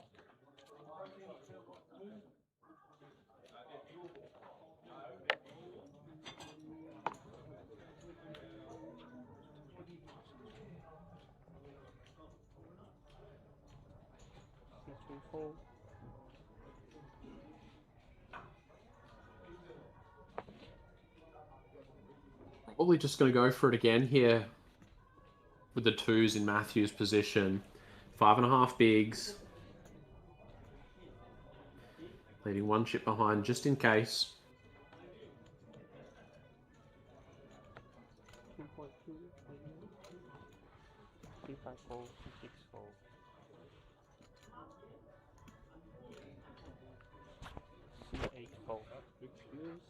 And Vincent going to fold the 5s. Wow. Matthew just got away with murder there. 5.5 bigs and he's got a pocket pair to fold in the small. He doesn't realize it yet, but wow. He just got let off the hook in a big way.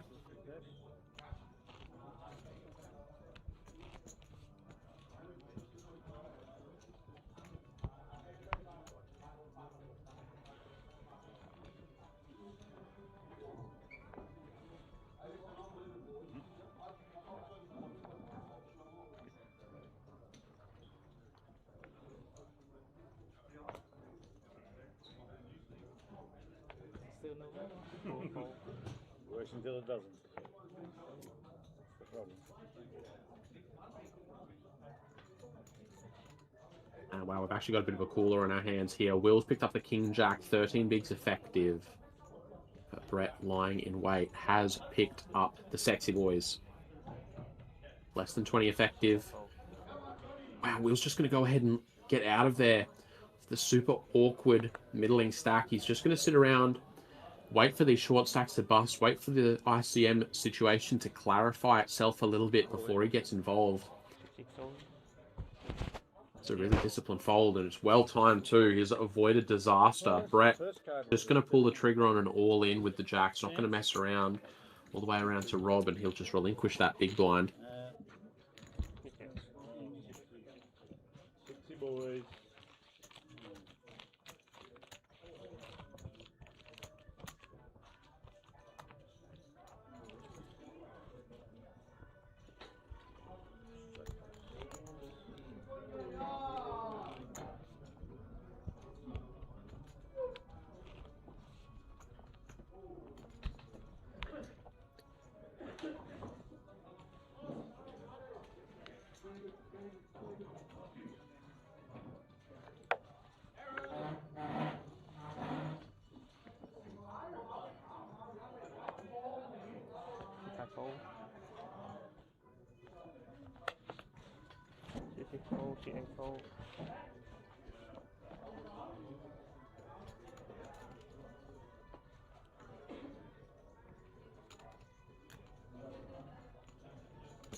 Corey, 10 bigs here with the Kings. Looks like he's going to try and be a little bit fancy here and start things off with a limp. Setting the trap. Oh no, apologies. That's the wrong color chips. He is just going to bump it up to 1.5 million. Really awkward spot here for Matthew with the 2s. Basically just be calling off for his stack. Knowing that best case scenario, he's flipping. Not a very attractive proposition. He's going to just start things off with a call here. Half of his chips going into the middle.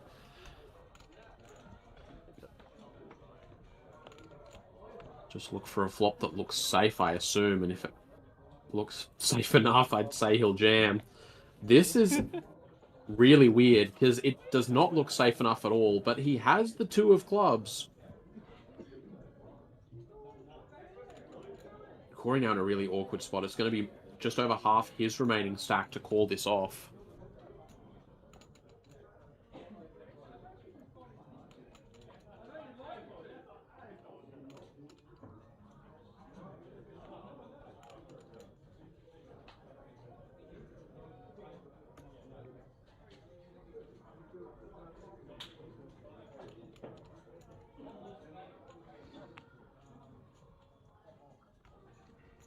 Really thinking this through. I mean, the stack to pot ratio is so small, you've basically committed to calling this already.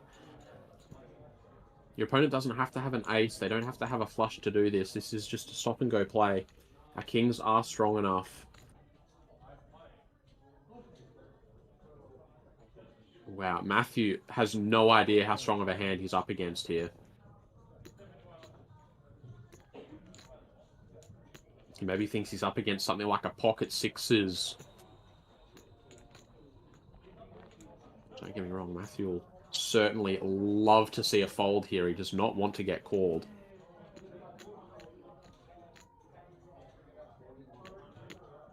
Corey playing this a little bit tricky and not taking the jam for 10 bigs pre has put him into a really awkward spot here, and I think folding here genuinely would be a very significant mistake. He's giving himself an opportunity to make it here.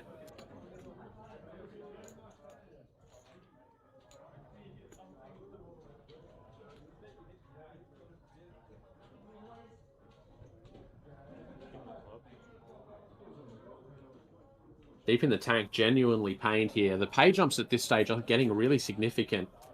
Don't forget, the next pay jump's worth about $2,500.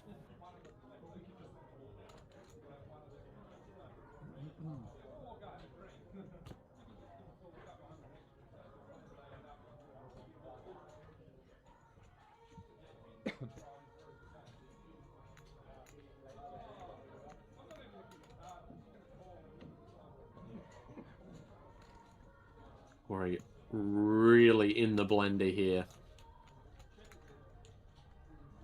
He calls and loses. It's leaving him with 3 big blinds. But if he folds, he's only left with 6.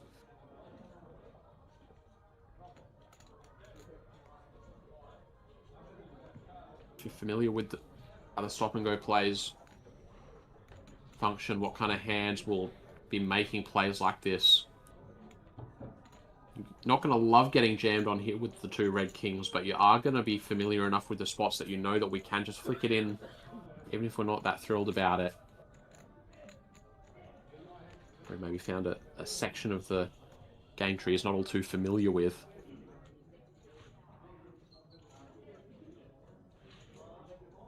Got an ace with the club, then I'll be dropping one out.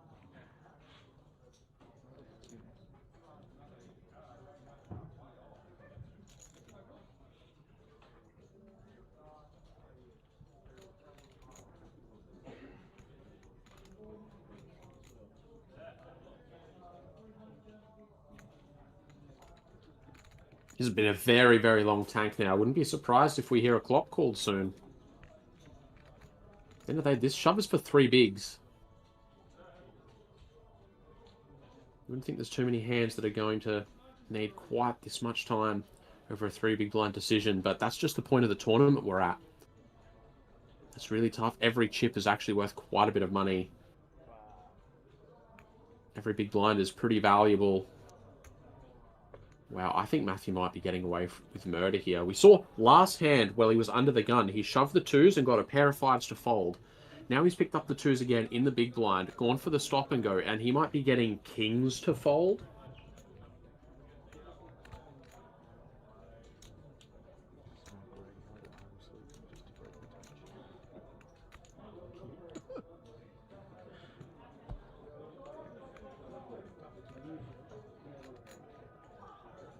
Oh boy.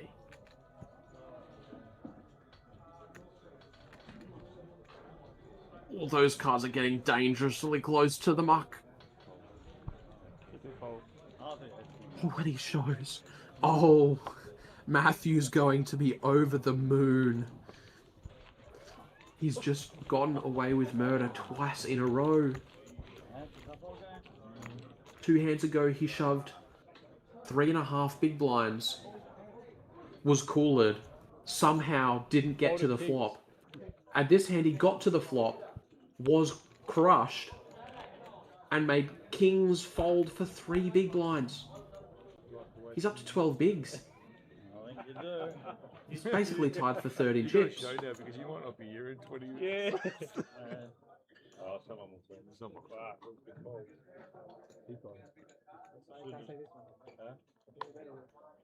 Six fold, J fold. What a crazy hand. Pick cool, pick cool. Forget this one. Did any of you guys think that that was ever getting through? I could have been drawing dead. Oh, Bluff. Nah, wouldn't it? Matthew gonna go for it again, all in the small blind. About 12 bigs effective, and he's run into a king 9. This one is actually a really close spot here. You could say you lost to a royal.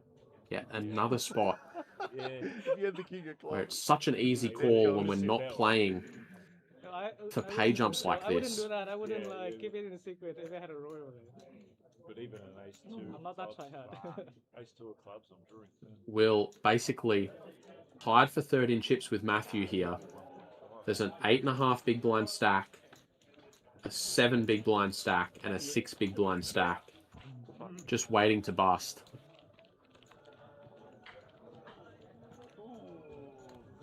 Also, the king of clubs here. Oh, I thought you had.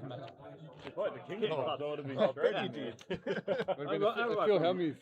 Okay, all right. I think I've caught my breath after those last couple of hands, guys. Going through the comments. Thank you for the kind words, Tim.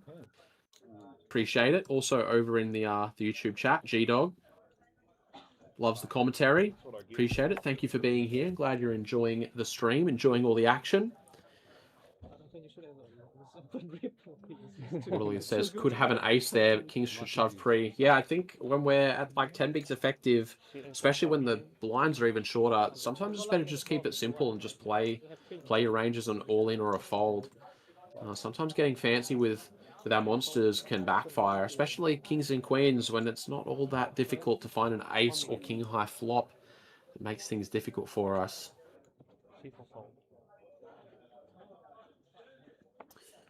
Vincent bumping it up to 1 million here. All the way over to Brett.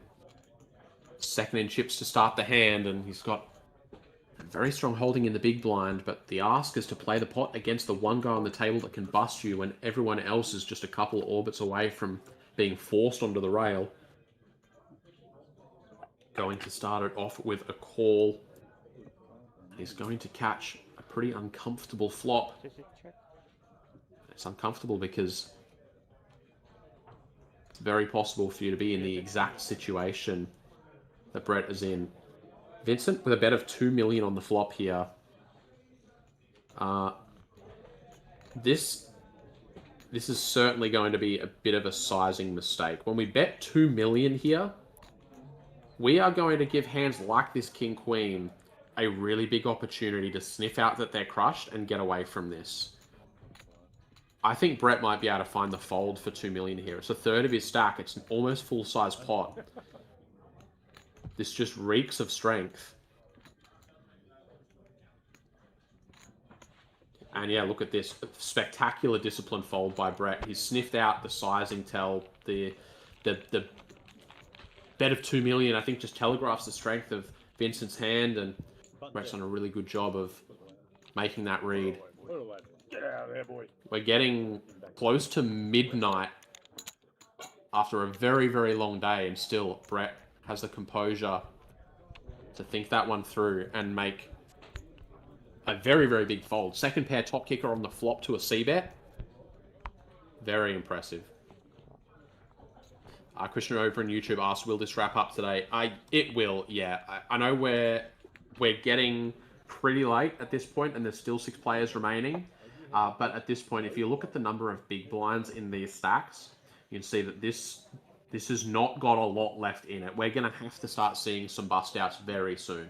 It's just not sustainable to have 3 sub-10 big blind stacks for a very, very long period. We are going to see some clashes, and we're going to see some clashes soon. If it's not at this level, it's going to be at 250, 500. Corey's going to hope that that clash happens immediately. He made that huge fold not that long ago with the kings against the stop and go. He's not going to make any mistakes similar to that this time around. Just sends the chips in with the aces, going to pick up the blinds and antes, keep himself afloat. No ace of clubs.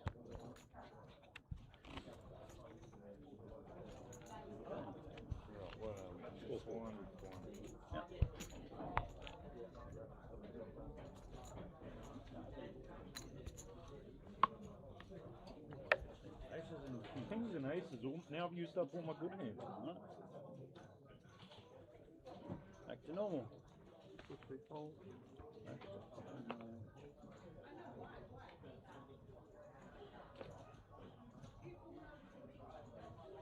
4, 4. 3, 5, 4.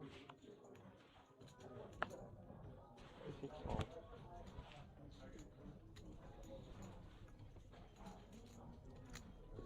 Yeah, but 1.2 million.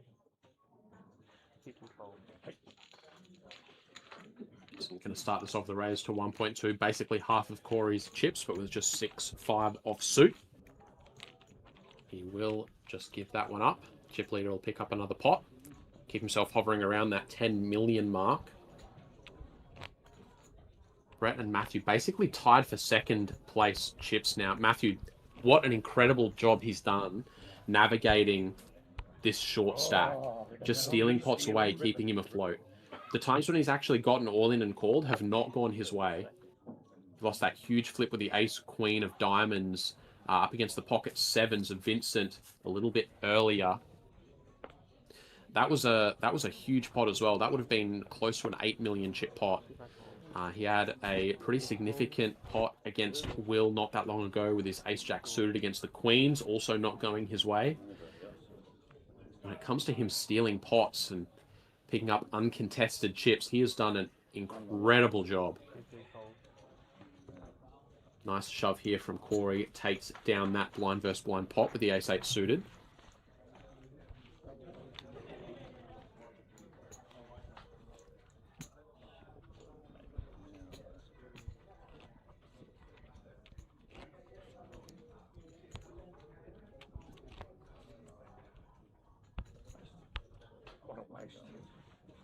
This is $1 million straight out of your bank account.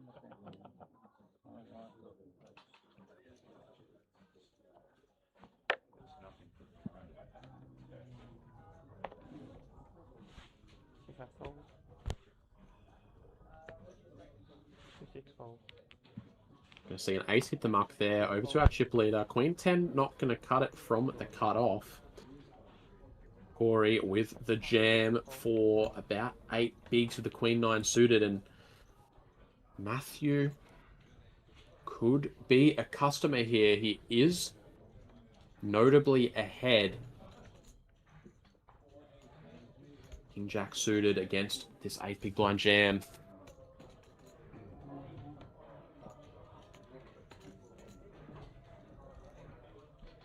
The risk-reward ratios here are all very heavily skewed. The downside of losing a big chunk of your stack at this point with these pay jumps with 6 left is so detrimental. Picking up 4.5 million would obviously be great, but nowhere near as great as being dropped back down to a couple of big blinds would be bad. Matthew knows that he can be ahead here. The question is, how close is it? How often will he be ahead? And is he likely enough to be dominating his opponent?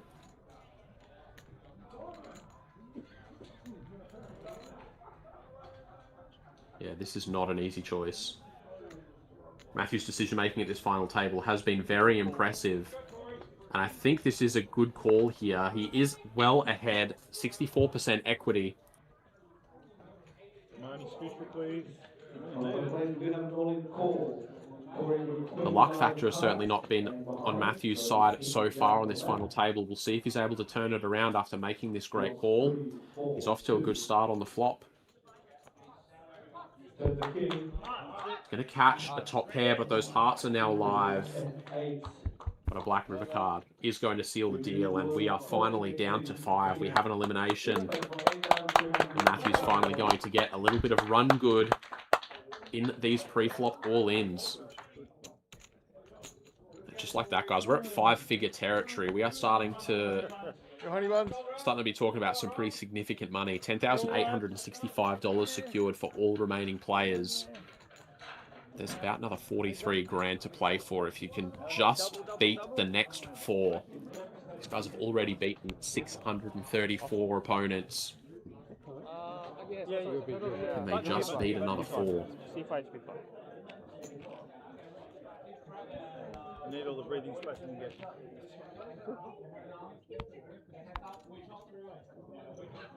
Down it. Oh, yeah, sorry.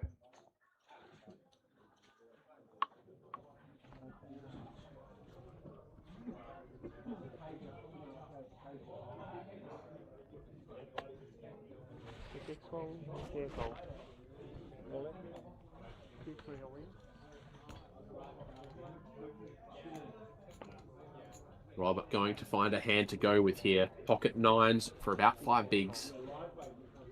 Doesn't look like he's going to have a customer here.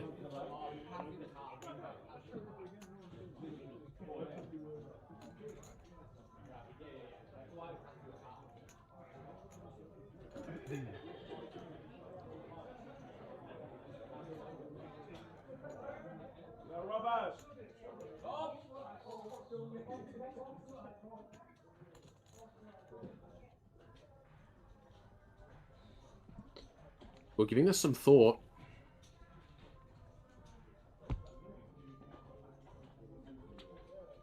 Again, playing for chips. We can run this for 5 bigs. Well, the next pay jump's worth $5,000.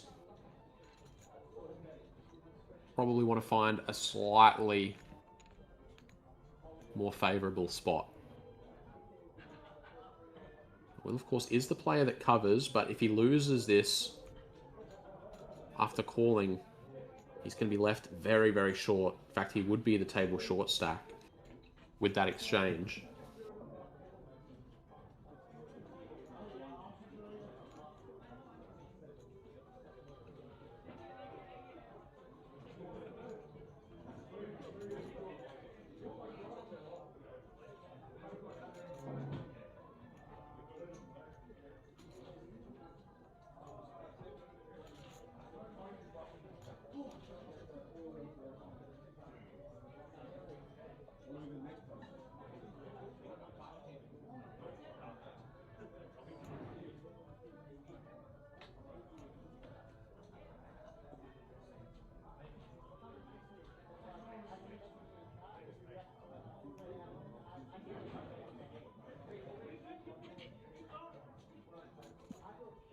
Really deep in thought here.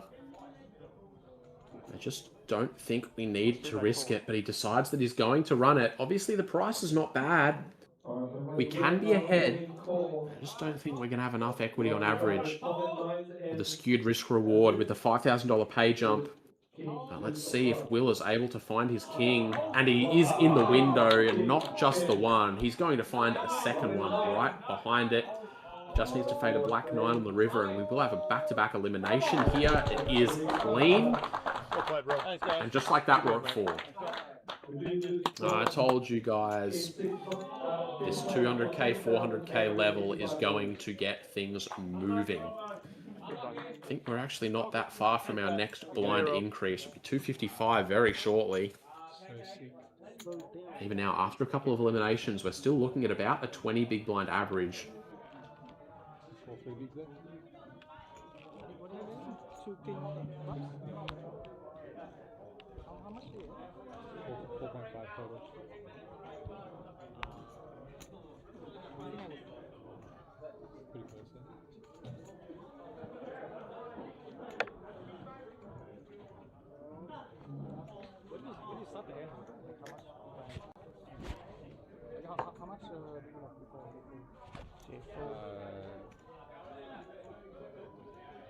8.5.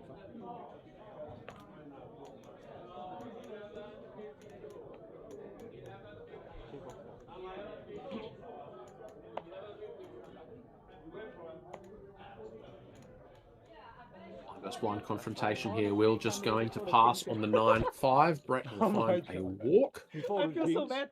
I feel so bad. Oh, the kings. Oh. Look at this. Fucking What did mess. you have? Look at two. This is with a With club. the 2 of clubs. Oh my god. Oh, the guys have just got up to the stream and seen the stop and go play for Matthew. So bad. He had 3. Getting the kings to fold. How did you know he didn't have the king of clubs? He jammed for like 1.2, right? He No, raised yeah, but 1.5 million. You donked 1.2. Yeah. It's a really good That spot. is. It's hard to get into it. You probably get there. I mean, I did have a lot of equities though. So. Yeah, if he has no club.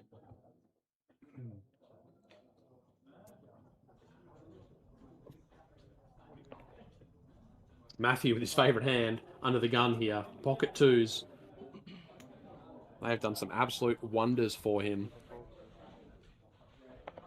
But he's just going to pass on them this time. Doesn't want to raise into the rejam stacks. In fact, Matthew's actually found himself, after securing that elimination moments ago, basically tied with Vincent at the top of the leaderboard. A little bit over 20 big blinds.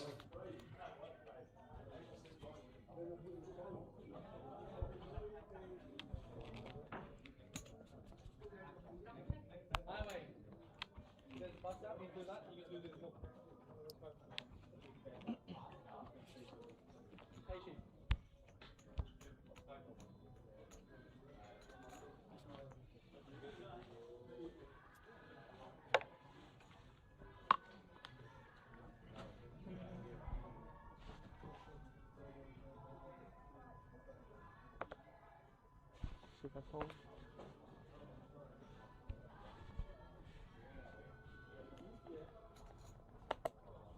All in.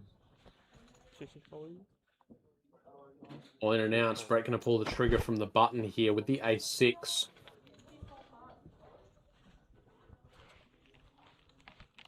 Some power poker here. Down to 4. Variance is going to be ramped up a little bit. Those blinds are going to come around really quickly. In fact, every 4 hands, you're going to get sung for $1 million in blinds and antes. Like I said, I don't think we're far from the next level increase as well.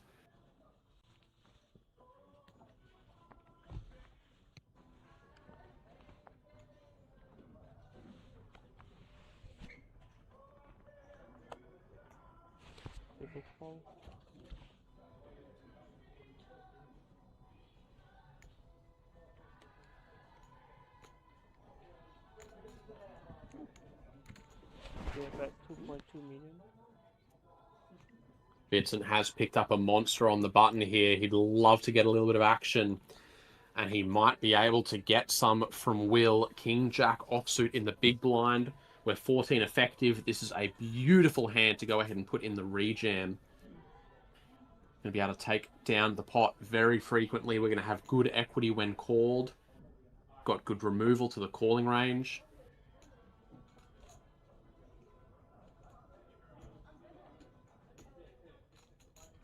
Also worth noting here, Will is actually slightly the shorter stack.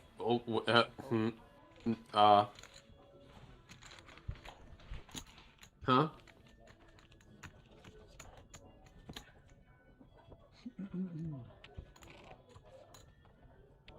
Someone help me out here. Is it just getting really late and I'm just completely missing something? Or did he just fold King Jack in the big blind to a button open?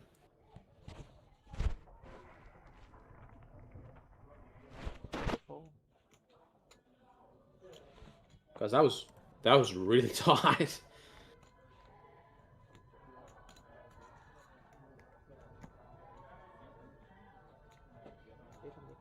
Perman says it was 5x open. I mean, I think we can call a jam. 800. Single bet 800. 800,000. 2 by 4.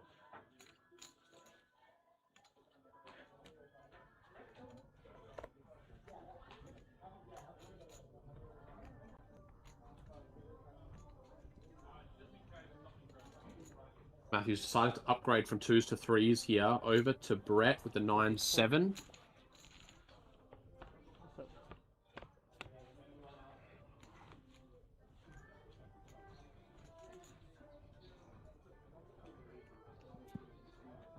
Brett's defender is going to reward him with a bottom pair. Matthews under pair to the board. Not feeling so impressive. Board's a little bit too connected for him to want to go ahead and put the continuation bet in there. Check. This is spades on the turn. Maybe that's encouragement enough to turn these 3s into a bluff.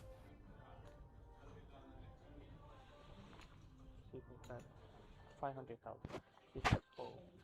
Better 500k and a quick fold. Great instinct from Matthew once again. He's going to turn an underpair into a bluff and steal a pot away.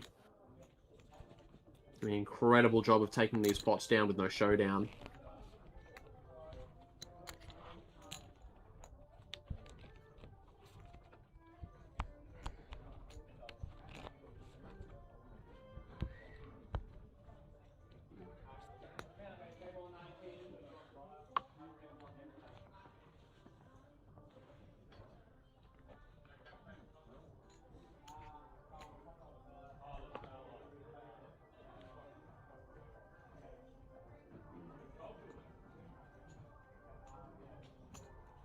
C4 bet 800,000.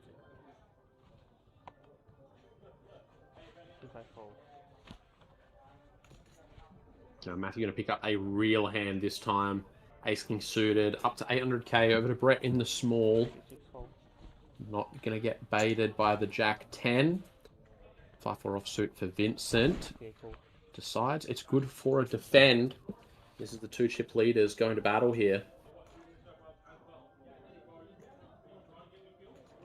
The 5-4 is actually going to find some connection on this flop.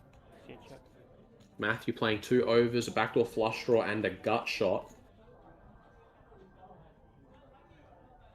Okay.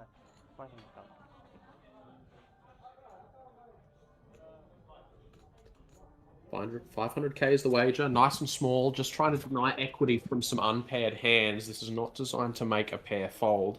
I don't think for this price it's going to. So yeah, bet 1 million. Vince's actually going to go ahead and min-click this up to 1 million. With 3.7 out there, 2 overs and that gut shot, we're not going to be folding the ace-king for this price.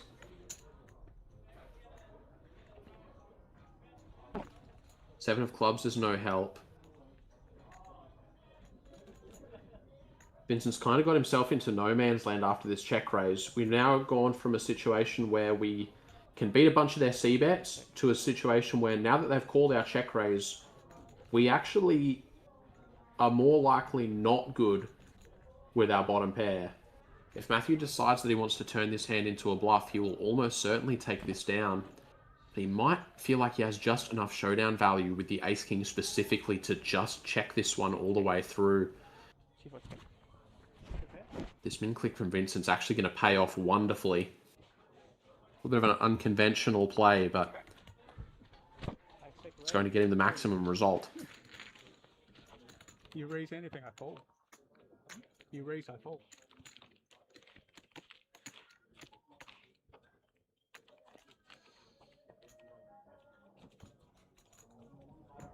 Good one, please. Good one.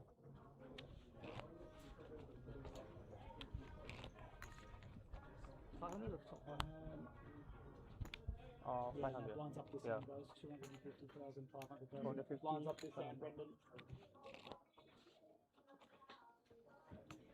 Yes, this end. 250.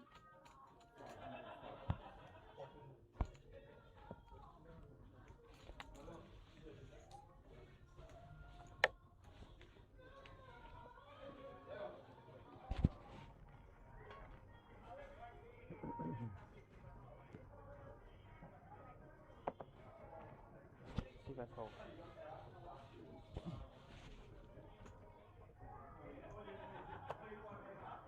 This is fold. Okay, so.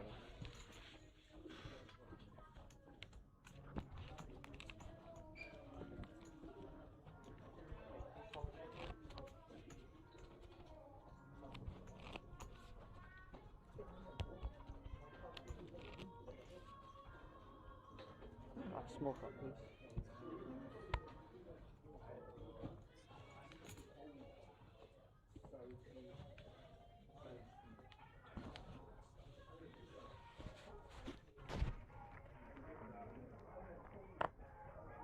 Six fold.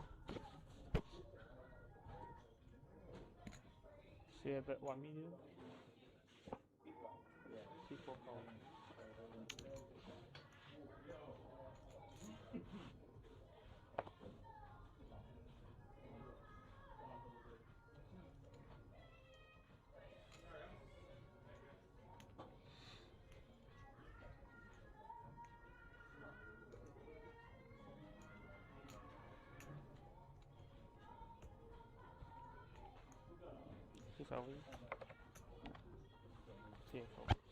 We're going to pull the trigger on the jam this time with the pocket 8s. Blinds have ticked up now. We are at the 250, 500k level. There's not a whole lot of big blinds left to be shared between 4 players. 3 of our final 4 sitting below 20 big blinds. Vincent, the current chip leader with the 12 million, only representing 24 bigs himself.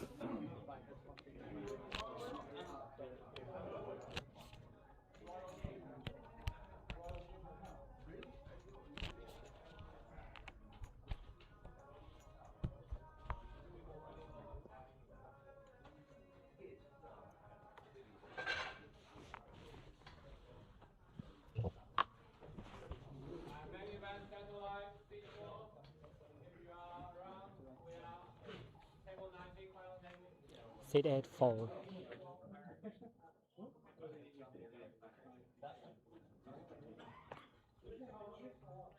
Matthew, 16 bigs effective. Ace Jack on the button. Certainly going to be a good enough reason to get involved.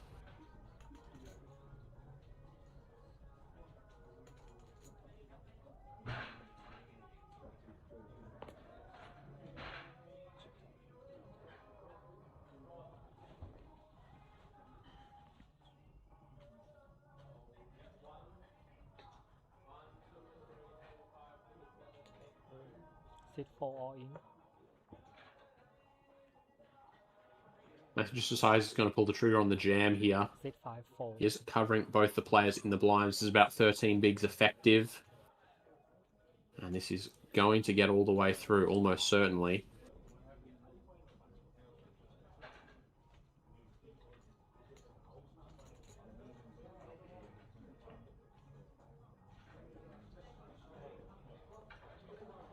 C6 fold. Right, gives it some thought with the king high, but does ultimately decide to just give it up. Best part of 16,000 secured for all remaining players. What a fantastic effort so far.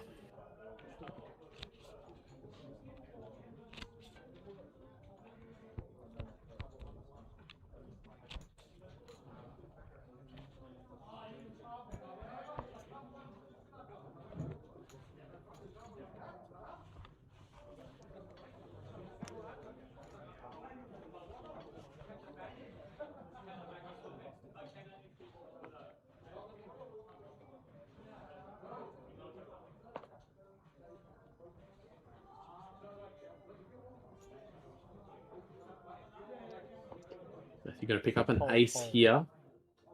But it's not going to be a good enough ace to open from the cutoff. 5 fold. All the way around to the blinds. C6 all in. Well announced. Brett going to pull the trigger on the queen 5. Fearless jam gets it through the chip leader. As it stands, Brett, our shortest stack, is just 1 double up away from taking the chip lead. So this thing really is anyone's game.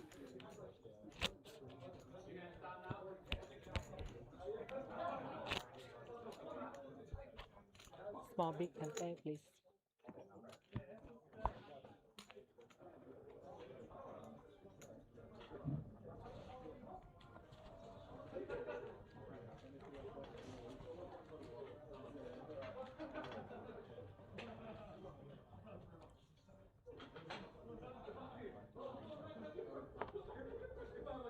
Sit 5 fold.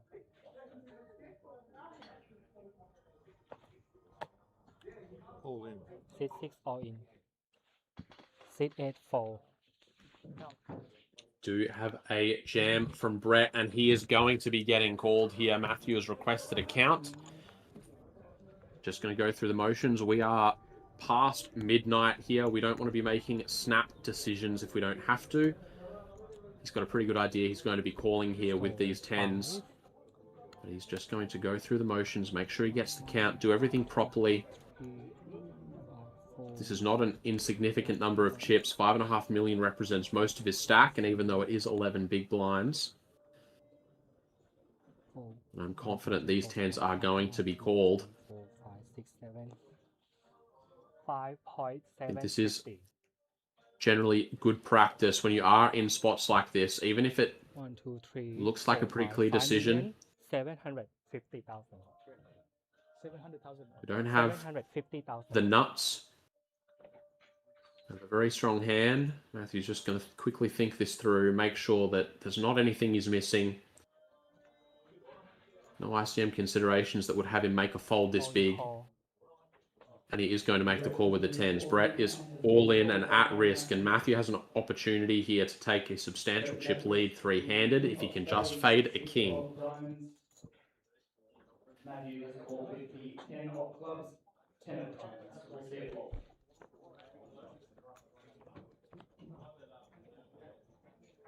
Ace of hearts, 9 of hearts. He's good so far. Those hearts, unlikely to be a factor. Ace of spades on the turn. Matthew just needs to fade a king on the river. The 6 is a pair, but it is no good, and we have the podium set.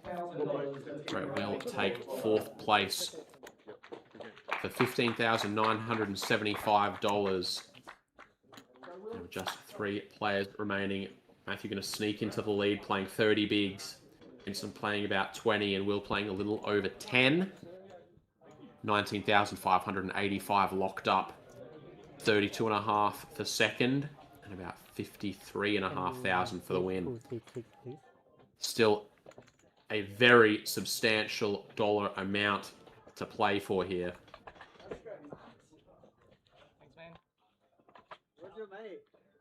Huh? Where's your friend? One of them is coming.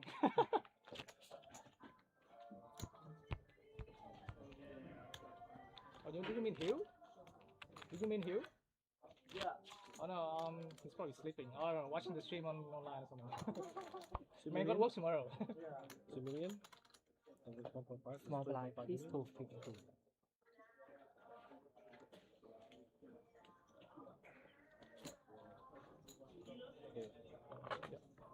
And your small blind.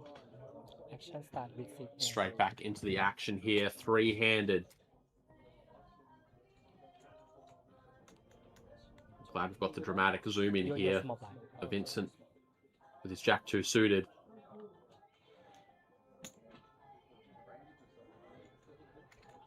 Sit 8, raise 2 mil. He's going to click it to 2 million. Now, I just want to point out, all you guys that said the King Jack should be folding because he raised to 4x. How much? 2 million. I know sometimes things might look a little bit scary because they're bigger, but also sometimes Sit 4 fold. a strong hand is a strong hand, and when we're super short, we just got to run with it. Sit 6 fold.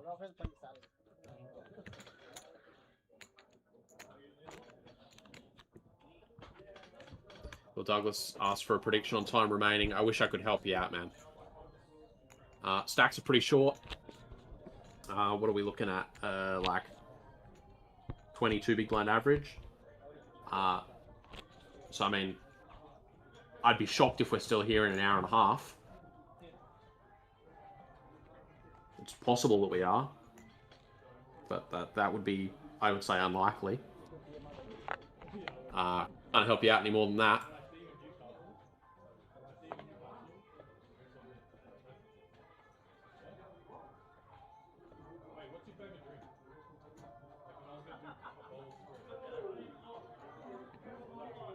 Jamie, Brett's just busted. Yeah, you've not long missed it. He pulled the trigger on an 11 big blind jam with the King 6. Matthew found the pocket 10, snapped it off, and found the clean run out to score the elimination and get us down to the podium. Sit 8 call.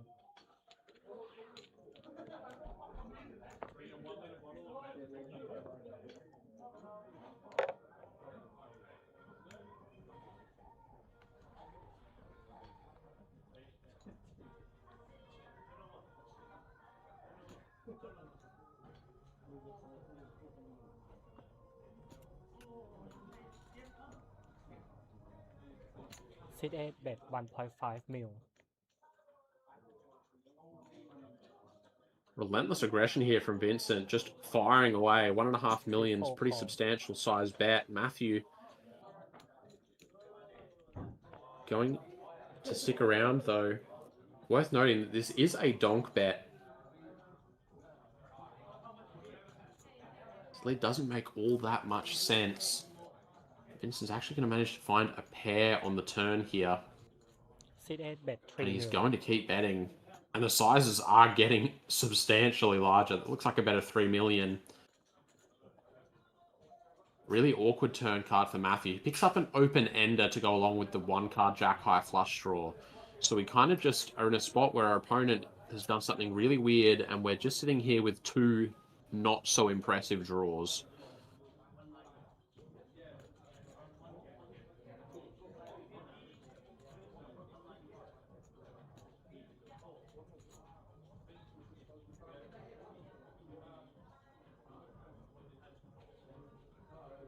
Seat 4 call. Matthew decides he is going to make the call here. This pot is all of a sudden very large. We've got 12 million out there. And it is a 7 of diamonds on the river. That's the card that Matthew's looking for. He finds the jack-high flush. The question is, can he value bet it? The tricky part about chasing draws like these medium strength draws, is that when we hit them, it's hard to sometimes get paid what they're worth. It's hard to know how much value we can go for. Matthew's instincts have been sublime on this final table thus far. We'll see if he's able to sniff this out and pick a size that can get paid off by a 2-high flush. Seat 4 bet 2.5 mil. 2.5 million. He's going to go about 20% pot, and this might be the number.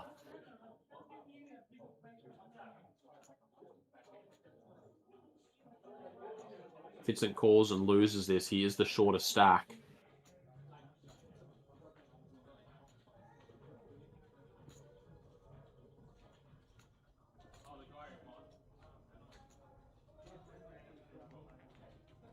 He doesn't look like he wants to fold. This is a super unconventionally played hand. We've got the defend in the big blind, the donk flop, double barrel with the bottom pair and the 2-high flush draw. Sizes are pretty large, all things considered. Now on the 4th diamond, we check. We face a 20% pot size bet.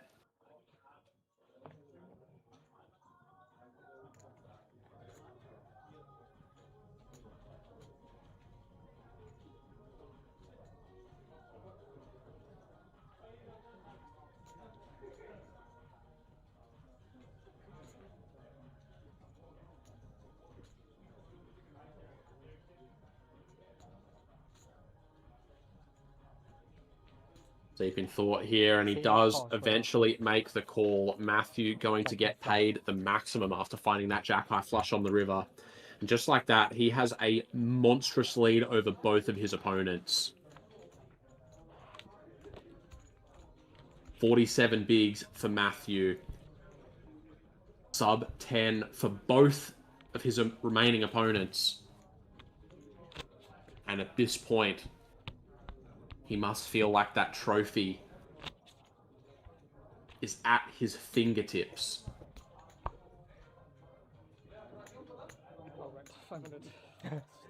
That's all right. Small blind, please. 10 bigs effective. Matthew's short stack game has been aggressive and accurate across this final table, and now he's just got himself into a position where if he can continue to execute, Seat 6 fold. Continue to pressure these guys with these short stack shoves, he could be very close to having this all wrapped up.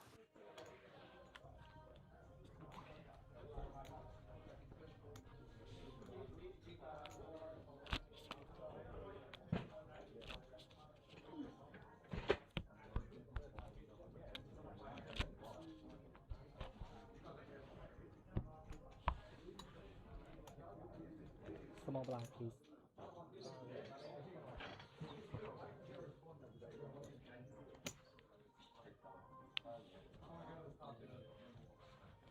Sit 8 4.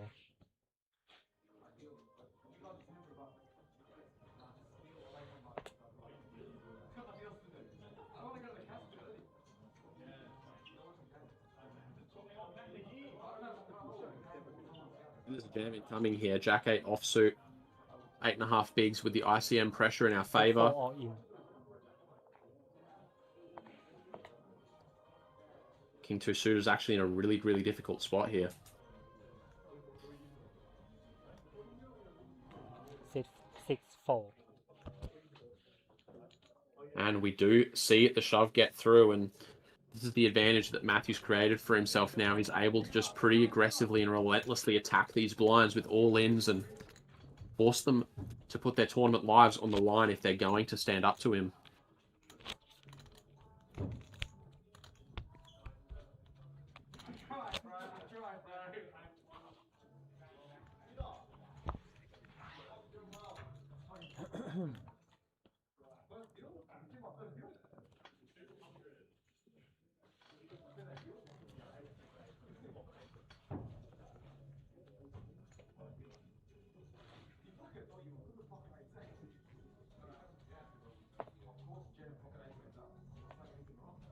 Sit 4 4. Not much that Will can really do here in the small blind with the 6-2. And you get 50, 50, 50. 2 red, 2 red. Yeah.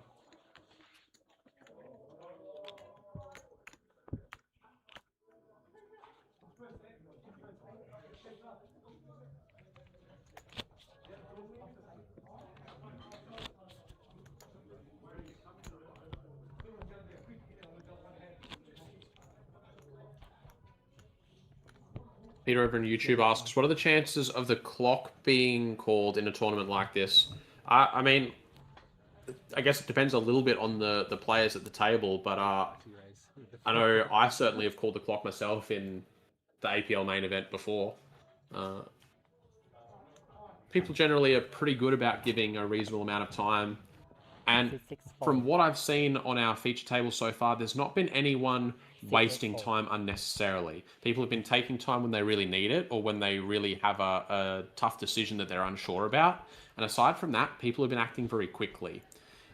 When that's the kind of vibe of the table where everyone knows that when we're deep in the tank, it's because they actually are really thinking, they're more willing to give them that extra time. They're able to respect that this is probably actually a really difficult spot, so let's give him the time that he needs.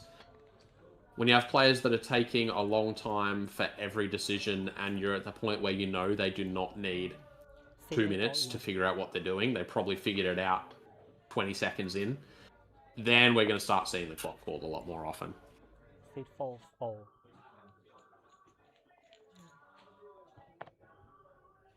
Sit 6 4. Will going to be dealt cheese once again. Going to have to just relinquish both of his blinds there, and Benson will pick up 1.25 million chips with that King 9.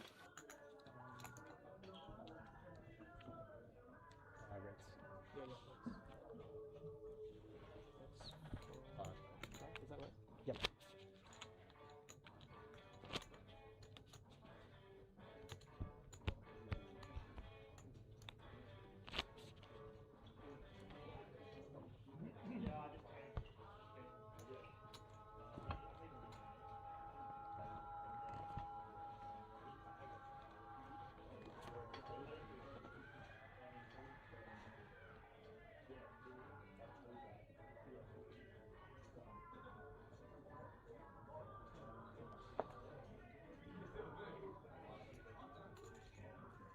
Matthew considering his options with the 10-4 here, but not much to be done.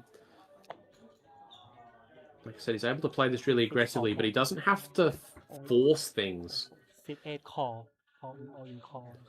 Will pulls the trigger on the all-in here for just 5 big blinds, and Vincent's found himself an ace in the big, but not only an ace, he's actually got one of Will's outs dominated.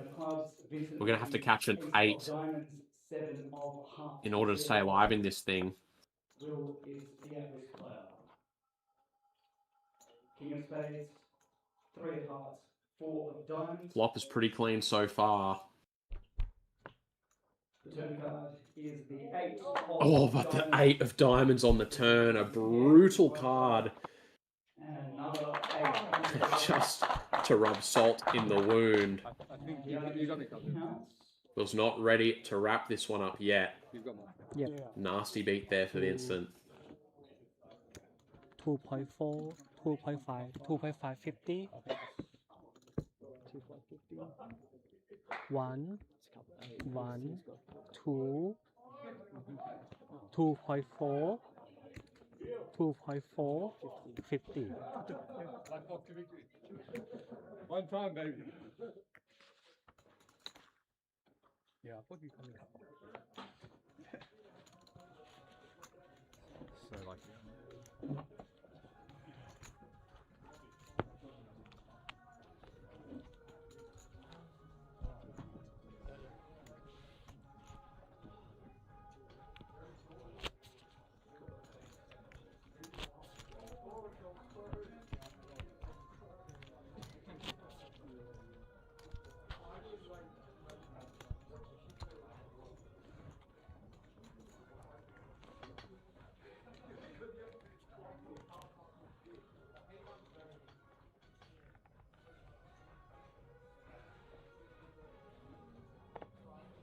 Seat 6-4, seat 8 all in. Seat 4 all in call showdown, please. Oh, just like that. Chips are in again. Vincent's pulled the trigger on the jam for just 2.5 bigs for the King 8 suited, and he does get snapped by the pocket sixes.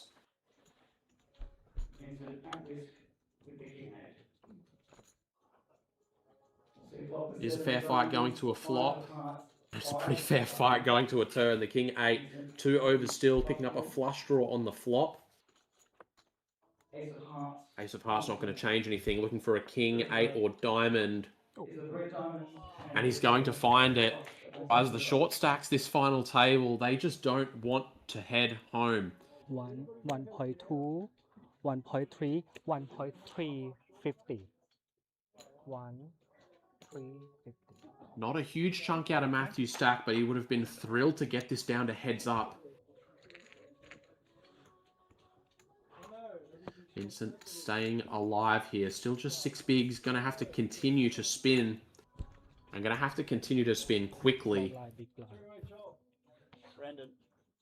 It's costing 1.25 million every 3 hands.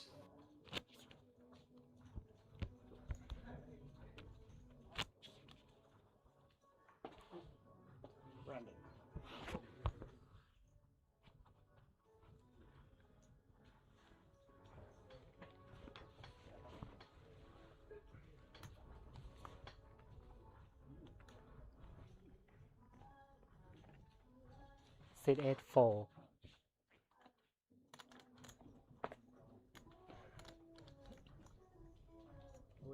Seat 4. King in the small blind, 10 effective. This is a great spot to jam. And, well, with the King 10, this is actually very strong.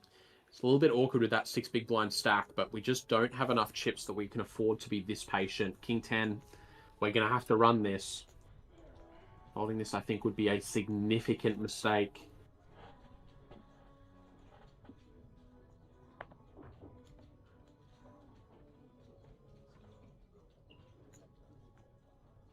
Three-handed, and our 9 bigs are just not going to last long enough for us to wait for better than King 10.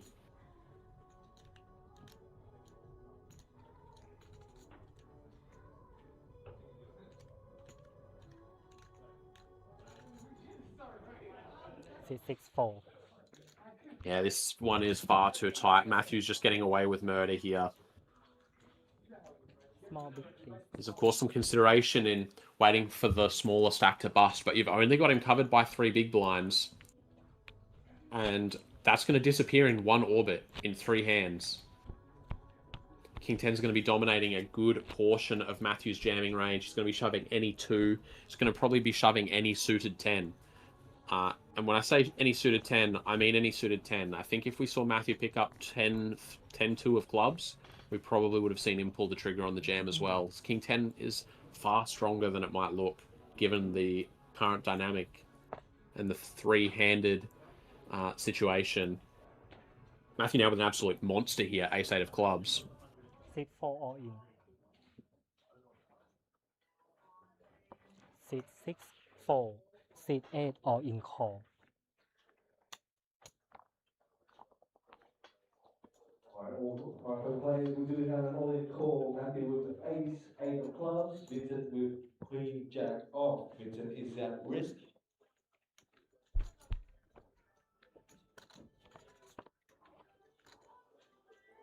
Flops, 8, 10. Wow, king. what a flop. The short stacks are just holding on. We've got Broadway on the flop. The king of hearts.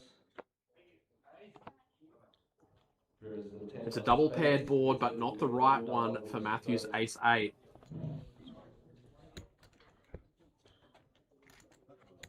2.5, 2.6, 2.7. 2.7. Sorry. 1, 2. Yep. 2.5, 2.6, 2.7. Yep, that's correct. Yes, 2, 2.5, 2.7.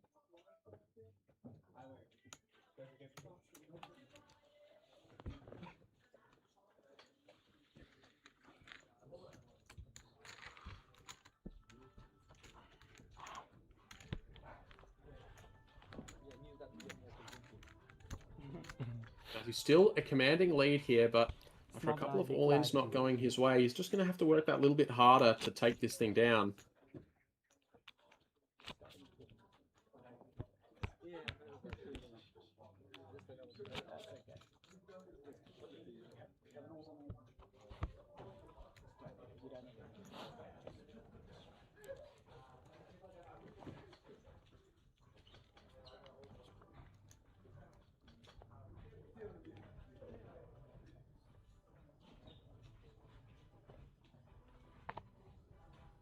Seat 6 4, seat 8 4.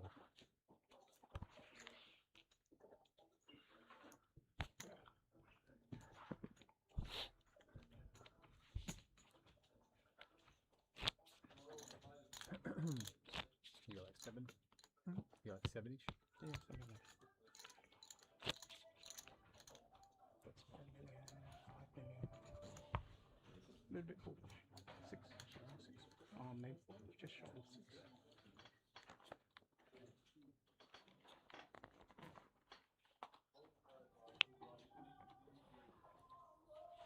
Seat 8 4.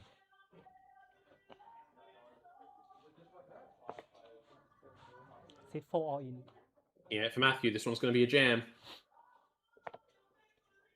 Seat 6 This one's 4. a pretty clear fold. Nothing to think about here. Just going to have to pass it up.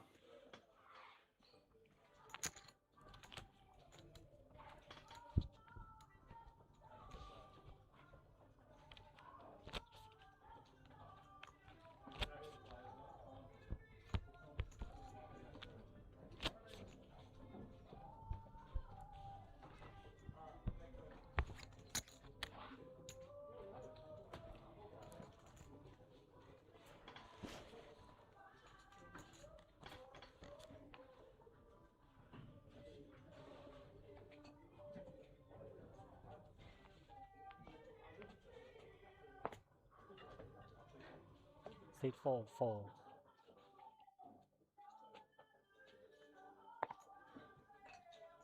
Seat 6 4.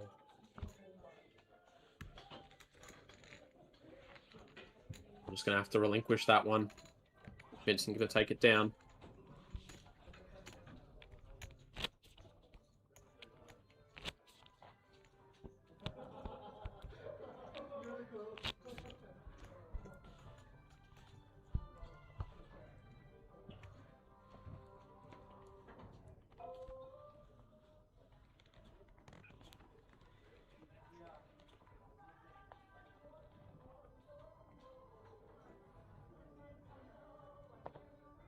Oh boy, this one's actually a bit of a cooler.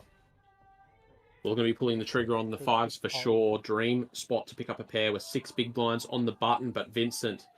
Wow! Oh my god! Oh my god, guys. We're one clean run out from the tournament being over. Cool. Snap call. All in as well. 3 ways all in. Matthew has queens, plays 8s, plays 5s. Queens. will... The short stacks have been unrelenting so far on this final table, but we are just one clean run out away from Matthew having this finished. Matthew with the best hand and the covering stack. We'll see a flop. 10, ace, 4, 2 spades, no player holding a spade. Jack of clubs on the turn. River card Just 8s or 5s. is the queen of clubs. And that's not it. It's a set of queens to close it out. And guys, just like that, it's over. We were 9-handed for what felt like an eternity. We get to 3-handed, and Matthew's going to end it in one fell swoop. Congratulations. What a fantastically played final table.